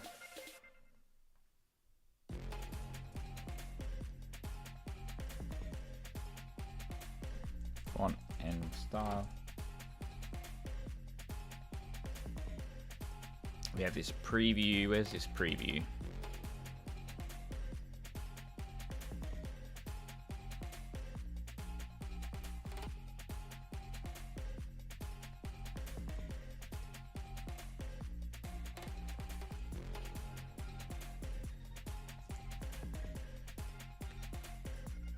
Cannot find subtitle group.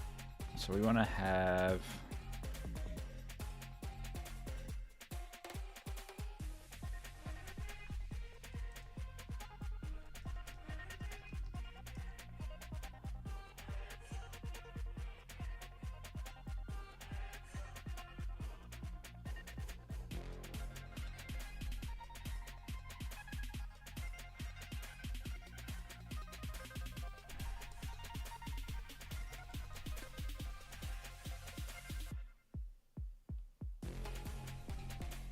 we want animation sequence and subtitle group.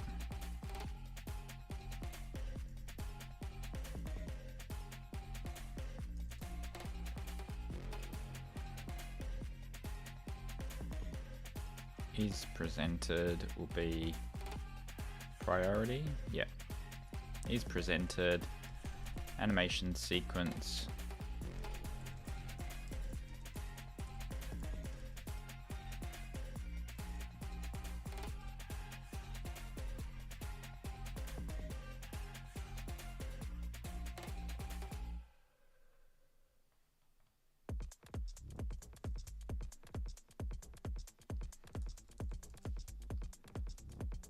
So I have animation sequence, subtitle group, plus the current style.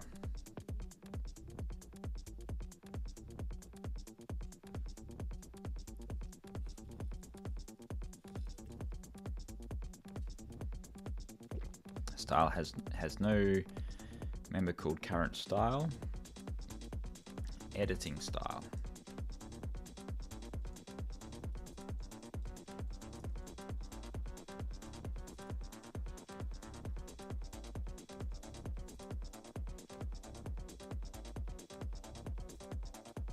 Initializer. Style text unchanged.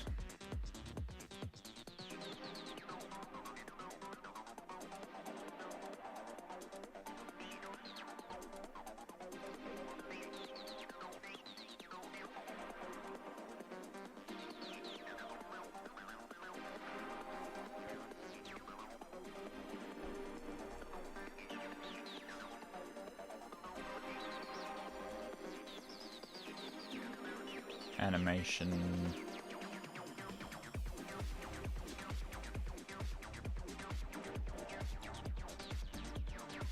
build.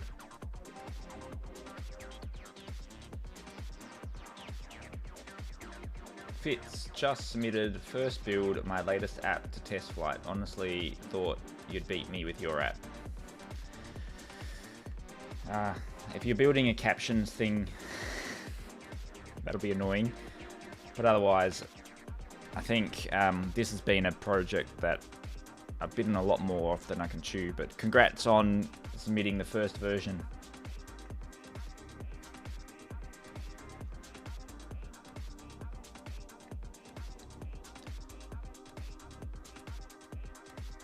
Yeah, look at that. That updates.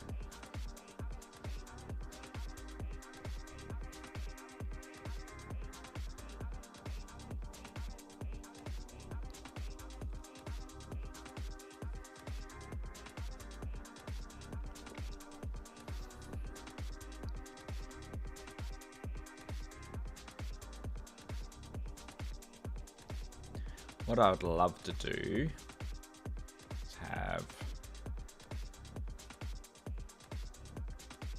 Remind me again, Fitz, what the app is?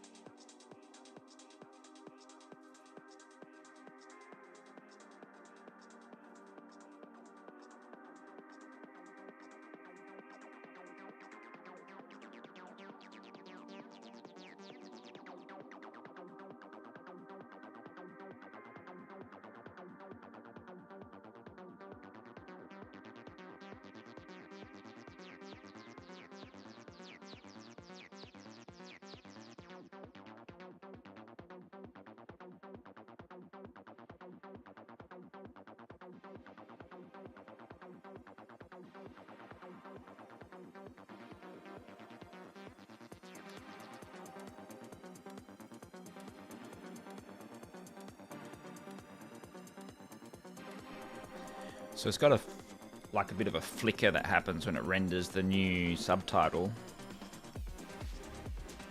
I'd rather it... Yeah, I like... That's much better.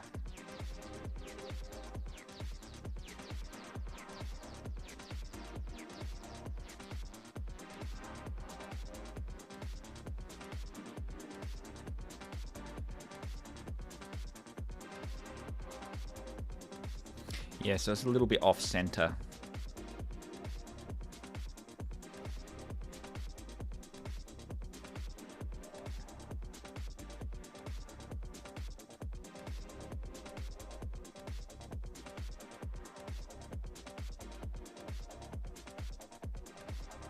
Oh, yep, there it is. There was a big, massive frame. I wasn't just seeing it.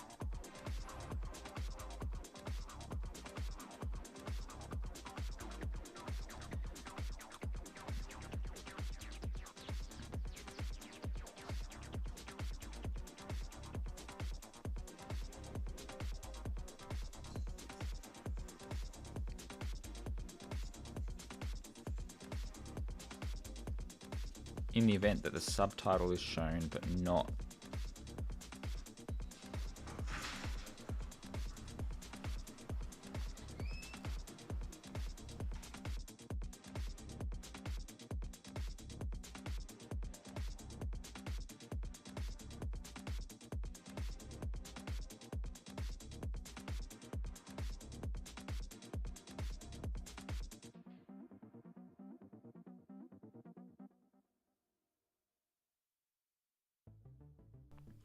So the calculation of the video size is now if the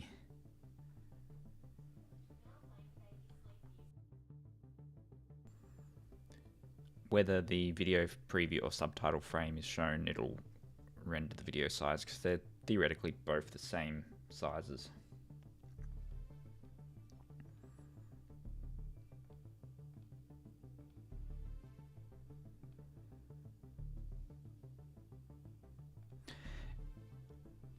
I can remove that item off my list.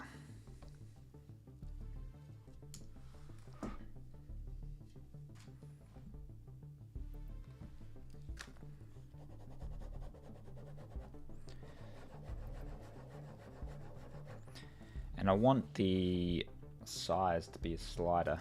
At the moment,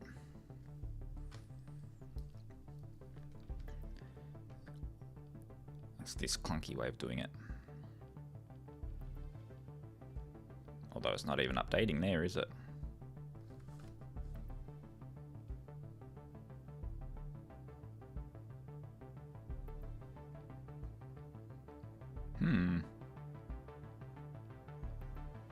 Why is that not updating now? I'm a bit quick on cutting that one, saying that one's done.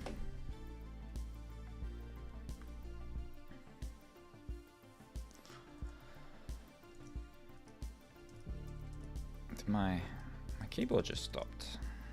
That one.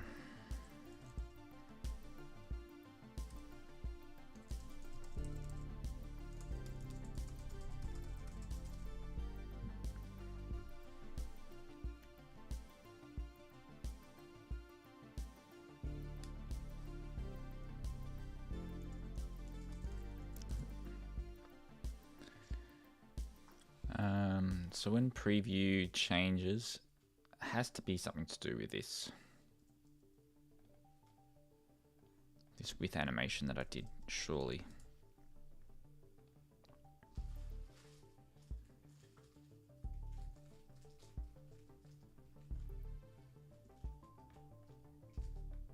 Because it was working.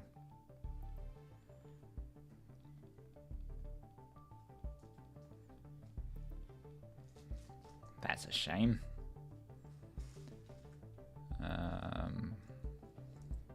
What if I clear it and then do an animation?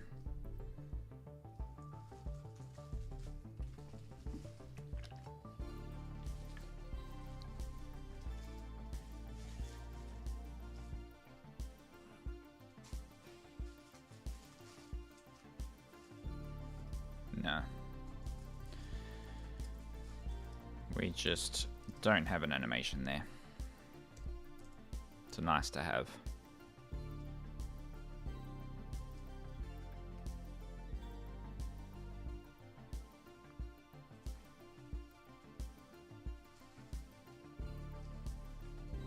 Yeah, so at the moment this is the way to resize the text.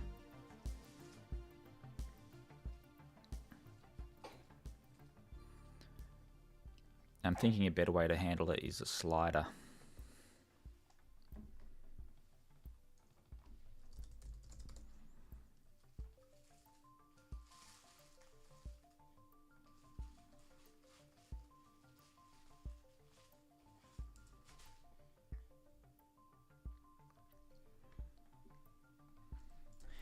Instead of a stepper, I would like an interactive slide bar that the user could slide left, right to update the font size.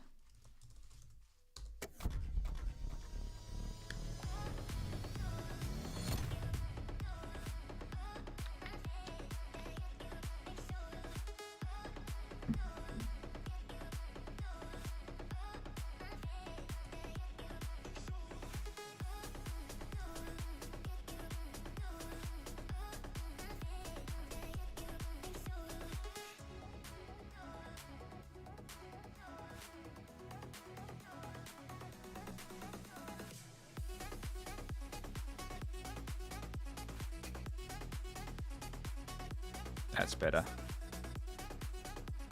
It's 200 the correct height, correct?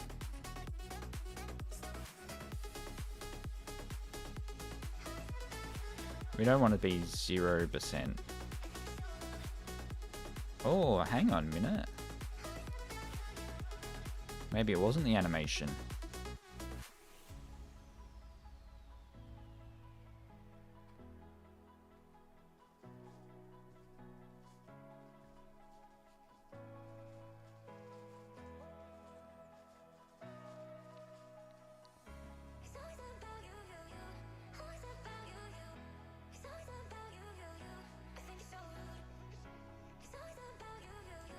So if I go in and if I save that and then edit again, no longer updates. Okie dokie.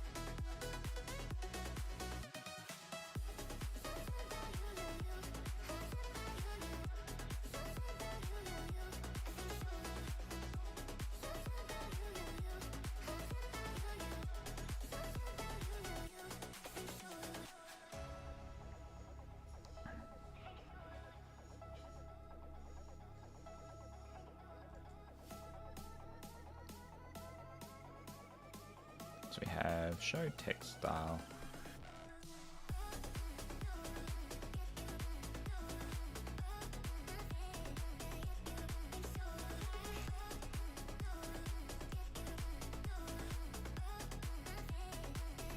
Size, do we need to have a heading for that, or that always be visible?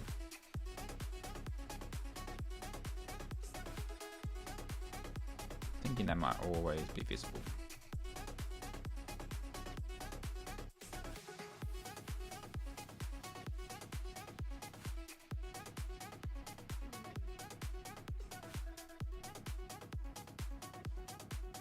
Yeah, so move that up to the top, it'll always be visible.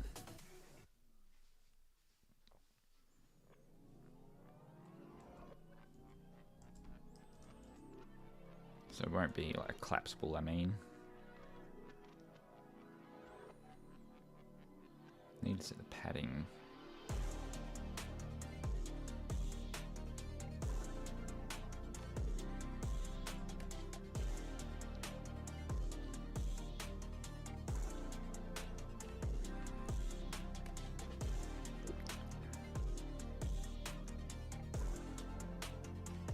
There we go. I'll put padding underneath it.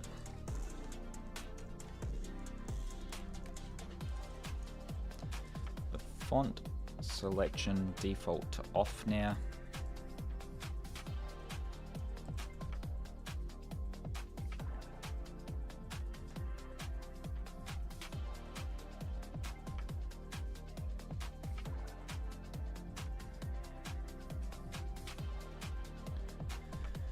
Font and style will be style.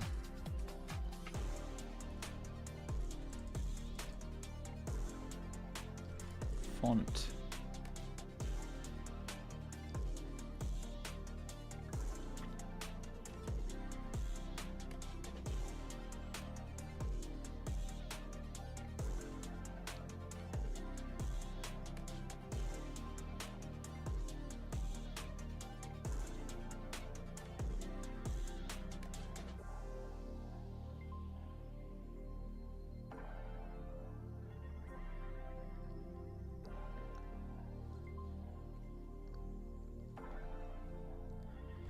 Is it possible to have a marker at 100 and it snaps to that spot?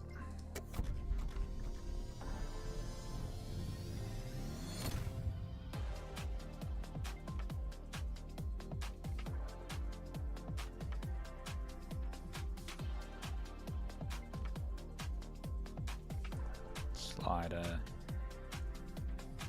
Value, binding,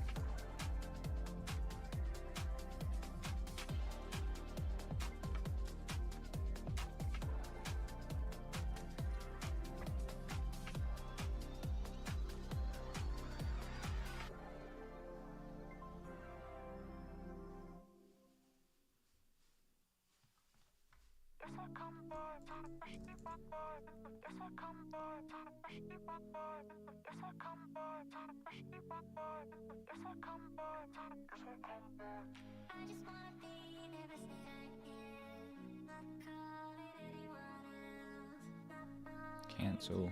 If I do cancel, does that? Yeah. Let's do cancel. That's the spot there that it's snapping to, and then it snaps a bit further over.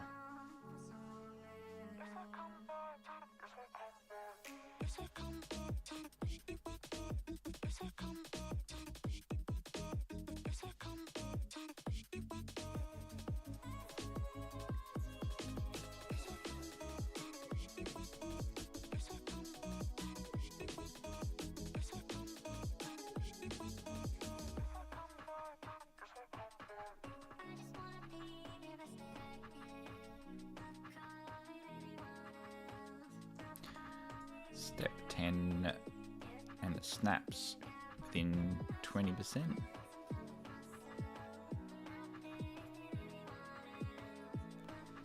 We also want to snap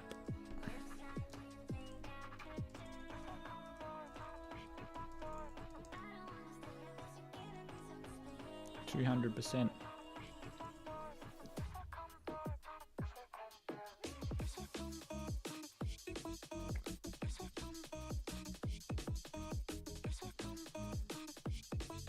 So we'll snap to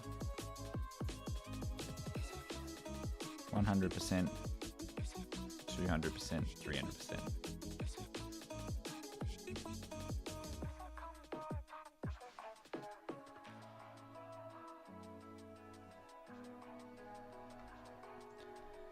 Zero, and it wanted me to do an overlay.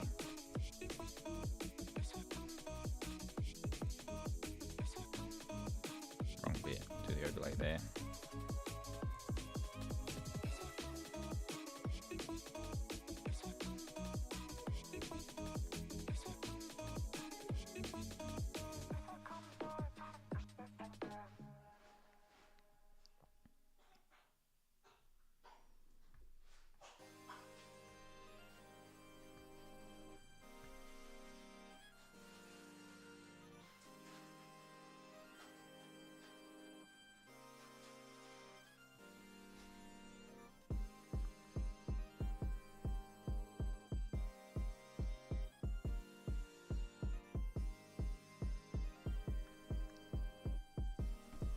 I have value 0 to 300. I want to add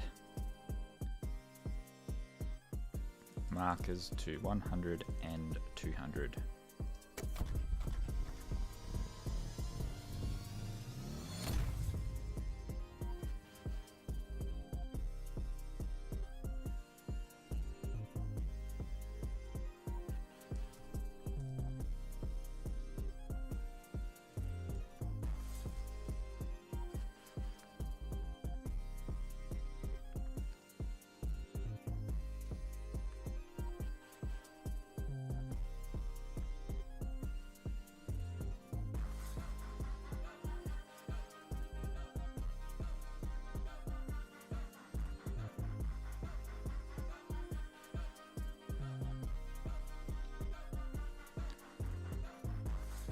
We'll have no text.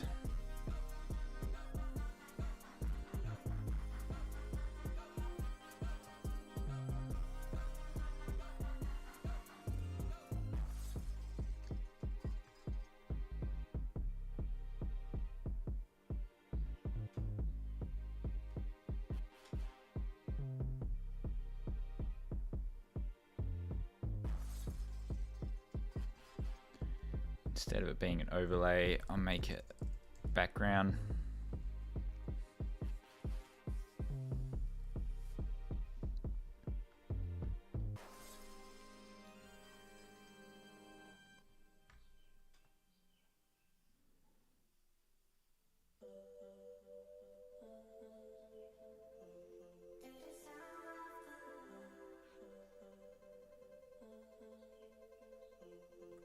Probably don't need the little markers on there anyway.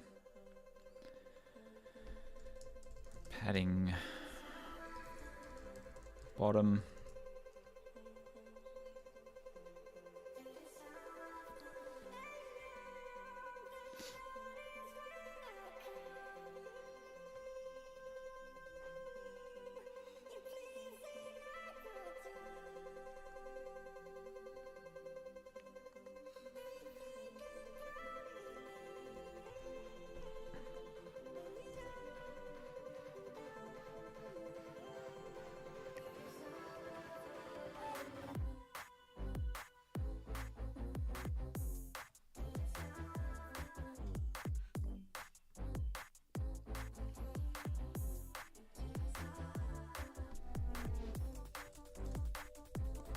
Vertical.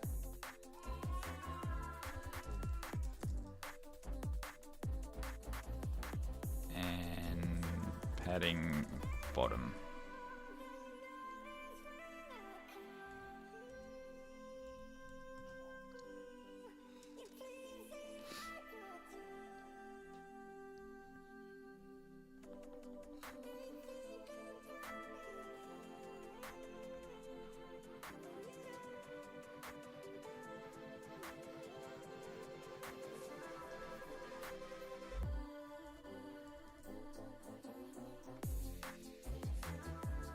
kind of needs to be the same padding.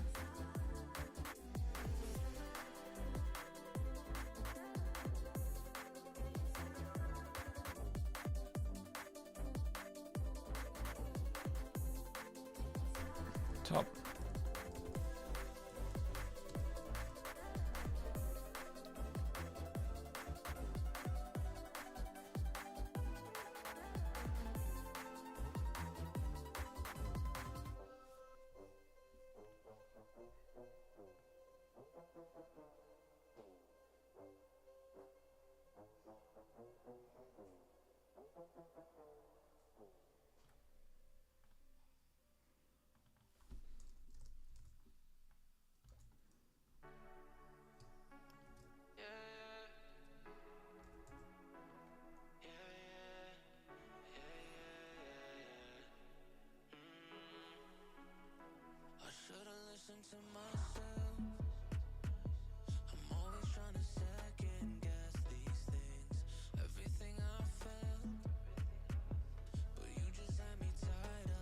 Top 30 maybe?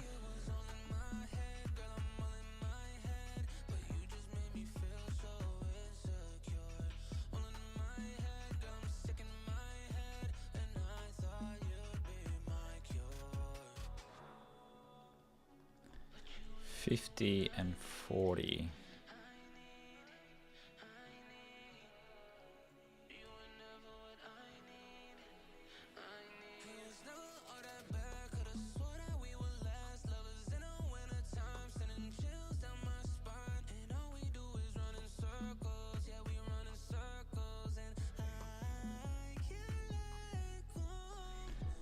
$70 and $50. Maybe we don't add it directly to the slider.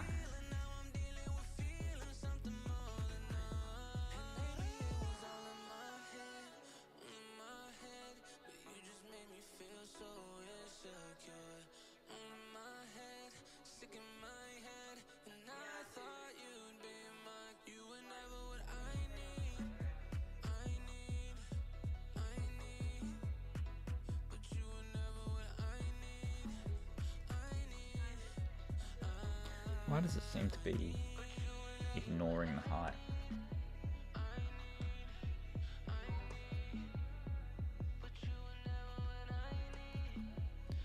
Okay, yeah, we're doing something, it's doing something weird.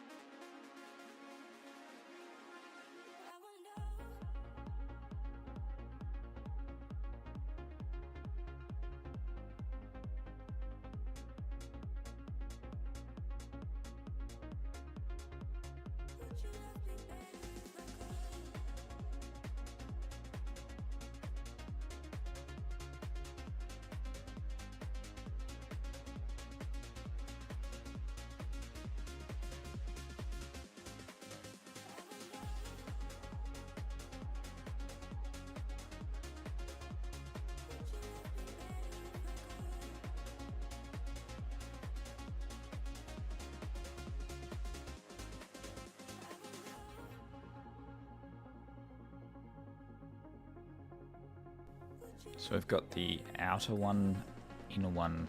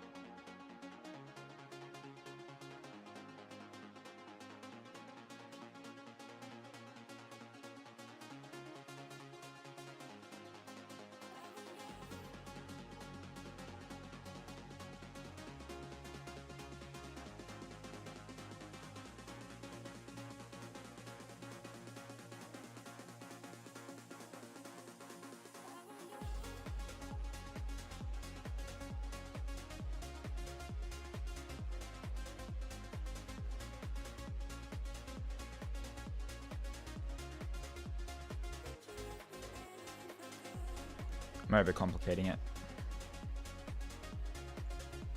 Just make it a simple slider to do its thing.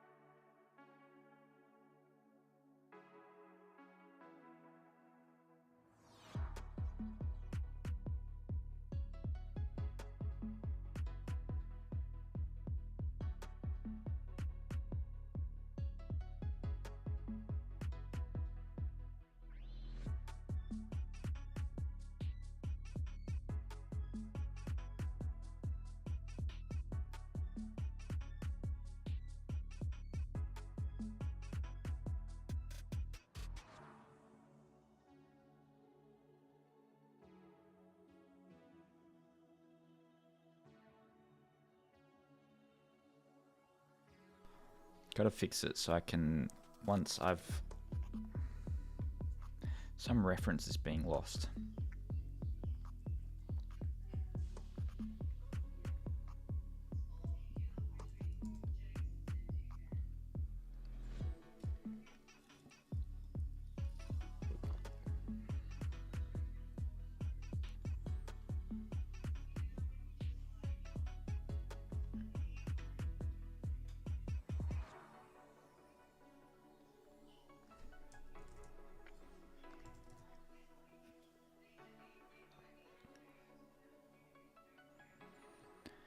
And then if I hit cancel and do it again, that updates it.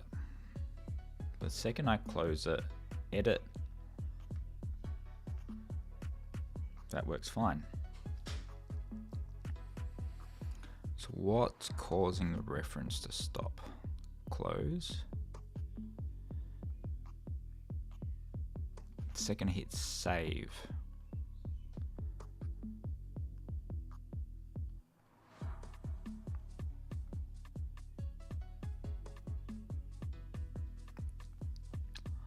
What am I doing on save?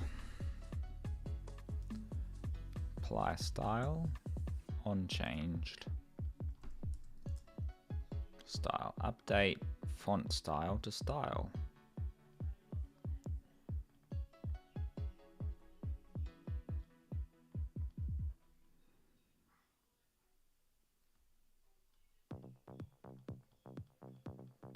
Set current style to style. If I close it and open it again, have we still lost it? We've still lost it.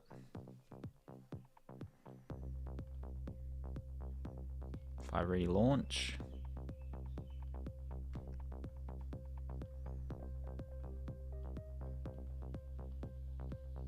I've lost it.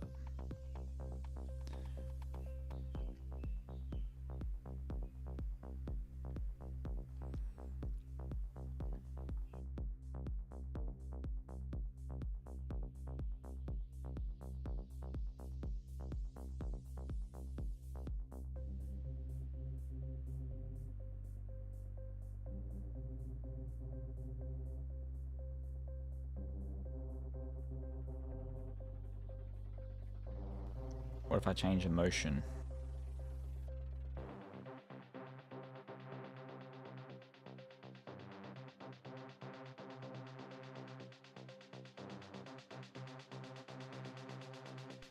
Any changes to the style stop the style from updating there.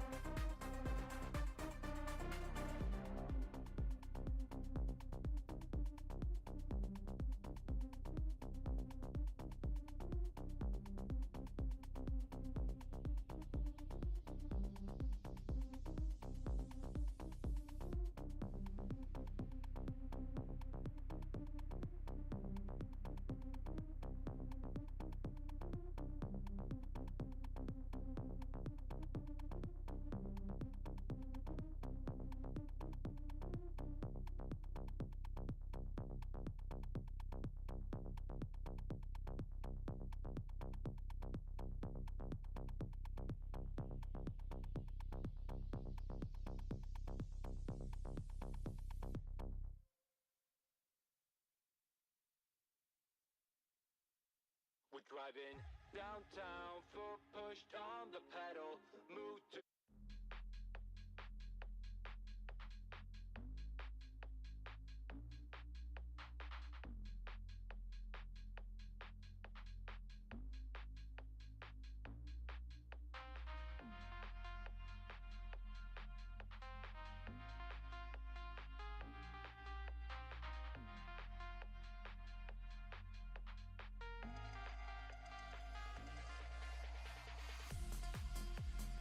Once I can get this to work, I reckon that's a wrap for today.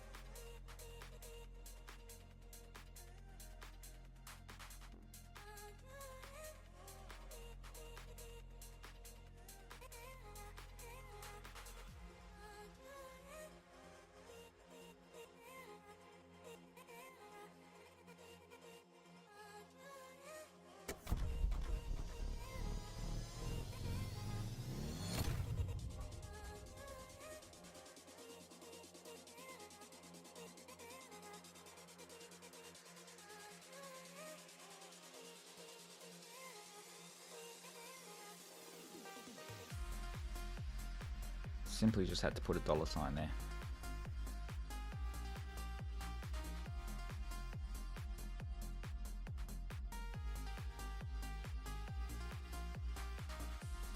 I hope.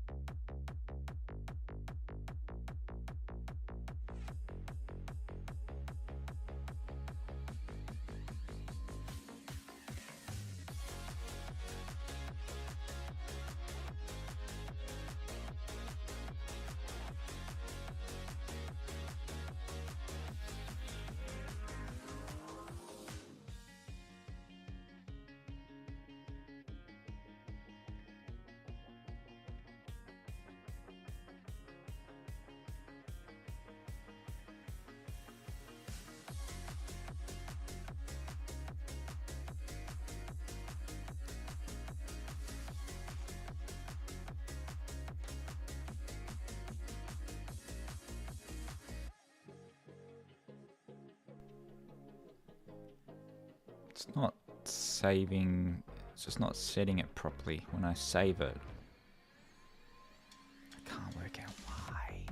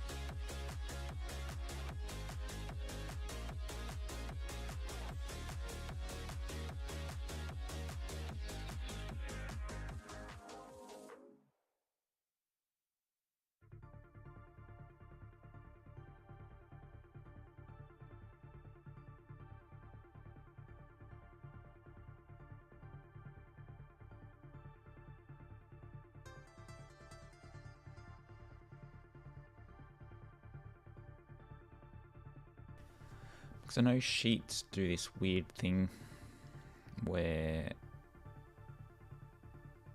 when you're editing an actual item, it sort of saves that before it's even been initialized.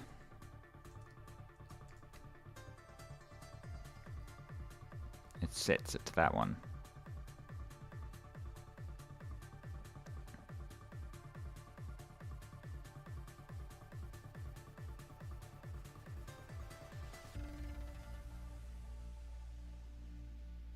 But it is reinitializing it.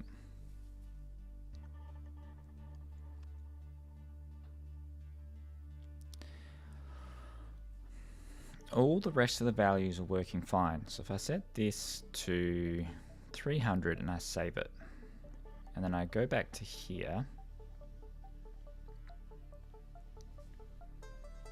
it's set to 300. If I save it down to there, it's set to there. It's just not reflecting on here.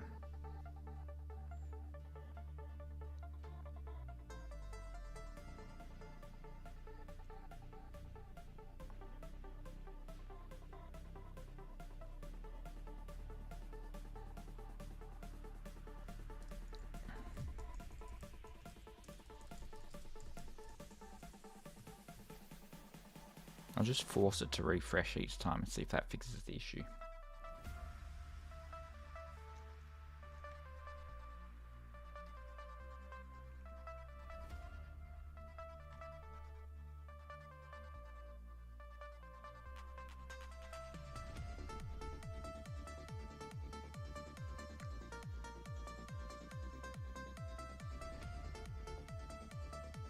Okay, so something weird is happening.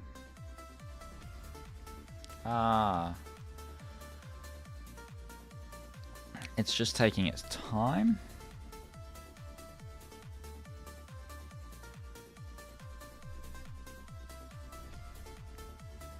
So I've set it to 300.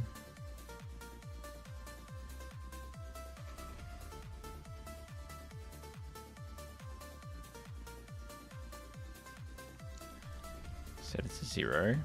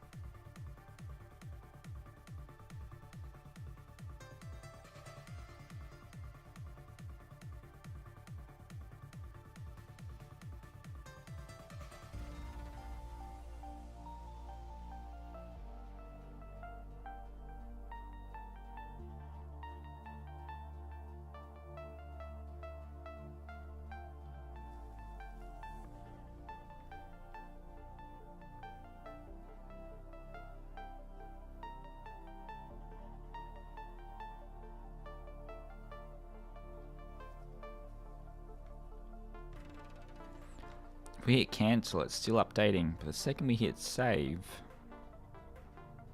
it no longer refreshes in real time.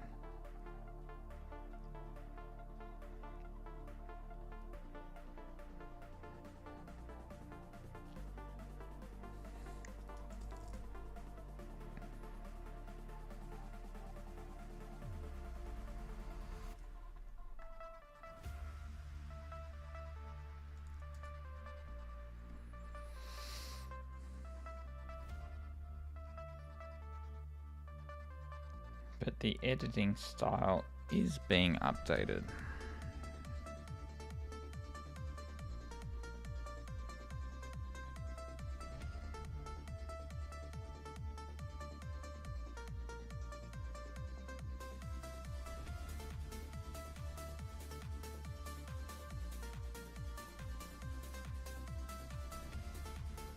We set the editing style. We increase the size. We save. We set the editing style.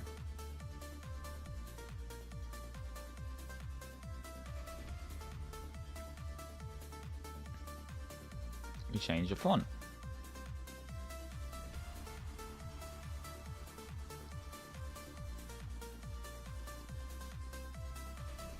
We have style. On change of style. Re-render the font. Yes.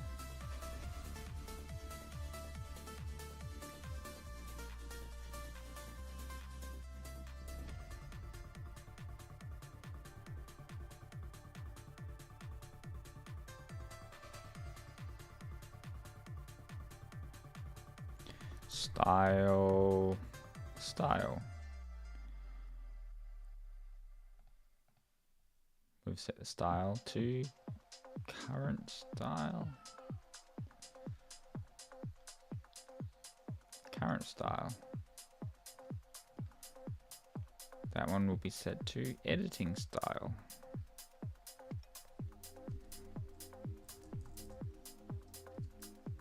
Editing style.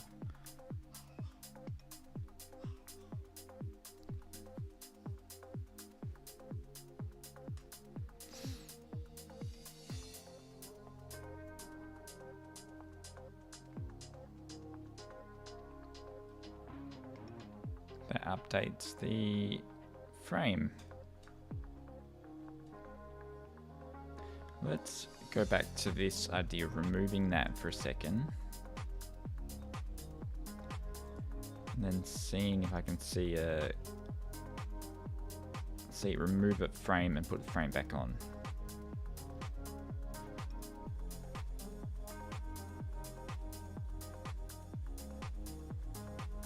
Make it 300, we save. Yeah, so it's definitely it's definitely rendering the image again.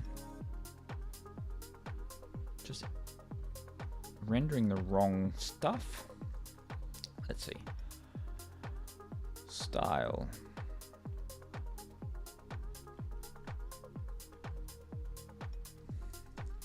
Print. Style. Font name.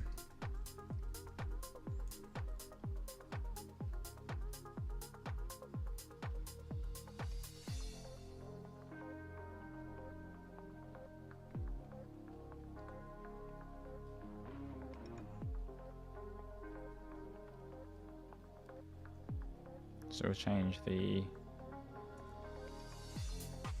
font is Poppins, correct. Save.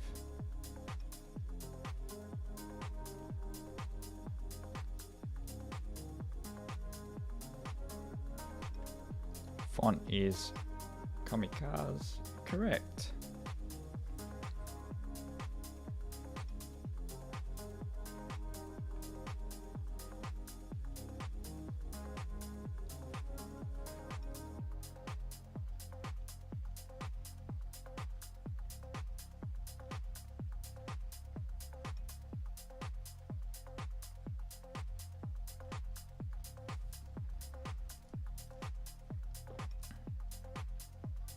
But but it's not updating it.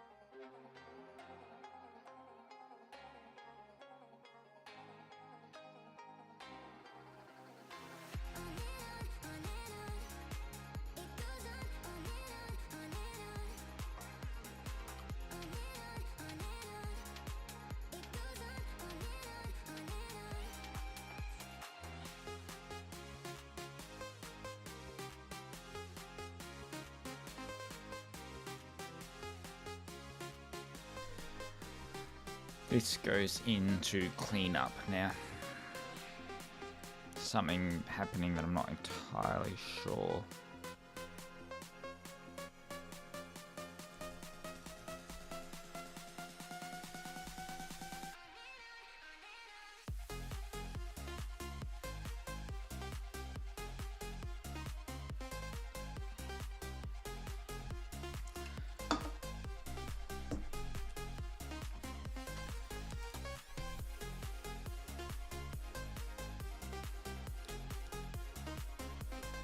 So when I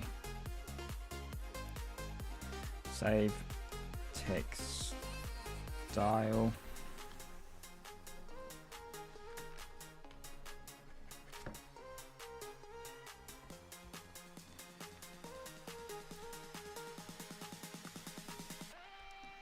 revisit sheet, it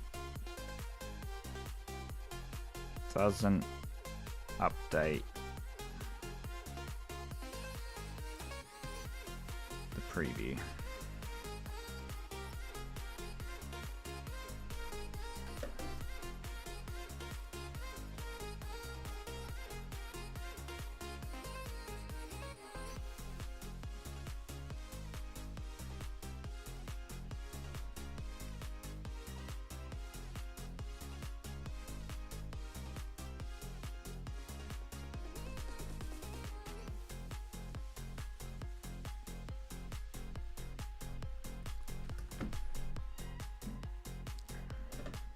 What if I just set an ID for it?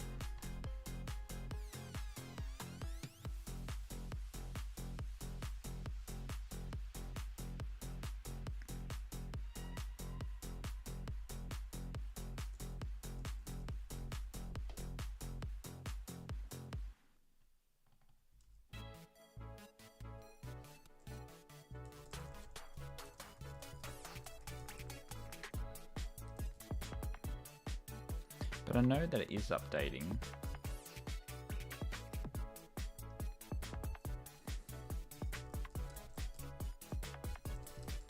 Problem is, it's just annoying me.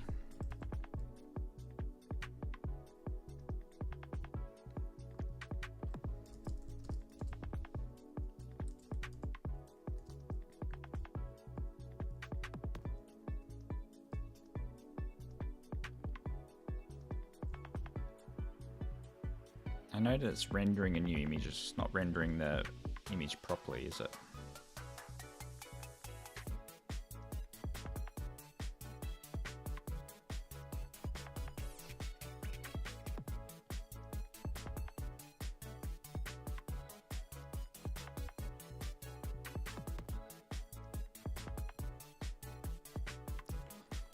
But like the odd thing is that updates are there, doesn't it?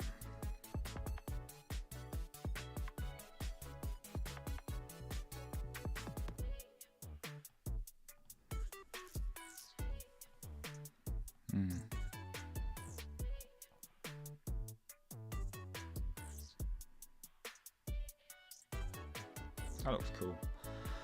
Alright, that's going to have to be something I revisit. I'm not sure what's happening there.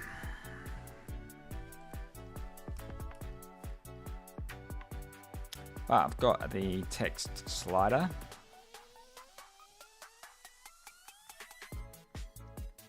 And that works nice. Goes off the size of the screens. Plus size of screen.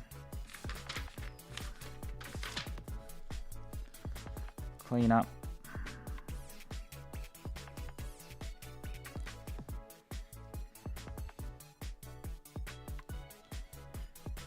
Animation font style preview initial size.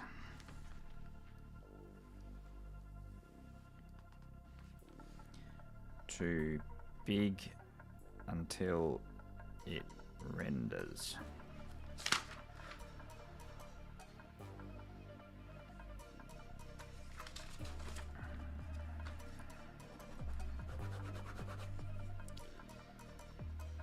Got quite a few cleanup tasks added there. Go back to my main. What I should do is left hand side cleanup, right hand side tasks. Get a new book for each big project.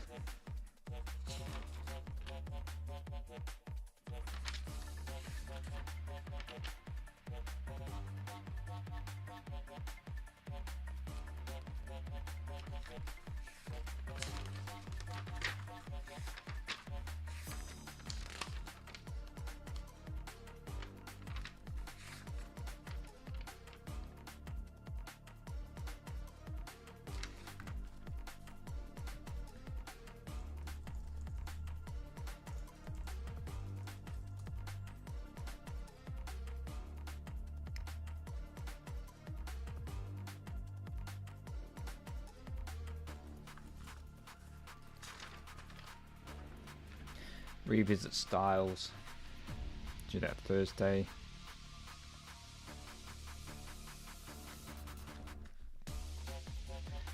Font size slider.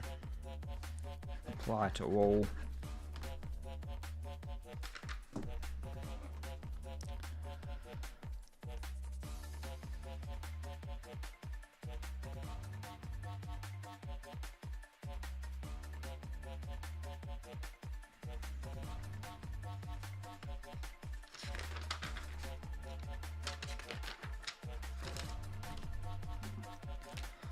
I want to revisit styles put some new styles in there. First video render issue. No projects view. File cleanup. Better color selection. I'm going to dump that. I'm not going to worry about that in this version.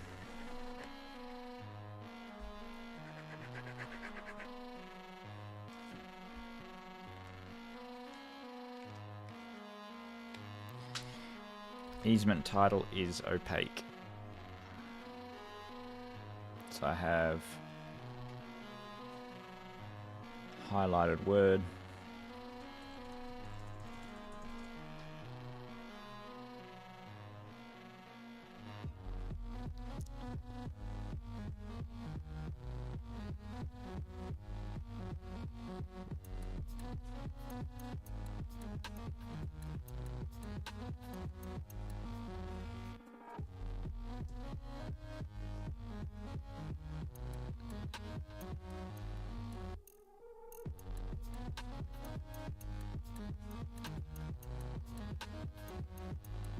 Where's the text?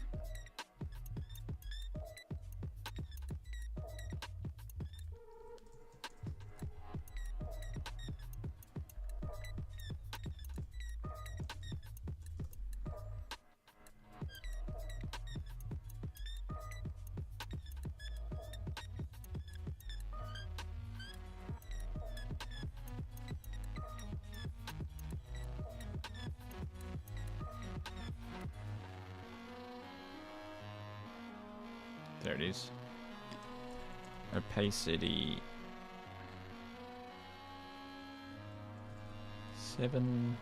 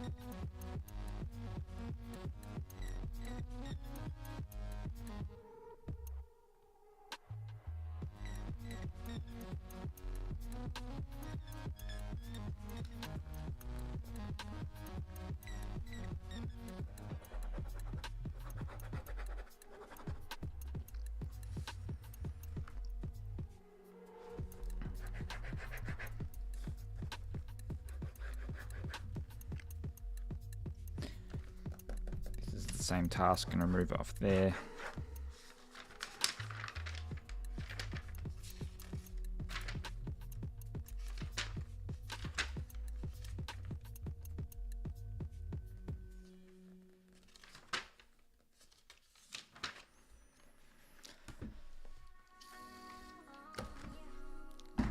That's productivity for today. This has had a bit of a facelift, this screen. We now see the preview of the text. It doesn't update the next time around, but we'll fix that in the next one. Also set timestamp.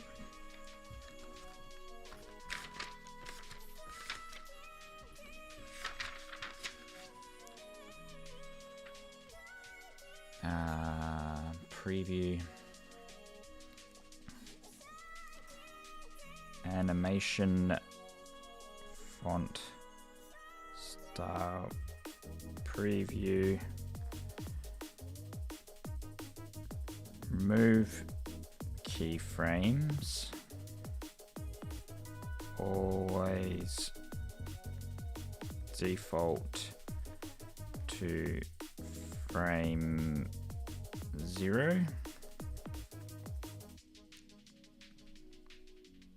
Currently goes to frame 10, I think. 30.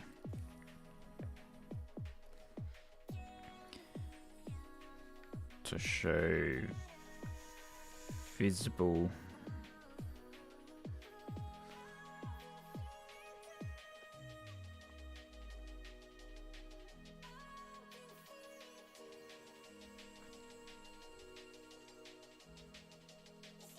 option render. So it should just remove all of the fade in, fade out, because I don't exactly know when that animation is going to show, but we don't want to see the fade in, fade out. So at the moment I'm defaulting a second into the frame, which is why that word is being highlighted. So we're going to have the first word highlighted and the no animation. That's job for cleanup.